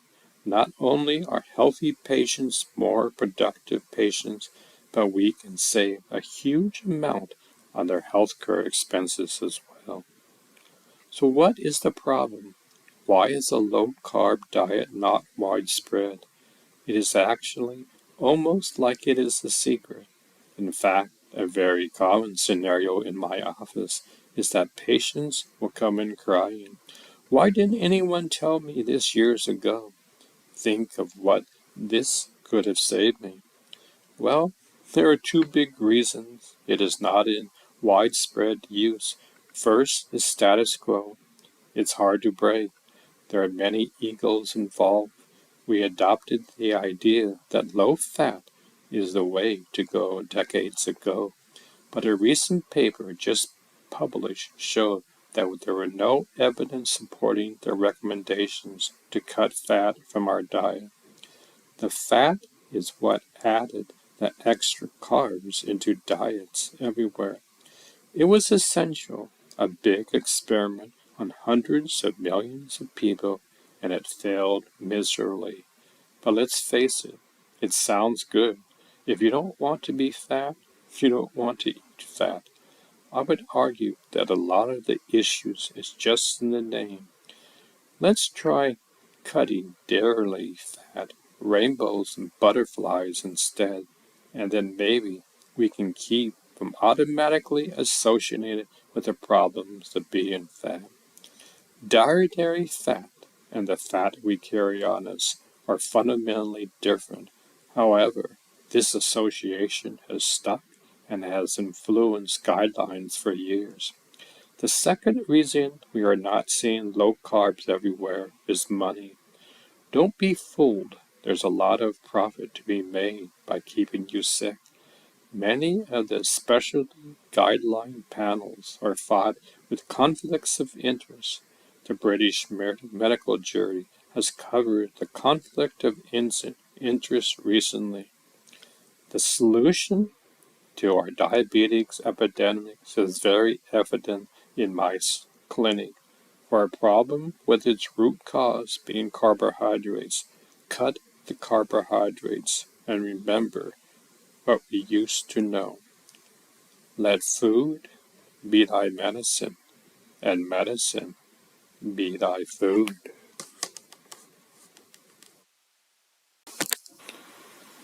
Metabolic syndrome, a cluster of conditions that involve the risk of heart disease, stroke, and diabetes.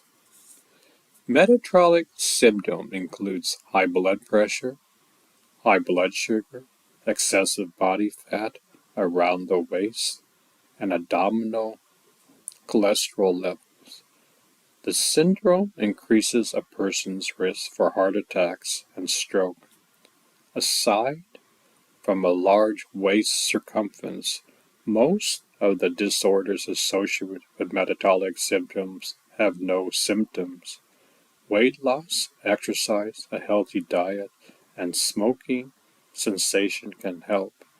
Medications may also be prescribed.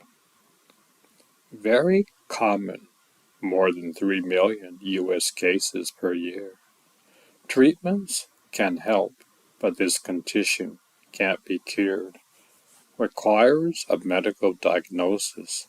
Lab tests or imaging analysis required.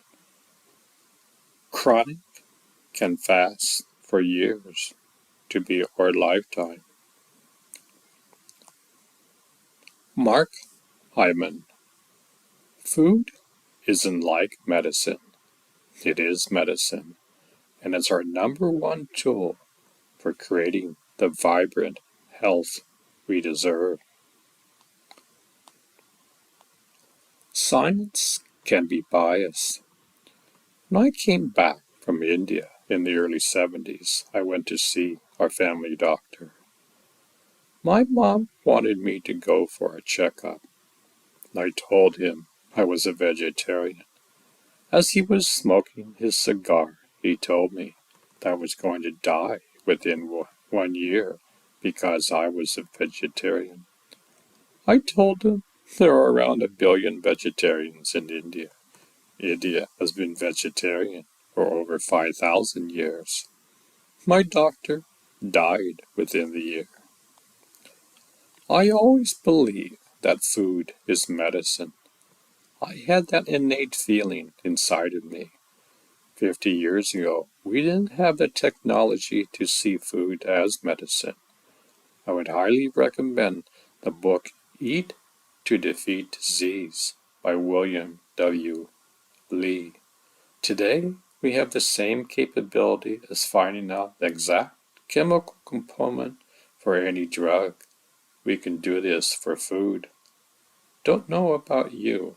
This confirms my notion as food is medicine. I always knew this. Dr. Lee also broke it down into 5 defense systems. This is from his book. 5 defense systems form key pillars to your health. Each of the systems is influenced by diet. When you know what to eat to support each health defense, you know how to use your diet to maintain health and beat diseases. When I teach other doctors and students about diet and health, I use the analogy that the body is like a medieval fortress protected not only by its stone walls, by a host of other clever built-in defenses. Indeed, in castles, some of these defenses, such as the talus, the trou de loup, and murder hole, were not even apparent until the enemy tried to invade. Think of your health defense systems as the hidden defenses of the body's fortress.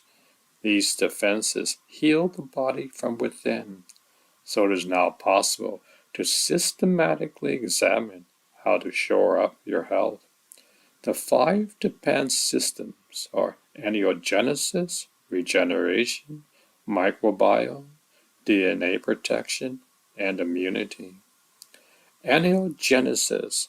60,000 miles of blood vessels course through our bodies and bring oxygen and nutrients to all our cells and organs. Angiogenesis is the process by which these blood vessels are formed. Foods like soy, green tea, coffee, tomatoes, red wine, beer, and even hard cheeses can influence the angiogenesis defense system. Regeneration powered by more than 750,000 stem cells distribute throughout our body, marrow, lungs, liver, and almost all our organs. Our body regenerates itself every day. These stem cells maintain, repair, and regenerate our bodies throughout our lives. Some foods like dark chocolate, black tea, and beer can mobilize them and help us regenerate. Other foods like purple potatoes can kill deadly stem cells that spark cancer growth. Microbiome. Almost 400 trillion bacteria inhabits our bodies, most of which act to defend our health. Not only do these bacteria produce health-supporting metabolites from the foods that we swallow and deliver to our gut, but they also control our immune system, influence angiogenesis, and even help produce hormones that influence our brain and social function. We can boost our microbiome by eating foods like kimchi, sauerkraut, cheddar cheese, and sourdough bread. DNA protection. Our DNA is our genetic blueprint, but is also designed to be a defense system. It has surprisingly repair mechanisms that protect us against damage caused by solar radiation, household chemicals, stress, compromised sleep, and poor diet, among other insults. Not only can certain foods prompt DNA to fix itself, but some foods turn on helpful genes and turn off harmful ones, while other foods lengthen our telomeres, which protect DNA and slow aging. Immunity. Our immune system defends our health in sophisticated ways that are much more complicated than we previously thought. It is influenced by our gut, and it can be manipulated to excessively attack and wipe out cancer, even in the elderly. Recent discoveries have completely changed our understanding of the immune system. Foods like blackberries, walnuts, and pomegranates can activate the immune system, while other foods can dampen its activities and help reduce the symptoms of autoimmune diseases. Science can be biased. When I came back from India in the early 70s, I went to see our family doctor. My mom wanted me to go for a checkup. I told him I was a vegetarian. As he was smoking his cigar, he told me that I was going to die within 1 year because I was vegetarian. I told him that there are around 1 billion vegetarians in India. India has been vegetarians for over 5,000 years. My doctor died within the year. I always believe that food is medicine. I had that innate feeling inside of me. 50 years ago, we didn't have the technology to see food as medicine. I would highly recommend the book Eat to Defeat Disease by William W. Lee. Today, we have the capability as finding out the exact chemical components for any drug. We can do this for food. Don't know about you. This confirms my notion as food is medicine.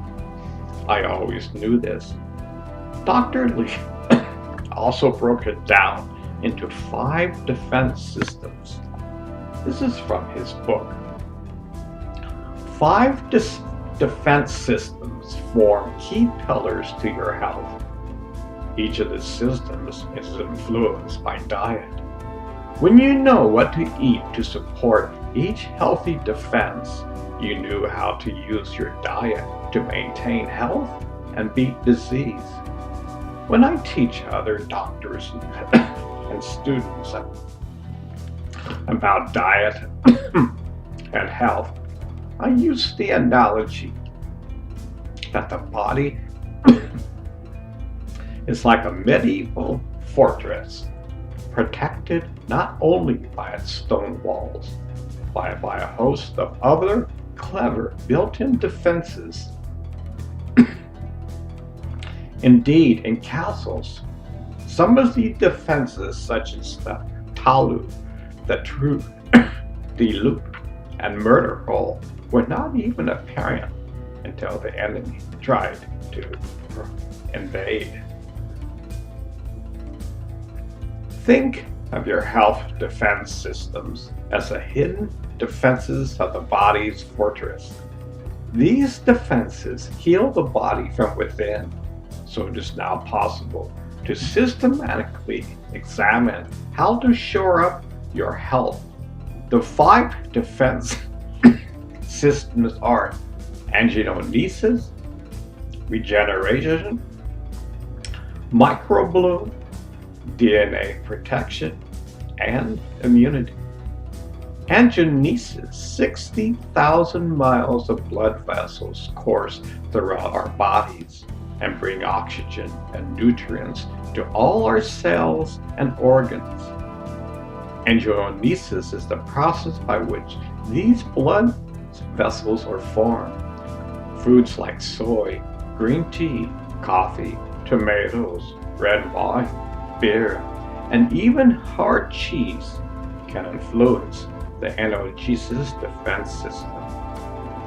Regeneration, powered by more than 750,000 stem cells distributed throughout our bone marrow, lungs, liver, and almost all our organs.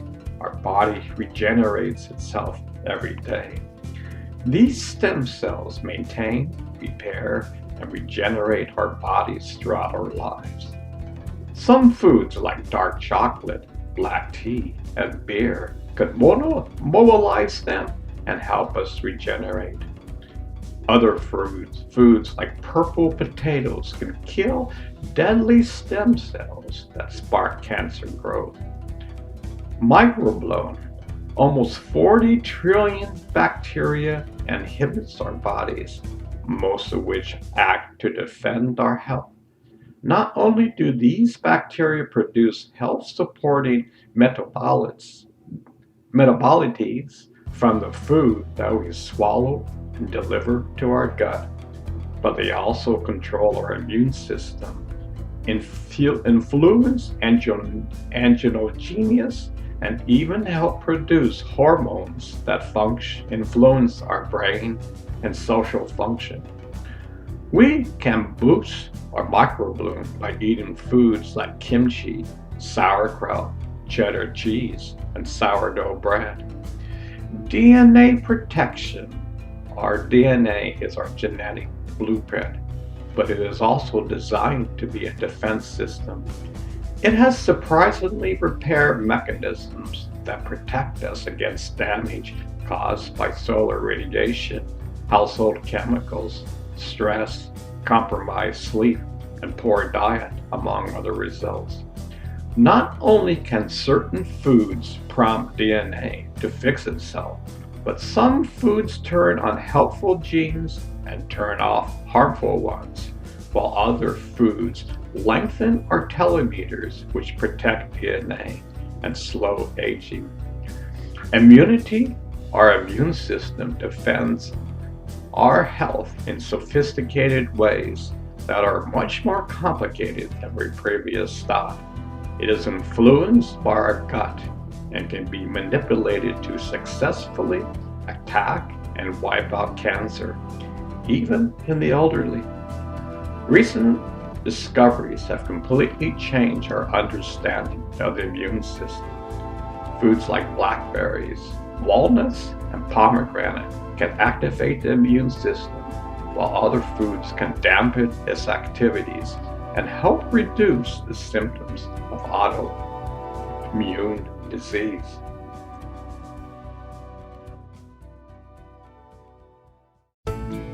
Age is timeless. What if I told you in about 100 years we would have this incredible device? Imagine putting on a ring before you get up from bed in the morning. As soon as you put the ring on, you merge with the quantum field. You are no longer a body. You are beyond time and space. You have entered a field of intelligence that is beyond time and space. The Buddhists may call this Buddha mind. Christians may call it the kingdom of heaven. Scientists may call it the quantum field. Imagine this device has the intelligence to scan your body and sense if any negative energy or darkness appears in your auric field. Scientists discovered way back in the 1990s that darkness first appears in your auric field, and then slowly through time, it appears in your physical body. During the early 2000s, Western medicine still used drugs which had tremendous side effects to try to heal most diseases. Mind you, these drugs had tremendous side effects. By the way, most drug manufacturers were interested in making huge profits, and your health was secondary. This device knew what custom chemicals and hormones which the human brain and heart knew how to produce. Imagine the universe drugstore exists inside of you, and this device was intelligent enough to know precisely what energy frequencies, chemicals, and hormones was needed to bring the mind, body, and soul into alignment. This experience only lasted for around a minute, yet it seemed timeless, which it was. Upon getting out of your bed, you were in perfect harmony throughout the day. In the past, your subconscious mind controlled 95% of your actions. It still does. Yet mankind learned how to reprogram the subconscious with the quantum field. All past negative experiences were transformed. The survival mechanism of fight and flight was once again totally stabilized. Remember, in the early 2000s, mankind's faucet of adrenaline was turned on, and mankind didn't know how to turn it off. Consequently, diseases was rampant throughout the land. Most mental diseases and physical diseases were eradicated a long time ago. You see, mankind discovered how to be in balance with the quantum field. War was a thing from the past. Politics changed so much, we couldn't even recognize it today. Nobody could run for office without being in a state of love, kindness, and compassion. Because people lived in the quantum state, someone who tried to run for office, you could literally smell and sense the darkness. People could see integrity and see the harsh ego of those who only wanted to serve themselves. You see, mankind in such a short time learned how to evolve emotionally to such a high level. My timing may be off, yet this will come true. Mystics have talked about this for thousands of years. Today, modern-day scientists and mystics are merging their various technology. The ring has existed inside of you for thousands of years. Great teachers like Muhammad, Christ, and Buddha knew how to discover the jewel that exists inside every one of us. Today, we're inching towards a new revolution of love. Just think, 30 years ago, a brain scan device cost about $20,000. Today, a Muse 2 costs around $250. The cost over time will come down, even more over time. Each device will get smaller and more sophisticated. Dr. Joe Dispenza, in his week-long retreats, is photographing the auric field and the photos displayed in various colors, the state of the energy centers or chakras. During this 7-day retreat, people learn how to transform themselves. Many incredible diseases have been cured by his students. The students learn the power to heal lies inside of themselves. Each human being can access their natural drugstore to heal almost any ailment. What's amazing is, after the retreat, they once again photograph the energy centers and the darkness and balance has disappeared. This has happened thousands of times. Dr. Joe Dispenza has a huge database which scientists and universities are using around the world. Another incredible institute is the Heart Math Institute. They have been the forefront of discovering heart coherence. This is from their website. Adding heart translates into increased care and genuine connection with others and harmonizes the resistance between our own mind and heart. Adding heart is especially about practicing kindness and compassion, along with forgiveness and latitude in our interactions. Adding heart increases the love flowing through our system, which can play a large part in solving the collective challenges of those transitional times. HMI has developed reliable, scientific validated tools since 1991, helping people reduce and avoid stress while experiencing increased peace, satisfaction, and enjoyment. Research at the Heart Math Institute shows that adding heart to our daily activities and connections produce measurable benefits to our own and other well-being. We at the dawn are recognizing love as a new transformational intelligence. Dr. Bruce Lipton, aka the father of epigenetics, states that epigenetics doesn't change the genetic code, it changes how that's read. Perfectly normal genes can result in cancer or death. Vice versa, in the right environment, mutant genes won't be expressed. Genes are equivalent to blueprints. Epigenetics is the contractor. All these work in harmony with each other. They are the cutting edge of technology. Mind you, the ring doesn't exist today, but there are many technologies that merge will be the ring in the future. Fortunately for you, the human body is wired for this experience. You have the hardware and software already existing inside of you. It's up to you to use it appropriately. If you want the world to change, you must change yourself. You can learn how to reprogram your mind and body. You can learn how to live in the quantum field. After all, this is where you came from, and ultimately, this is where you're going to return to when you die.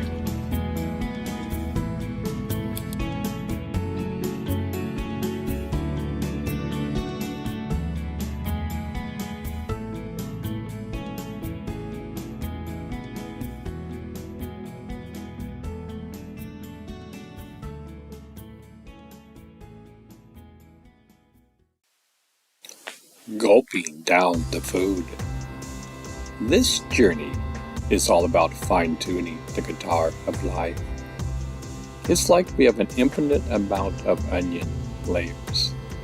We have to peel away each layer. With losing my left pinky toe, I have gone and thought about many different things. I came to the realization that I wasn't present eating my meals.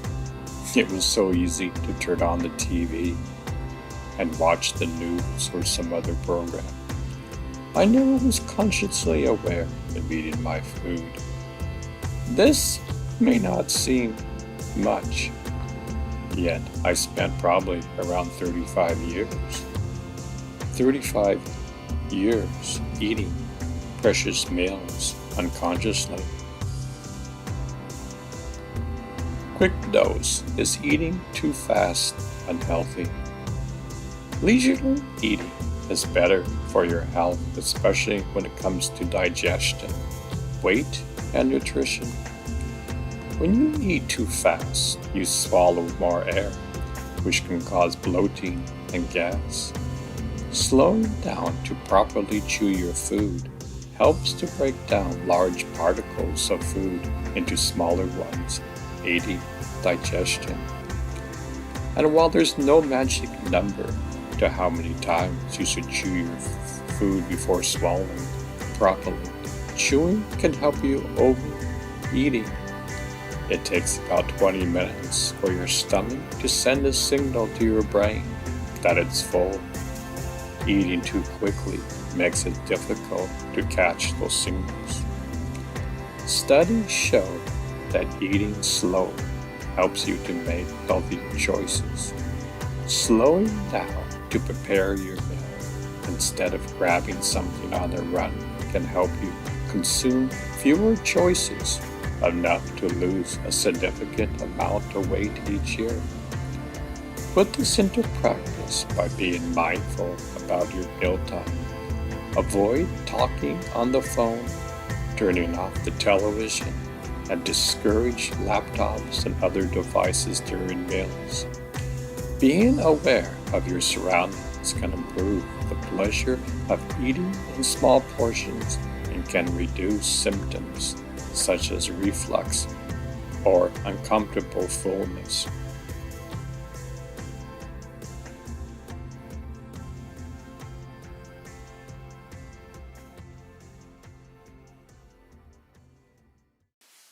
Intro. Come with me on this journey. Let's explore the mysteries of going to sleep. We probably spend 1/3 of our lives sleeping. Most people think that sleeping is a drag. Why do I have to go to bed every night and sleep? Such is the thinking when we are texting on the freeway of life. We take the miraculous and make it absolutely mundane. Humanity spends billions of dollars a year on drugs to try to make them sleep at night. These drugs do nothing except compound the problem. We have no clue that our lifestyle will dictate the kind of sleep that we will have. It will dictate how healthy your mind and body will be. Do we live in a time where preventative medicine is at the bottom of the barrel of life? Society believes wholeheartedly that Western medicine is the answer to the world's problems. We believe a doctor will give us a drug and make us well without changing our lifestyle. Nobody wants to take responsibility. The United States is a sickness nation, not a wellness nation. This book will give you some great insights and hopefully practical tips you can use to make your sleep better. Hopefully, we'll also show you what a miracle this human body is. If you take care of it, it will take care of you. There's a huge battle going on inside of you. What we consider truth is fiction, and fiction is truth. We are so far out of balance with nature that we can't see the forest from the trees. We think we are so normal. Just take a look around and see the mess that we have created in this world. Hopefully, these books will help you in a little way to bring you in balance with your true nature.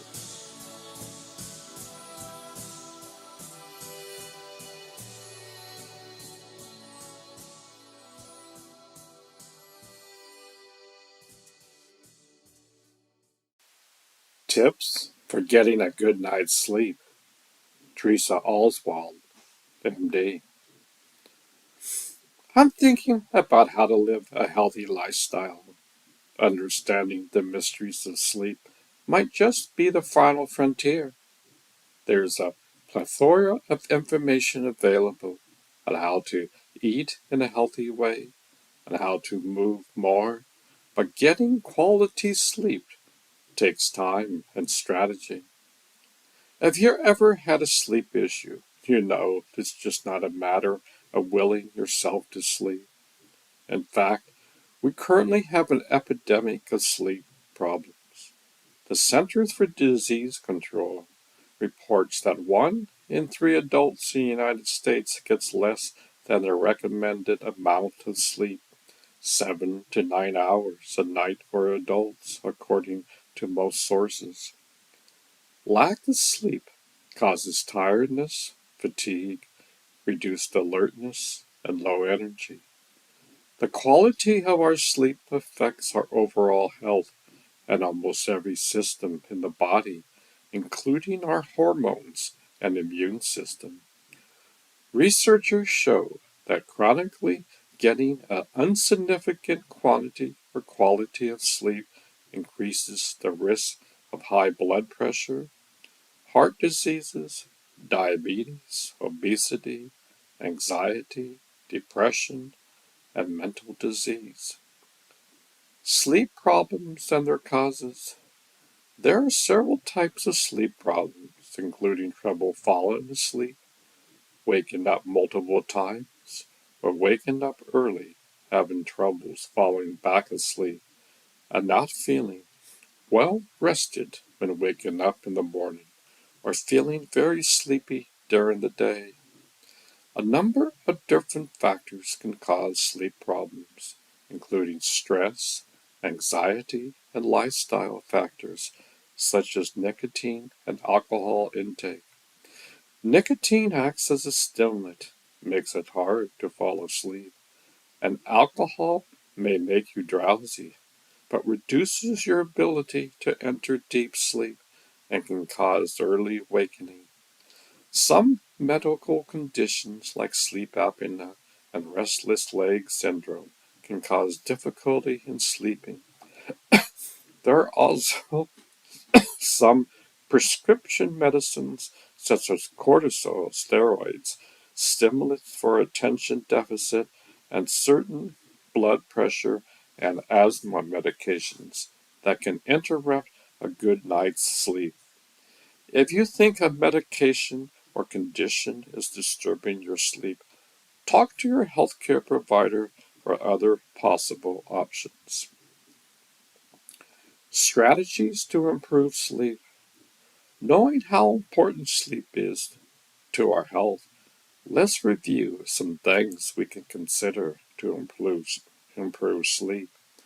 A system called Cognitive Behavior Therapy, CBT, combines 2 types of strategies for improving sleep strategies that work with thoughts and beliefs that may interfere with sleep, and strategies for sleep hygiene, clearing up our sleep by cultivating lifestyle habits that help us sleep better. In working with beliefs and thoughts, for example, CBT might lead us to the insight that if I don't get enough sleep, I won't be able to function, which brings to our awareness the importance of good sleep. Furthermore, this realization may prompt us to observe what thoughts may be intruding on our sleep. As far as sleep hygiene or lifestyle habits, how can we draw on CBT as well as yoga and Ayurveda to cultivate better habits with regard to our sleep schedule, diet, exercise, and sleep environment? Let's start with some simplest guidelines regarding sleep itself. Do not go to bed unless you are sleepy. Wake up at the same time every day, including weekends and vacations. Get out of bed if you're unable to sleep. Minimize non-sleep activities in bed, e.g., watching TV. Limit napping, but if you need a daytime nap, try to nap less than 30 minutes and before 3 p.m. Next, let's look at our diet and exercise habits and how to create a conducive sleep environment and bedtime routine. Sleep is a time for assimilation of food and thoughts, so limit heavy meals and heavy discussions within the 3 hours before sleep. This allows digestion of ideas and food to be completely during waking hours, and the path is set for utilization and storage during sleep. Exercise. Release tension that builds up in our body during the day, while also using energy that sets the stage for our body to slow down and be tired when it's time for sleep. Get exercises during the day to help you get to sleep faster and sleep longer. Make your bedroom environment comfortable. Keep the room temperature cool. Minimize noise and light. And keep your clock out of clear vision to prevent clock watching. Develop a calming, quiet, relaxing bedtime routine or ritual to act as a buffer from the stress of the day. Consider reading a book, taking a warm bath, or drinking herbal teas like chamomile or lemon balm. Finally, breathing, pranayama, and other mind-body techniques can be very effective in reducing hyperalertness and promoting a sense of calm. The simplest and most profound of these takes just a few moments and is literally right under our noses, focusing our mind on the flow of breath in the nostrils. Our mind can only do one of two things: either have an inner conversation or feel a physical sensation. It cannot do both at the same time. Thus, when the mind's chatter keeps us awake, focusing our awareness on a sensation is the best solution. Focusing on the sensation of the airflow at the entrance of both nostrils helps us quickly quiet our mind. Our mind can only do one of two things: either have an inner conversation or feel a physical sensation. It cannot do both at the same time.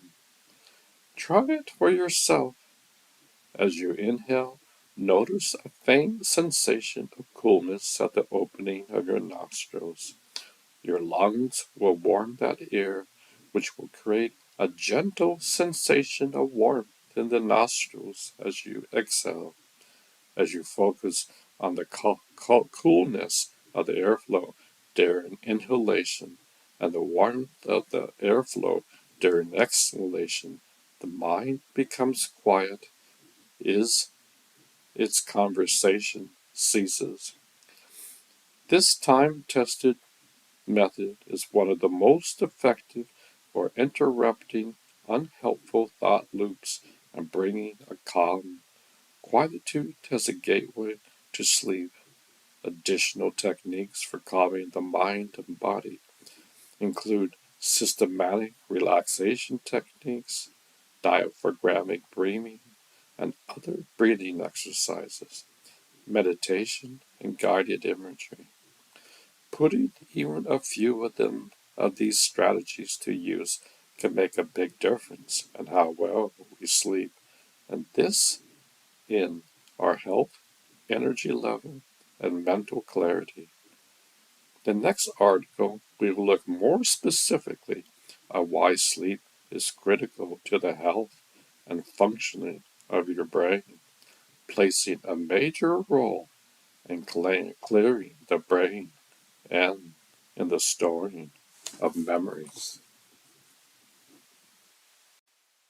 How functional foods may improve sleep and immune system. Author Dakota Coulter. Hate being sick in bed? What if I told you that prevention might be more time in bed? You don't need to sleep all day, but getting enough sleep and improving your sleep quality may support immune function. Sleep and immune health are connected. You spend more time sleeping when you're sick because sleep regulates your immune system. Take advantage of this connection by improving your sleep to improve your immune system. Sleeping isn't always easy. Falling asleep can be hard, and staying asleep even worse. One of the best solutions to poor sleep is easy and simple. Food. Eating certain functional foods can help you fall asleep easier, stay asleep longer, and overall improve your quality of sleep. Functional foods are those that have these extra benefits past the standard nutrition. Let's explore some food that improves sleeping and in turn immune health. There are so many great functional foods you can eat to boost your sleep, but here are a few to get started with. Tart cherry juice. More specifically, Montclair cherry juice. These bright red sour cherries are great in a lot of ways, but the best is the impact it has on sleep. This comes from an increase in melatonin release in the body, triggered by phytochemicals in the cherries. With an increase in melatonin, your sleep becomes more efficient. As an added bonus, this juice may help prevent sleeping disorders. Lettuce. This leafy green has a long history of being used as a sleep aid in folks medicine. It increases how long you spend asleep by first inducing sleep and then prolonging it. Overall, it may also improve your sleep quality as well. These benefits come from lecithin, which is naturally present in lettuce. All varieties contain this, but look for romaine lettuce, Lactus sativa, for the highest amount. Whole grains and fiber. Whole grains are rich in these key sleep quality improving nutrients: potassium, calcium, magnesium. They also contain more fiber, which helps you get more sleep, deep sleep. Low fiber intake has been associated with increased light sleep. Brown rice combines both whole grains and fiber, plus rice high glycemic index may also improve sleep. The higher index helps your body convert more serotonin and therefore melatonin. Eating foods higher on the glycemic index, the scale for food effects on your blood sugar levels, also helps you to fall asleep faster. Barley grass powder. If whole grains aren't for you, or you're just a white rice person, barley grass powder is a great alternative. It contains the same nutrient trio as whole grains, but also gamma amino type acid, an amino acid important in sleep regulation. This can provide even greater sleep quality benefits and also helps to promote sleep. These benefits make it one of the best options for sleep improvement and is easy to pair with other functional foods. Milk. A warm glass of milk before bed can help to improve your sleep efficiency, meaning not only more, but better sleep. It does this thanks to the high levels of tryptophan, the same thing in turkey that leaves you sleepy after Thanksgiving. It can be found in a lot of other high protein foods, but milk before bed is a lot easier than roasting a whole turkey. If you're dairy free, don't worry. Soy milk is also a good option, as soy also contains tryptophan. And it doesn't have to be warm milk. Drink it at any temperature you like. How you eat is just as impactful of what you eat. Bad diets and eating structures both shorten the amount of time you spend asleep. Try eating 3 meals a day and reducing your evening snacking to improve sleep. Avoid the following at night can also help to improve sleep. Caffeine, alcohol, large meals. More sleep supports your immune system. No matter what foods you pick to help, the amount you sleep is important. Getting less sleep may weaken your immune system, and sleeping for shorter amounts of time may make you more likely to get a cold. Weakening your immune system may impact your sleep as well. You could spend less time in deep sleep and also wake up more. How much sleep you need varies a bit, but teens should get 8 to 10 hours and adults at least 7 hours. More is good though. And remember that sleep quality is important too. If you want to feel healthy and and, and rested, working in the above foods for sleep and changes may just make you sleep better and be healthier. You don't have to completely change your diet, but starting with just one small change may help you fall asleep easier. So try a glass of milk or tart cherry juice before bed. Swap out white rice for brown, or eat an extra leafy lettuce salad. Happy eating and sweet dreams. Editor's note: sleep has always been a struggle for me. I've had insomnia since I was a kid. Whenever I couldn't sleep, my mom would make me a mug of warm milk and tuck me into bed to drink it. I would end up warm, content, and best of all, sleepy. Warm milk is also a warm memory to me, and I can't recommend it enough. Best foods that help you sleep. Written by Dream Cloud editorial team. Are you looking for a quick remedies that can help you fall asleep faster? The good news is that the answer may be in your kitchen. There are some best foods and drinks for sleep. Foods that help you sleep mainly contain sleep regulating hormones like melatonin and serotonin, and nutrients like calcium and magnesium. This article covers what foods to eat before bed, what to drink to sleep faster, types of food and drinks to avoid before bed, and explains how diet affects your sleep. 15 best foods to eat before bed. Fish. Fatty fish is one of the best foods that helps you sleep through the night. Whether you eat salmon or tuna or halibut, all are rich in vitamin B6, which also makes melatonin, a sleep hormone our brain releases in response to darkness. Melatonin signals our body to sleep and combats various sleep disorders.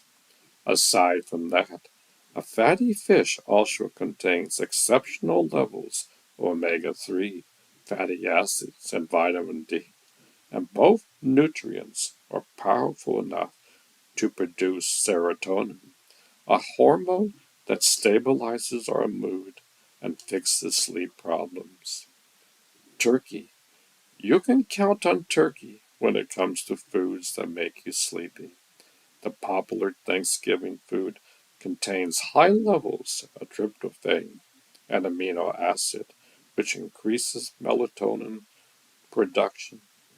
A roasted turkey also contains a good amount of protein, i.e., 8 grams per ounce. Protein consumption before bed means less waking up throughout the night. If you have trouble falling asleep, try delicious and a turkey tonight. Almonds.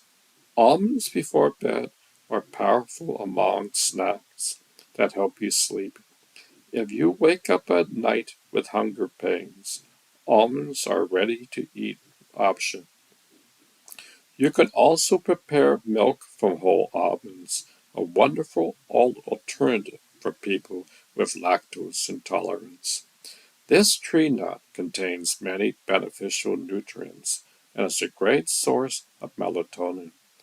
1 ounce of almonds provides you with 19% of your daily requirements of magnesium. Both magnesium and melatonin play a key role in regulating the sleep-wake cycle and are used as a powerful treatment for insomnia. Whole grains. Whole grains provide insulin, which in turn activates tryptophan function in the brain.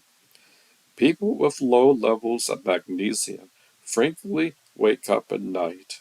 Having whole grains rich in magnesium before bed will help you to enjoy a restful sleep at night. A whole grain wrap is an easy to prepare option for eating before bed.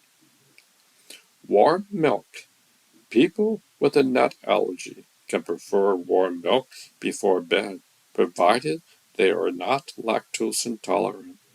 Warm milk has been on the list of best foods and drinks for sleep for decades. Have a glass of warm milk before bed, and you will see how quickly it has you unwind. This drink has a high levels of tryptophan that puts sleep hormones to work and prevents moment at night, movement at night. Tart cherry juice. For those who are wondering what to drink to sleep faster, try tart cherry juice. 4 compounds that influence sleep regularization are melatonin, tryptophan, potassium, and serotonin. And tart chemicals are rich in all the above 4 nutrients. No wonder why cherry juice is an outstanding drink that promotes sleep and prevents nighttime awakenings. Plus, there are no side effects. And as per one pilot study, cherry juice can reduce insomnia symptoms in older adults. White rice. Do you know higher white rice consumption is associated with better sleep as compared to noodles and bread? While rice is easily digestible, that means tryptophan works faster in your brain. This rice has a high glycemic index and naturally increases blood sugar, and insulin levels. High GI also promotes better sleep. To improve your sleep quality, eat white rice 1 hour before bed. Lettuce is one of the best foods to have for dinner because it has a mild sedative hypnotic effect. The plant has a phytonutrient called Loximium, and the sedative effects are due to the plant's N-butanol function in the compound lactosine. Bananas. Without bananas, the list of foods that promote sleep is incomplete. Eating a banana before bed helps you feel fuller and keeps you asleep throughout the night. The fruit exceptionally increases serotonin and melatonin levels in the body. Sleep boosting in bananas also are tryptophan, magnesium, potassium, carbs, and vitamin B6. All four of them work together to act as a sedative and induce sleep through different mechanisms in the brains and bodies. They also reduce muscle cramps, beat insomnia, and restless leg syndrome. And all these three health issues are associated with poor quality. Yogurt. If you're looking for healthier late night snacks, yogurt is a fantastic option. It is rich in calcium that's healthy for bones and casein protein in Greek yogurt that digests it slowly and helps you feel full longer. Calcium activates sleep hormones and is important for people with difficulty falling asleep. Kiwi. Kiwi is one of the best fruits that help you sleep. According to a study, people who ate 2 kiwi fruits 1 hour before bedtime for 4 weeks reported an increase in sleep time and improved sleep efficiency. The reason why kiwi helps you fall asleep faster could be a bunch of sleep promoting compounds in it, like melatonin, serotonin, carotenoids, anthocyanins, flavonoids, potassium, calcium, magnesium, folate, vitamin C. Do you know kiwi is a good to snack for carb cravings at night? Eat kiwi before bed and see the difference. Chamomile tea has no negative side effects. It is the best tea before bed. In a study, 80 women with poor sleep quality and sleep efficiency consumed chamomile tea daily for 2 weeks and showed massive improvement. Anchor studies involving older adults claim that consumption of chamomile extract for 28 consecutive days improves sleep quality. You can also enjoy similar sleep benefits by taking chamomile in other forms instead of tea. Eggs. Eggs are always on the list of best foods for sleep because they're full of hunger satisfying protein, nutrients, and tryptophan, which is a precursor to serotonin and melatonin. What's more, they are also a great source of melatonin. Add eggs to your dinner and see how quickly you fall and stay asleep. Kale. This leafy green is a power pack of calcium and antioxidants and both serves as a trigger for our brain to use tryptophan and convert it into the sleep hormone melatonin. Eat kale before bed so that your sleep hormones work faster. Barley grass powder. Last but not least, barley grass powder is a powerful sleep promoting food. It is packed with gamma amylato acid, GABA, tryptophan, calcium, potassium. When GABA enters and attaches to the GABA receptor, it makes you feel calm and induces sleep. Researchers says GABA has a role in preventing insomnia. You can add the barley grass powder to salad dressings or smoothies if you're preparing a healthy late night snack. You can also mix the powder into a glass of plain water, and your energy drink is ready.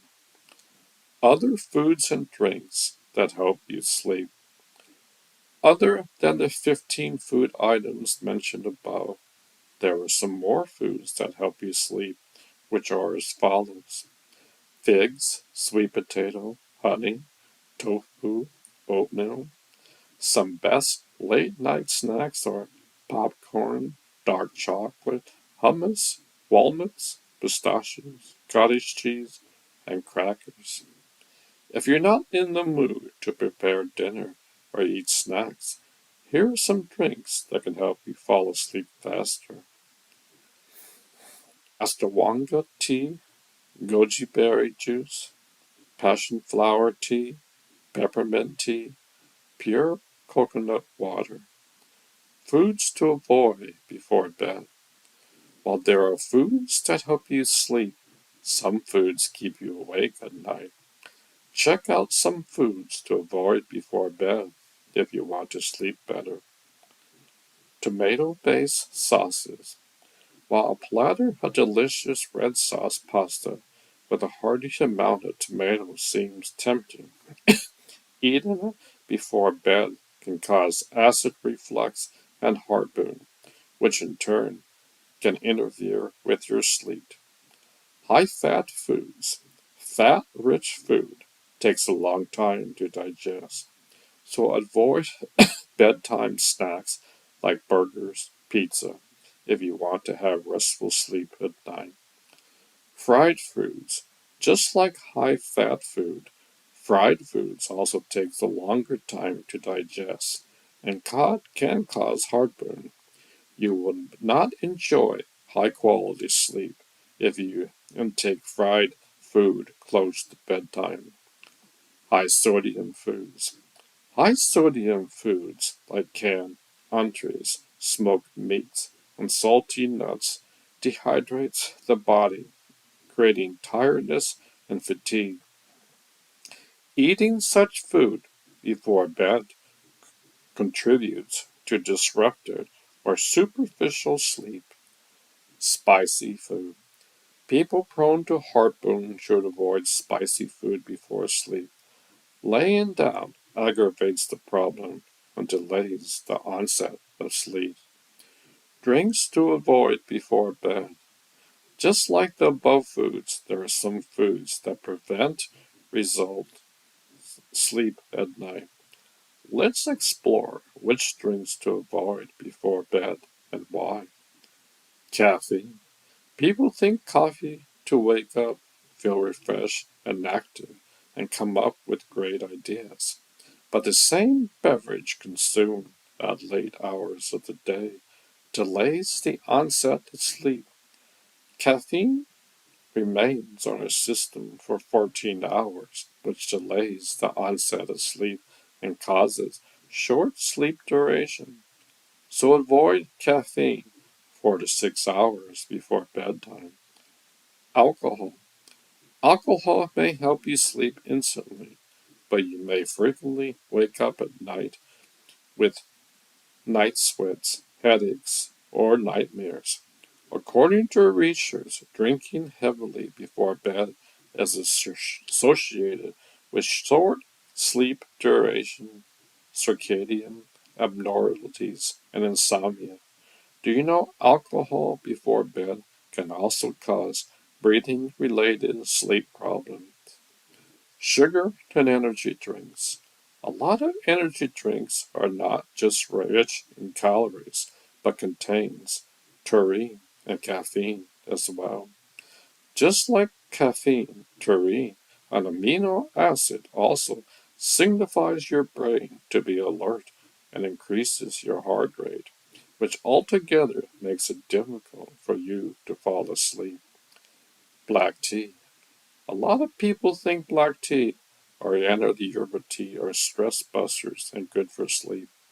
However, black and some herbal teas also contains caffeine and should be avoided before bed. As per research, beverages rich in caffeine taken 6 hours before bedtime has disruptive effects on sleep. How does your diet affect sleep? People having a diet low in essential nutrients, vitamins, and minerals that influence the sleep-wake cycle may experience sleep problems. Some of the sleep-regulating nutrients and hormones are listed below so that you can add sleep-inducing foods to your diet.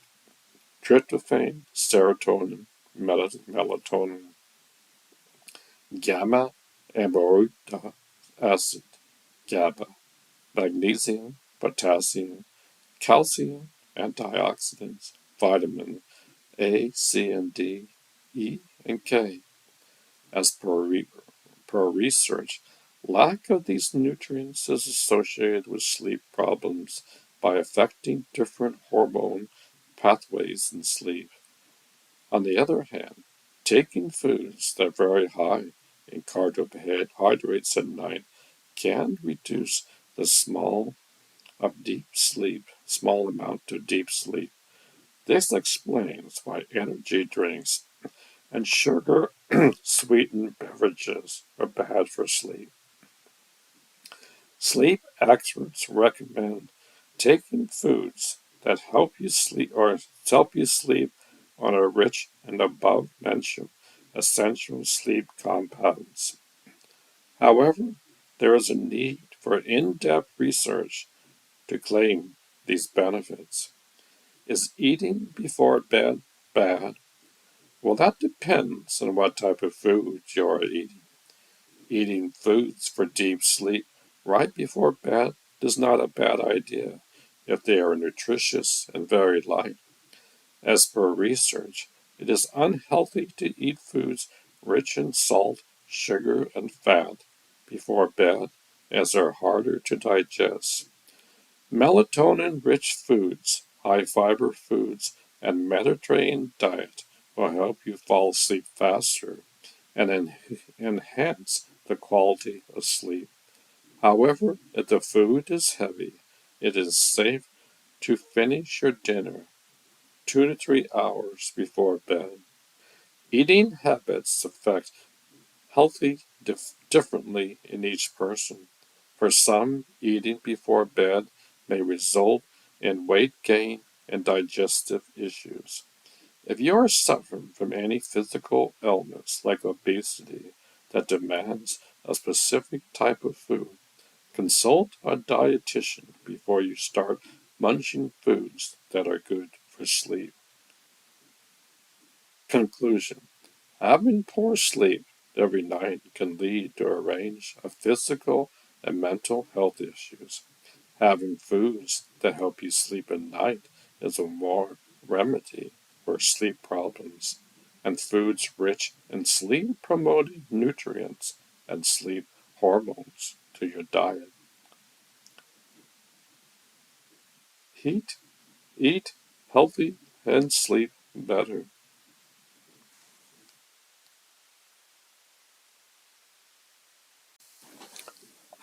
How foods may affect our sleep.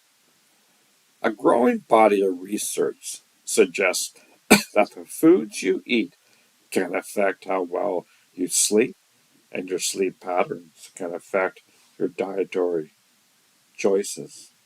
Credit Alex Green by Anahat O'Connell, published December 10, 2020, updated January 1st, 2021. This has not been a very good year for sleep, with the coronavirus pandemic, school and work disruptions, and a contentious election season. contributing to countless sleepless nights. Sleep experts have encouraged people to adopt a variety of measures to overcome their stress-related insomnia. Among the recommendations, engage in regular exercise, establish a nighttime bedtime routine, and cut back on screen time and social media. But many people may be overlooking another important factor in poor sleep diet. A growing body of research suggests that the food you eat can affect how well you sleep, and your sleep patterns can affect your dietary choices. Researchers have found that eating a diet that is high in sugar, saturated fat, and processed carbohydrates can disrupt your sleep, while eating more plants, fiber, and foods rich in unsaturated fat, such as nuts, olive oil, fish, and avocados, seem to have the opposite effect, helping to promote sound sleep. Much of what we know about sleep and diet comes from large epidemiological studies that over the years have found that people who suffer from consistently bad sleep tend to have poor quality diets with less protein, fewer fruits and vegetables, and a higher intake of added sugar from foods like sugary beverages, desserts, and ultra processed foods. But by their nature, epidemiology studies can show only correlations, not cause and effect. They cannot explain, for example, whether poor diet precedes and leads to poor sleep, or the reverse. To get a better understanding of the relationship between diet and sleep, some researchers have turned to randomized controlled trials in which they tell participants what to eat and then look for changes in their sleep. A number of studies have looked at the impact of a diverse array of individual foods, from warm milk to fruit juice, but those studies often have been small and not very rigorous. Some of these trials have also been funneled by the food industry, which can bias results. One study funded by Cepepi International, the world's largest marketer of kiwi fruit, for example, found that people assigned to eat 2 kiwis an hour before their bedtime every night for 4 weeks had improvements in their sleep onset duration. The authors of the study attributed their findings in part to abundance of antioxidants in kiwis.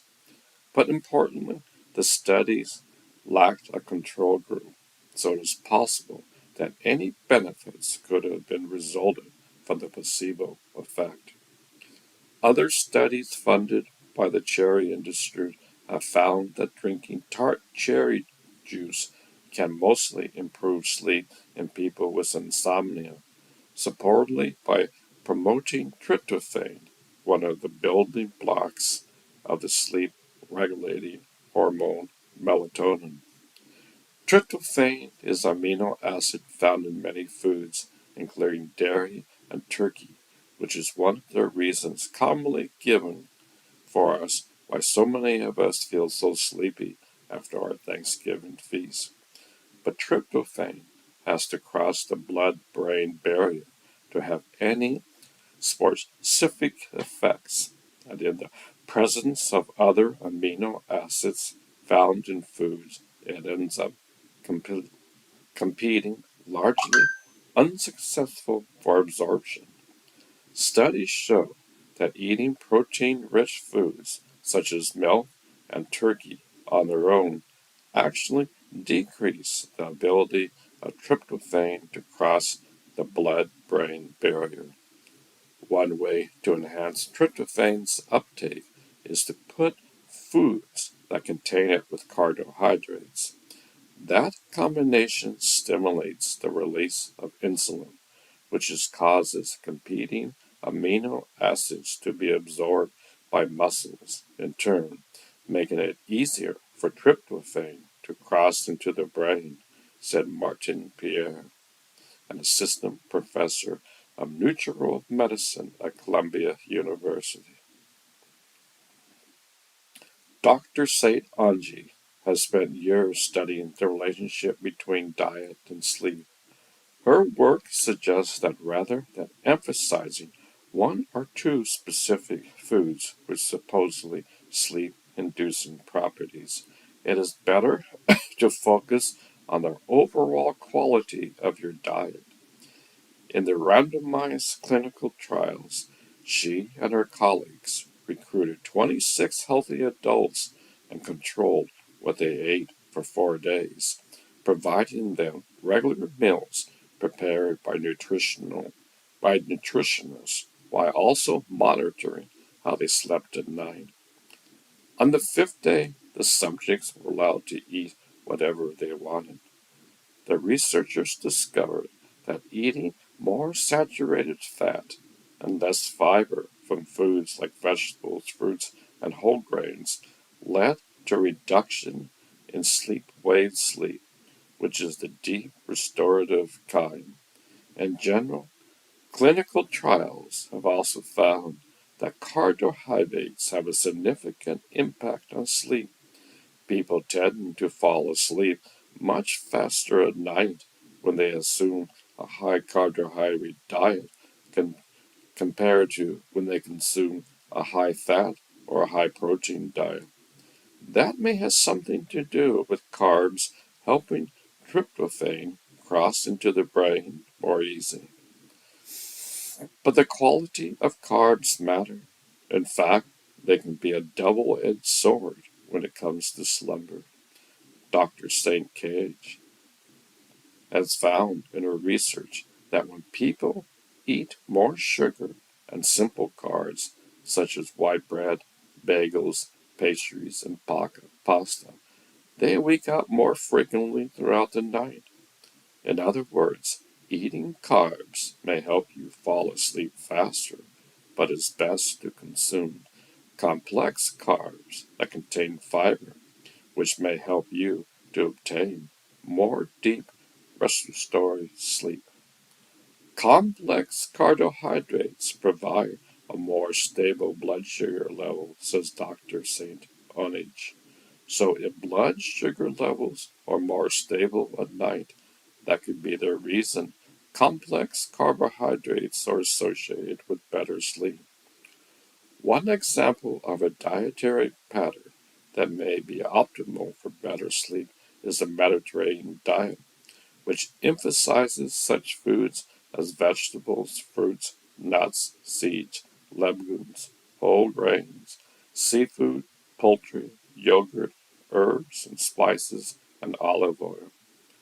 Large observational studies have found that people who follow this type of dietary pattern are less likely to suffer from insomnia and short sleep, though more research is needed to confirm the correlation. But the relationship between poor diet and bad sleep is a two-way street. Scientists have found that as people lose sleep, they experience psychological changes that can nudge them to seek out junk food. In clinical trials, healthy adults who are allowed to sleep only 4 or 5 hours a night end up consuming more calories and snacking more frequently throughout the day. They experience significantly more hunger and their preference for sweet foods increases. In men, sleep deprivation stimulates increased levels of ghrelin, the so-called hunger hormone, while in women, restricting sleep leads to lower levels of GLP-1 hormone that signals satiety. So, in men, short sleep promotes greater appetites and desire to eat, and with women, there is less of a signal that means you stop eating, says Dr. St. Onage. Changes also occur in the brain. Dr. St. Onage found that when men and women were restricted to 4 hours of nightly sleep for 5 nights in a row, they had greater activation in reward centers of the brain in response to pepperoni pizza, donuts, and candy compared to healthy foods such as carrots, yogurt, oatmeal, and fruit. After 5 nights of normal sleep, however, this pattern of stronger brain responses to the junk food disappeared. Another study led by researchers at King's College London also demonstrated how proper sleep can increase your willpower to avoid unhealthy foods. It found that habitually short sleepers who went through a program to help them sleep longer, resulting in their getting roughly an hour of additional sleep each night, had improvements in their diet. The most striking change was that they cut out 10 grams of added sugar from their diets each day, the equivalent of about 2.5 teaspoons. The takeaway is that diet and sleep are entwined. Improving one can help you improve the other, and vice versa, creating a positive cycle where they petrolate one another, said Dr. Susan Redline, a senior physician at the Brigham and Women's Hospital and a professor of sleep medicine at Harvard Medical School, who studies diet and sleep disorders. The best way to approach health is to emphasize a healthy diet and healthy sleep, she added. These are two very important health behaviors that can reinforce each other.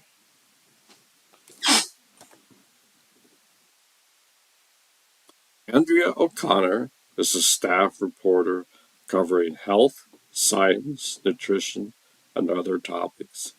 He is also a best-selling author of consumer health books such as Never Shower in a Thunderstorm and The 10 Things You Need to Eat. Does junk food cause insomnia? Here's what the science says by Del Cudmore. You have a fairly late night snack of chips, cookies, or some other junk food, and then you find yourself unable to get to sleep later. Does that sound familiar? If it's enough of a routine, those sporadic sleep patterns can develop into chronic insomnia, which then creates many side effects. We're going to look at the different ways that research links junk food consumption with sleep problems. Why is eating junk food causing insomnia all of a sudden? One thing to address right off the start is that even if junk food consumption frequency hasn't changed, it can still contribute to sudden insomnia. There's a certain level of general stress, mental and physical, that we take while still sleeping well. The negative effects of eating junk food contributes to that stress level. If you stay below your metaphorical insomnia threshold, sleep should be fine. But having habits like eating junk food puts you close to that threshold, and one little change can put you over the fence. It could be as small as eating junk food a bit closer to your bedtime, a temperamental change, or a small extra amount of stress in your life. Summary: eating junk food regularly adds to your typical stress levels, which can leave you vulnerable. Even a small change out of your control can make it seem like insomnia came out of nowhere. The effects of junk food on gut microbiome. There's a few different ways that junk food can potentially cause sleep trouble. The first is that the more junk food you eat, the more it affects your gut microbiome, the bacteria environment in your gut. That may not seem like a big deal, but recent research shows that the gut can directly affect brain function through the brain gut axis. Having an unhealthy gut can lead to impaired neurotransmitter control. Is the same mechanism that explains how probiotics can affect sleep. Summary: while gut research is still relatively new, it shows that our gut health is connected to our mental health. Our gut health is primarily affected by the quality of food we eat, among other factors like stress. Junk food and mental illness. Whether it can be solely explained by gut health, several studies have found that frequently eating junk food is linked to mental illness. And mental illness, particularly depression, are common causes of sleep problems. In children, one study found that the children who ate more junk food had later bedtimes and poorer sleep quality. Another study found junk food consumption may increase the risk for psychiatric distress and violent behaviors in children and adolescents. One study looked at the effects of both energy drink consumption and junk food and mental health. It is found that both junk food and energy drink consumption resulted in a greater risk of multiple mental health conditions like stress, depressive mood, and sleep dissatisfaction. The subjects most at risk were those who consumed both junk food and energy drinks regularly. Finally, food addiction also comes with an increased risk of poor sleep quality.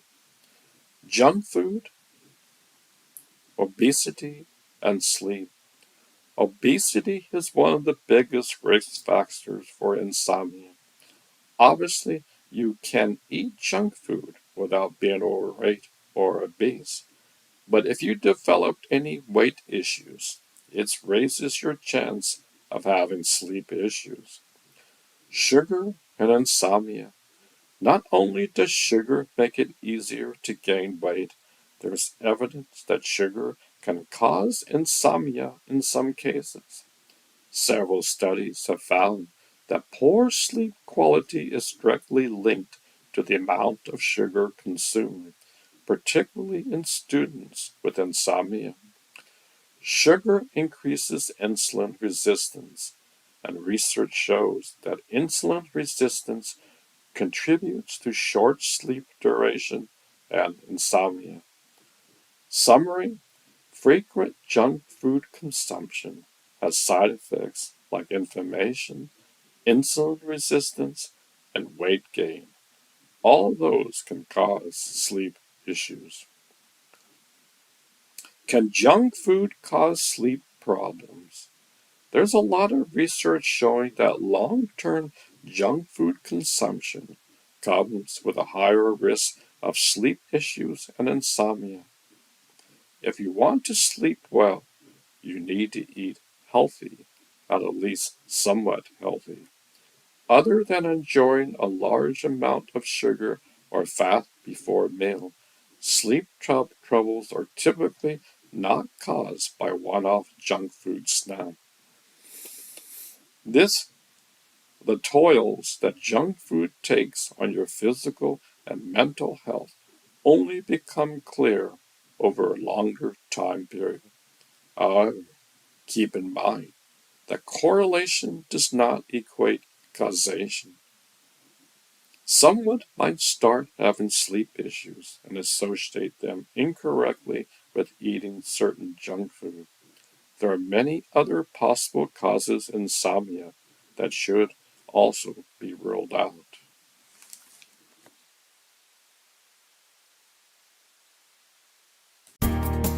Depression and PTSD. I feel very sorry for those veterans who returned from war. Many of them never returned the same. How many of them commit suicide? It's an epidemic. So many of them live on the streets. This is a huge problem. The same goes with teenager depression. Suicide is at an all-time high. Teenagers are bullying and flaming each other. There are domestic shootings almost every day. Where does it stop? Why are we one of the most violent societies in the world? This is a huge problem. We have to change our mindset. We have been living with war for thousands of years. Man has been fighting with each other, and it seems to get worse. Both political parties hate and fight with each other. We have teenage bullies which mock and flame innocent ones. Because their lives are in chaos, they love to tear someone else down. We need to treat people with decency. We need new ways of solving these problems. Basically, I think anyone who comes back from war should go to a retreat center in nature. The mind and body needs to recover from all its trauma. Trauma is stored in the human body. They need the latest up-to-date treatments to release trauma. These veterans need to learn how to reprogram the subconscious. They need to learn how to connect with the quantum field. Granted, this will take time and money, yet they gave their lives for us. Currently, thousands of them commit suicide. What a sad situation. As I said, mankind must learn how to be kind with each other. Mankind must learn how to connect to the quantum field. The more humanity does this, we will overcome many of the problems we have today. Currently, the mind, body, and soul connection is not in harmony. You could probably say it's our darkest hour. Yet millions of people awaken up from their slumber.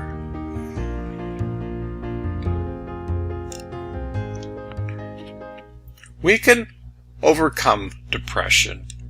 When I was a teenager, I often got depressed. One kind friend told me that she noticed it in high school. She told me that one moment I was cheerful, and the next moment I was depressed. I told her recently that those were my most trying times. I felt like a stranger in a strange land. Yet, I learned how to heal my depression. I can't say it's 100% healed.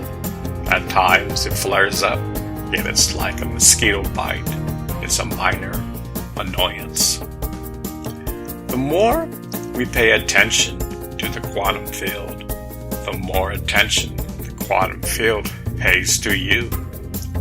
We can overcome problems and obstacles that come our way.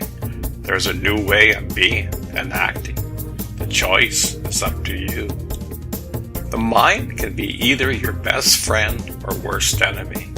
You can learn how to tame it. We can train our mind to be in harmony with the quantum field. Yes, this takes time. 2 steps forward, 1 step backwards. This is how we learn and grow. We need to take practical steps. This life we have is a practical path. We have all the guidance and help inside of us. Yet we have free will. The help is there, yet we must ask. We must then listen and act in kindness. We must look at our thoughts and discard the negative ones. Slowly, we can change for the better. We need the medical field to help ones whose minds is in a state of war. They need to learn how to transform to go back into society and be in a positive state of mind. Without this, these problems will get worse. The problems exist in the mind and body. Until we treat this, they won't be able to heal from their traumas.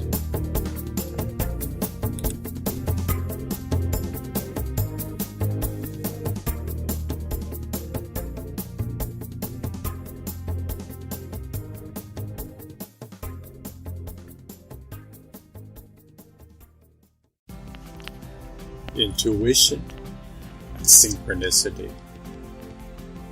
I swim every day, Monday through Friday. I love to work out. My friend Carmen told me a wonderful story about her sister. About a month ago, her sister gets a message out of the blue to talk to Shell Oil about a job. She doesn't know why, but acts on her intuition and applies for the job. A month later, she finds out that she's getting laid off. She works for an international oil firm that is consolidating. This happens out of the blue and was totally not expected. She is only given a few days' notice. Well, on Friday, she gets a call from Shell for a job interview. On Monday, she gets official notice this is her last day. She has a company car and has to return it. They said she can keep her cell phone. As expected, she was somewhat down in the dumps. Well, on Tuesday, she gets a call from Shell Oil, and she gets the job. Intuition and synchronicity are part of our lives. How did Carmen's system get the intuition to apply for the job? She wasn't interested in switching jobs. She loved her current one. Yet her intuition was just like an image that appeared and disappeared in a flash. Yet somehow she acted on it. She acted, and then synchronicity kicked in. Intuition and synchronicity both come from the quantum field. Imagine Carmen's sister gets the intuition to apply for a job. She doesn't know why. She just applies. She has no rational reason. Most females can relate to this. They were brought up on this concept. Males might think this is totally absurd. Why would you do such a thing? Well, this is when synchronicity kicks in. Imagine the quantum field has infinite possibilities. Synchronicity is a state where from intuition, a series of events gets fired off to complete the goal. Mind you, this is totally behind the scenes. The conscious mind has no clue what's going on. The subconscious is fully aware. Imagine that synchronicity somehow involves people, places, and things. What are the odds of a company finding her resume and an HR person responding to her and requesting a job interview? This is where synchronicity truly kicks in. It's a perfect sync of events. Carl Jung spent a lot of his life studying this phenomenon. In fact, he came up with the word. I'm sure most of us have stories where this is occurred in your life. I clearly remember when I was 18 years old, I truly wanted to learn how to meditate. This led me to India 6 months later. I arrived at the border one day before the Indian-Pakistan war began.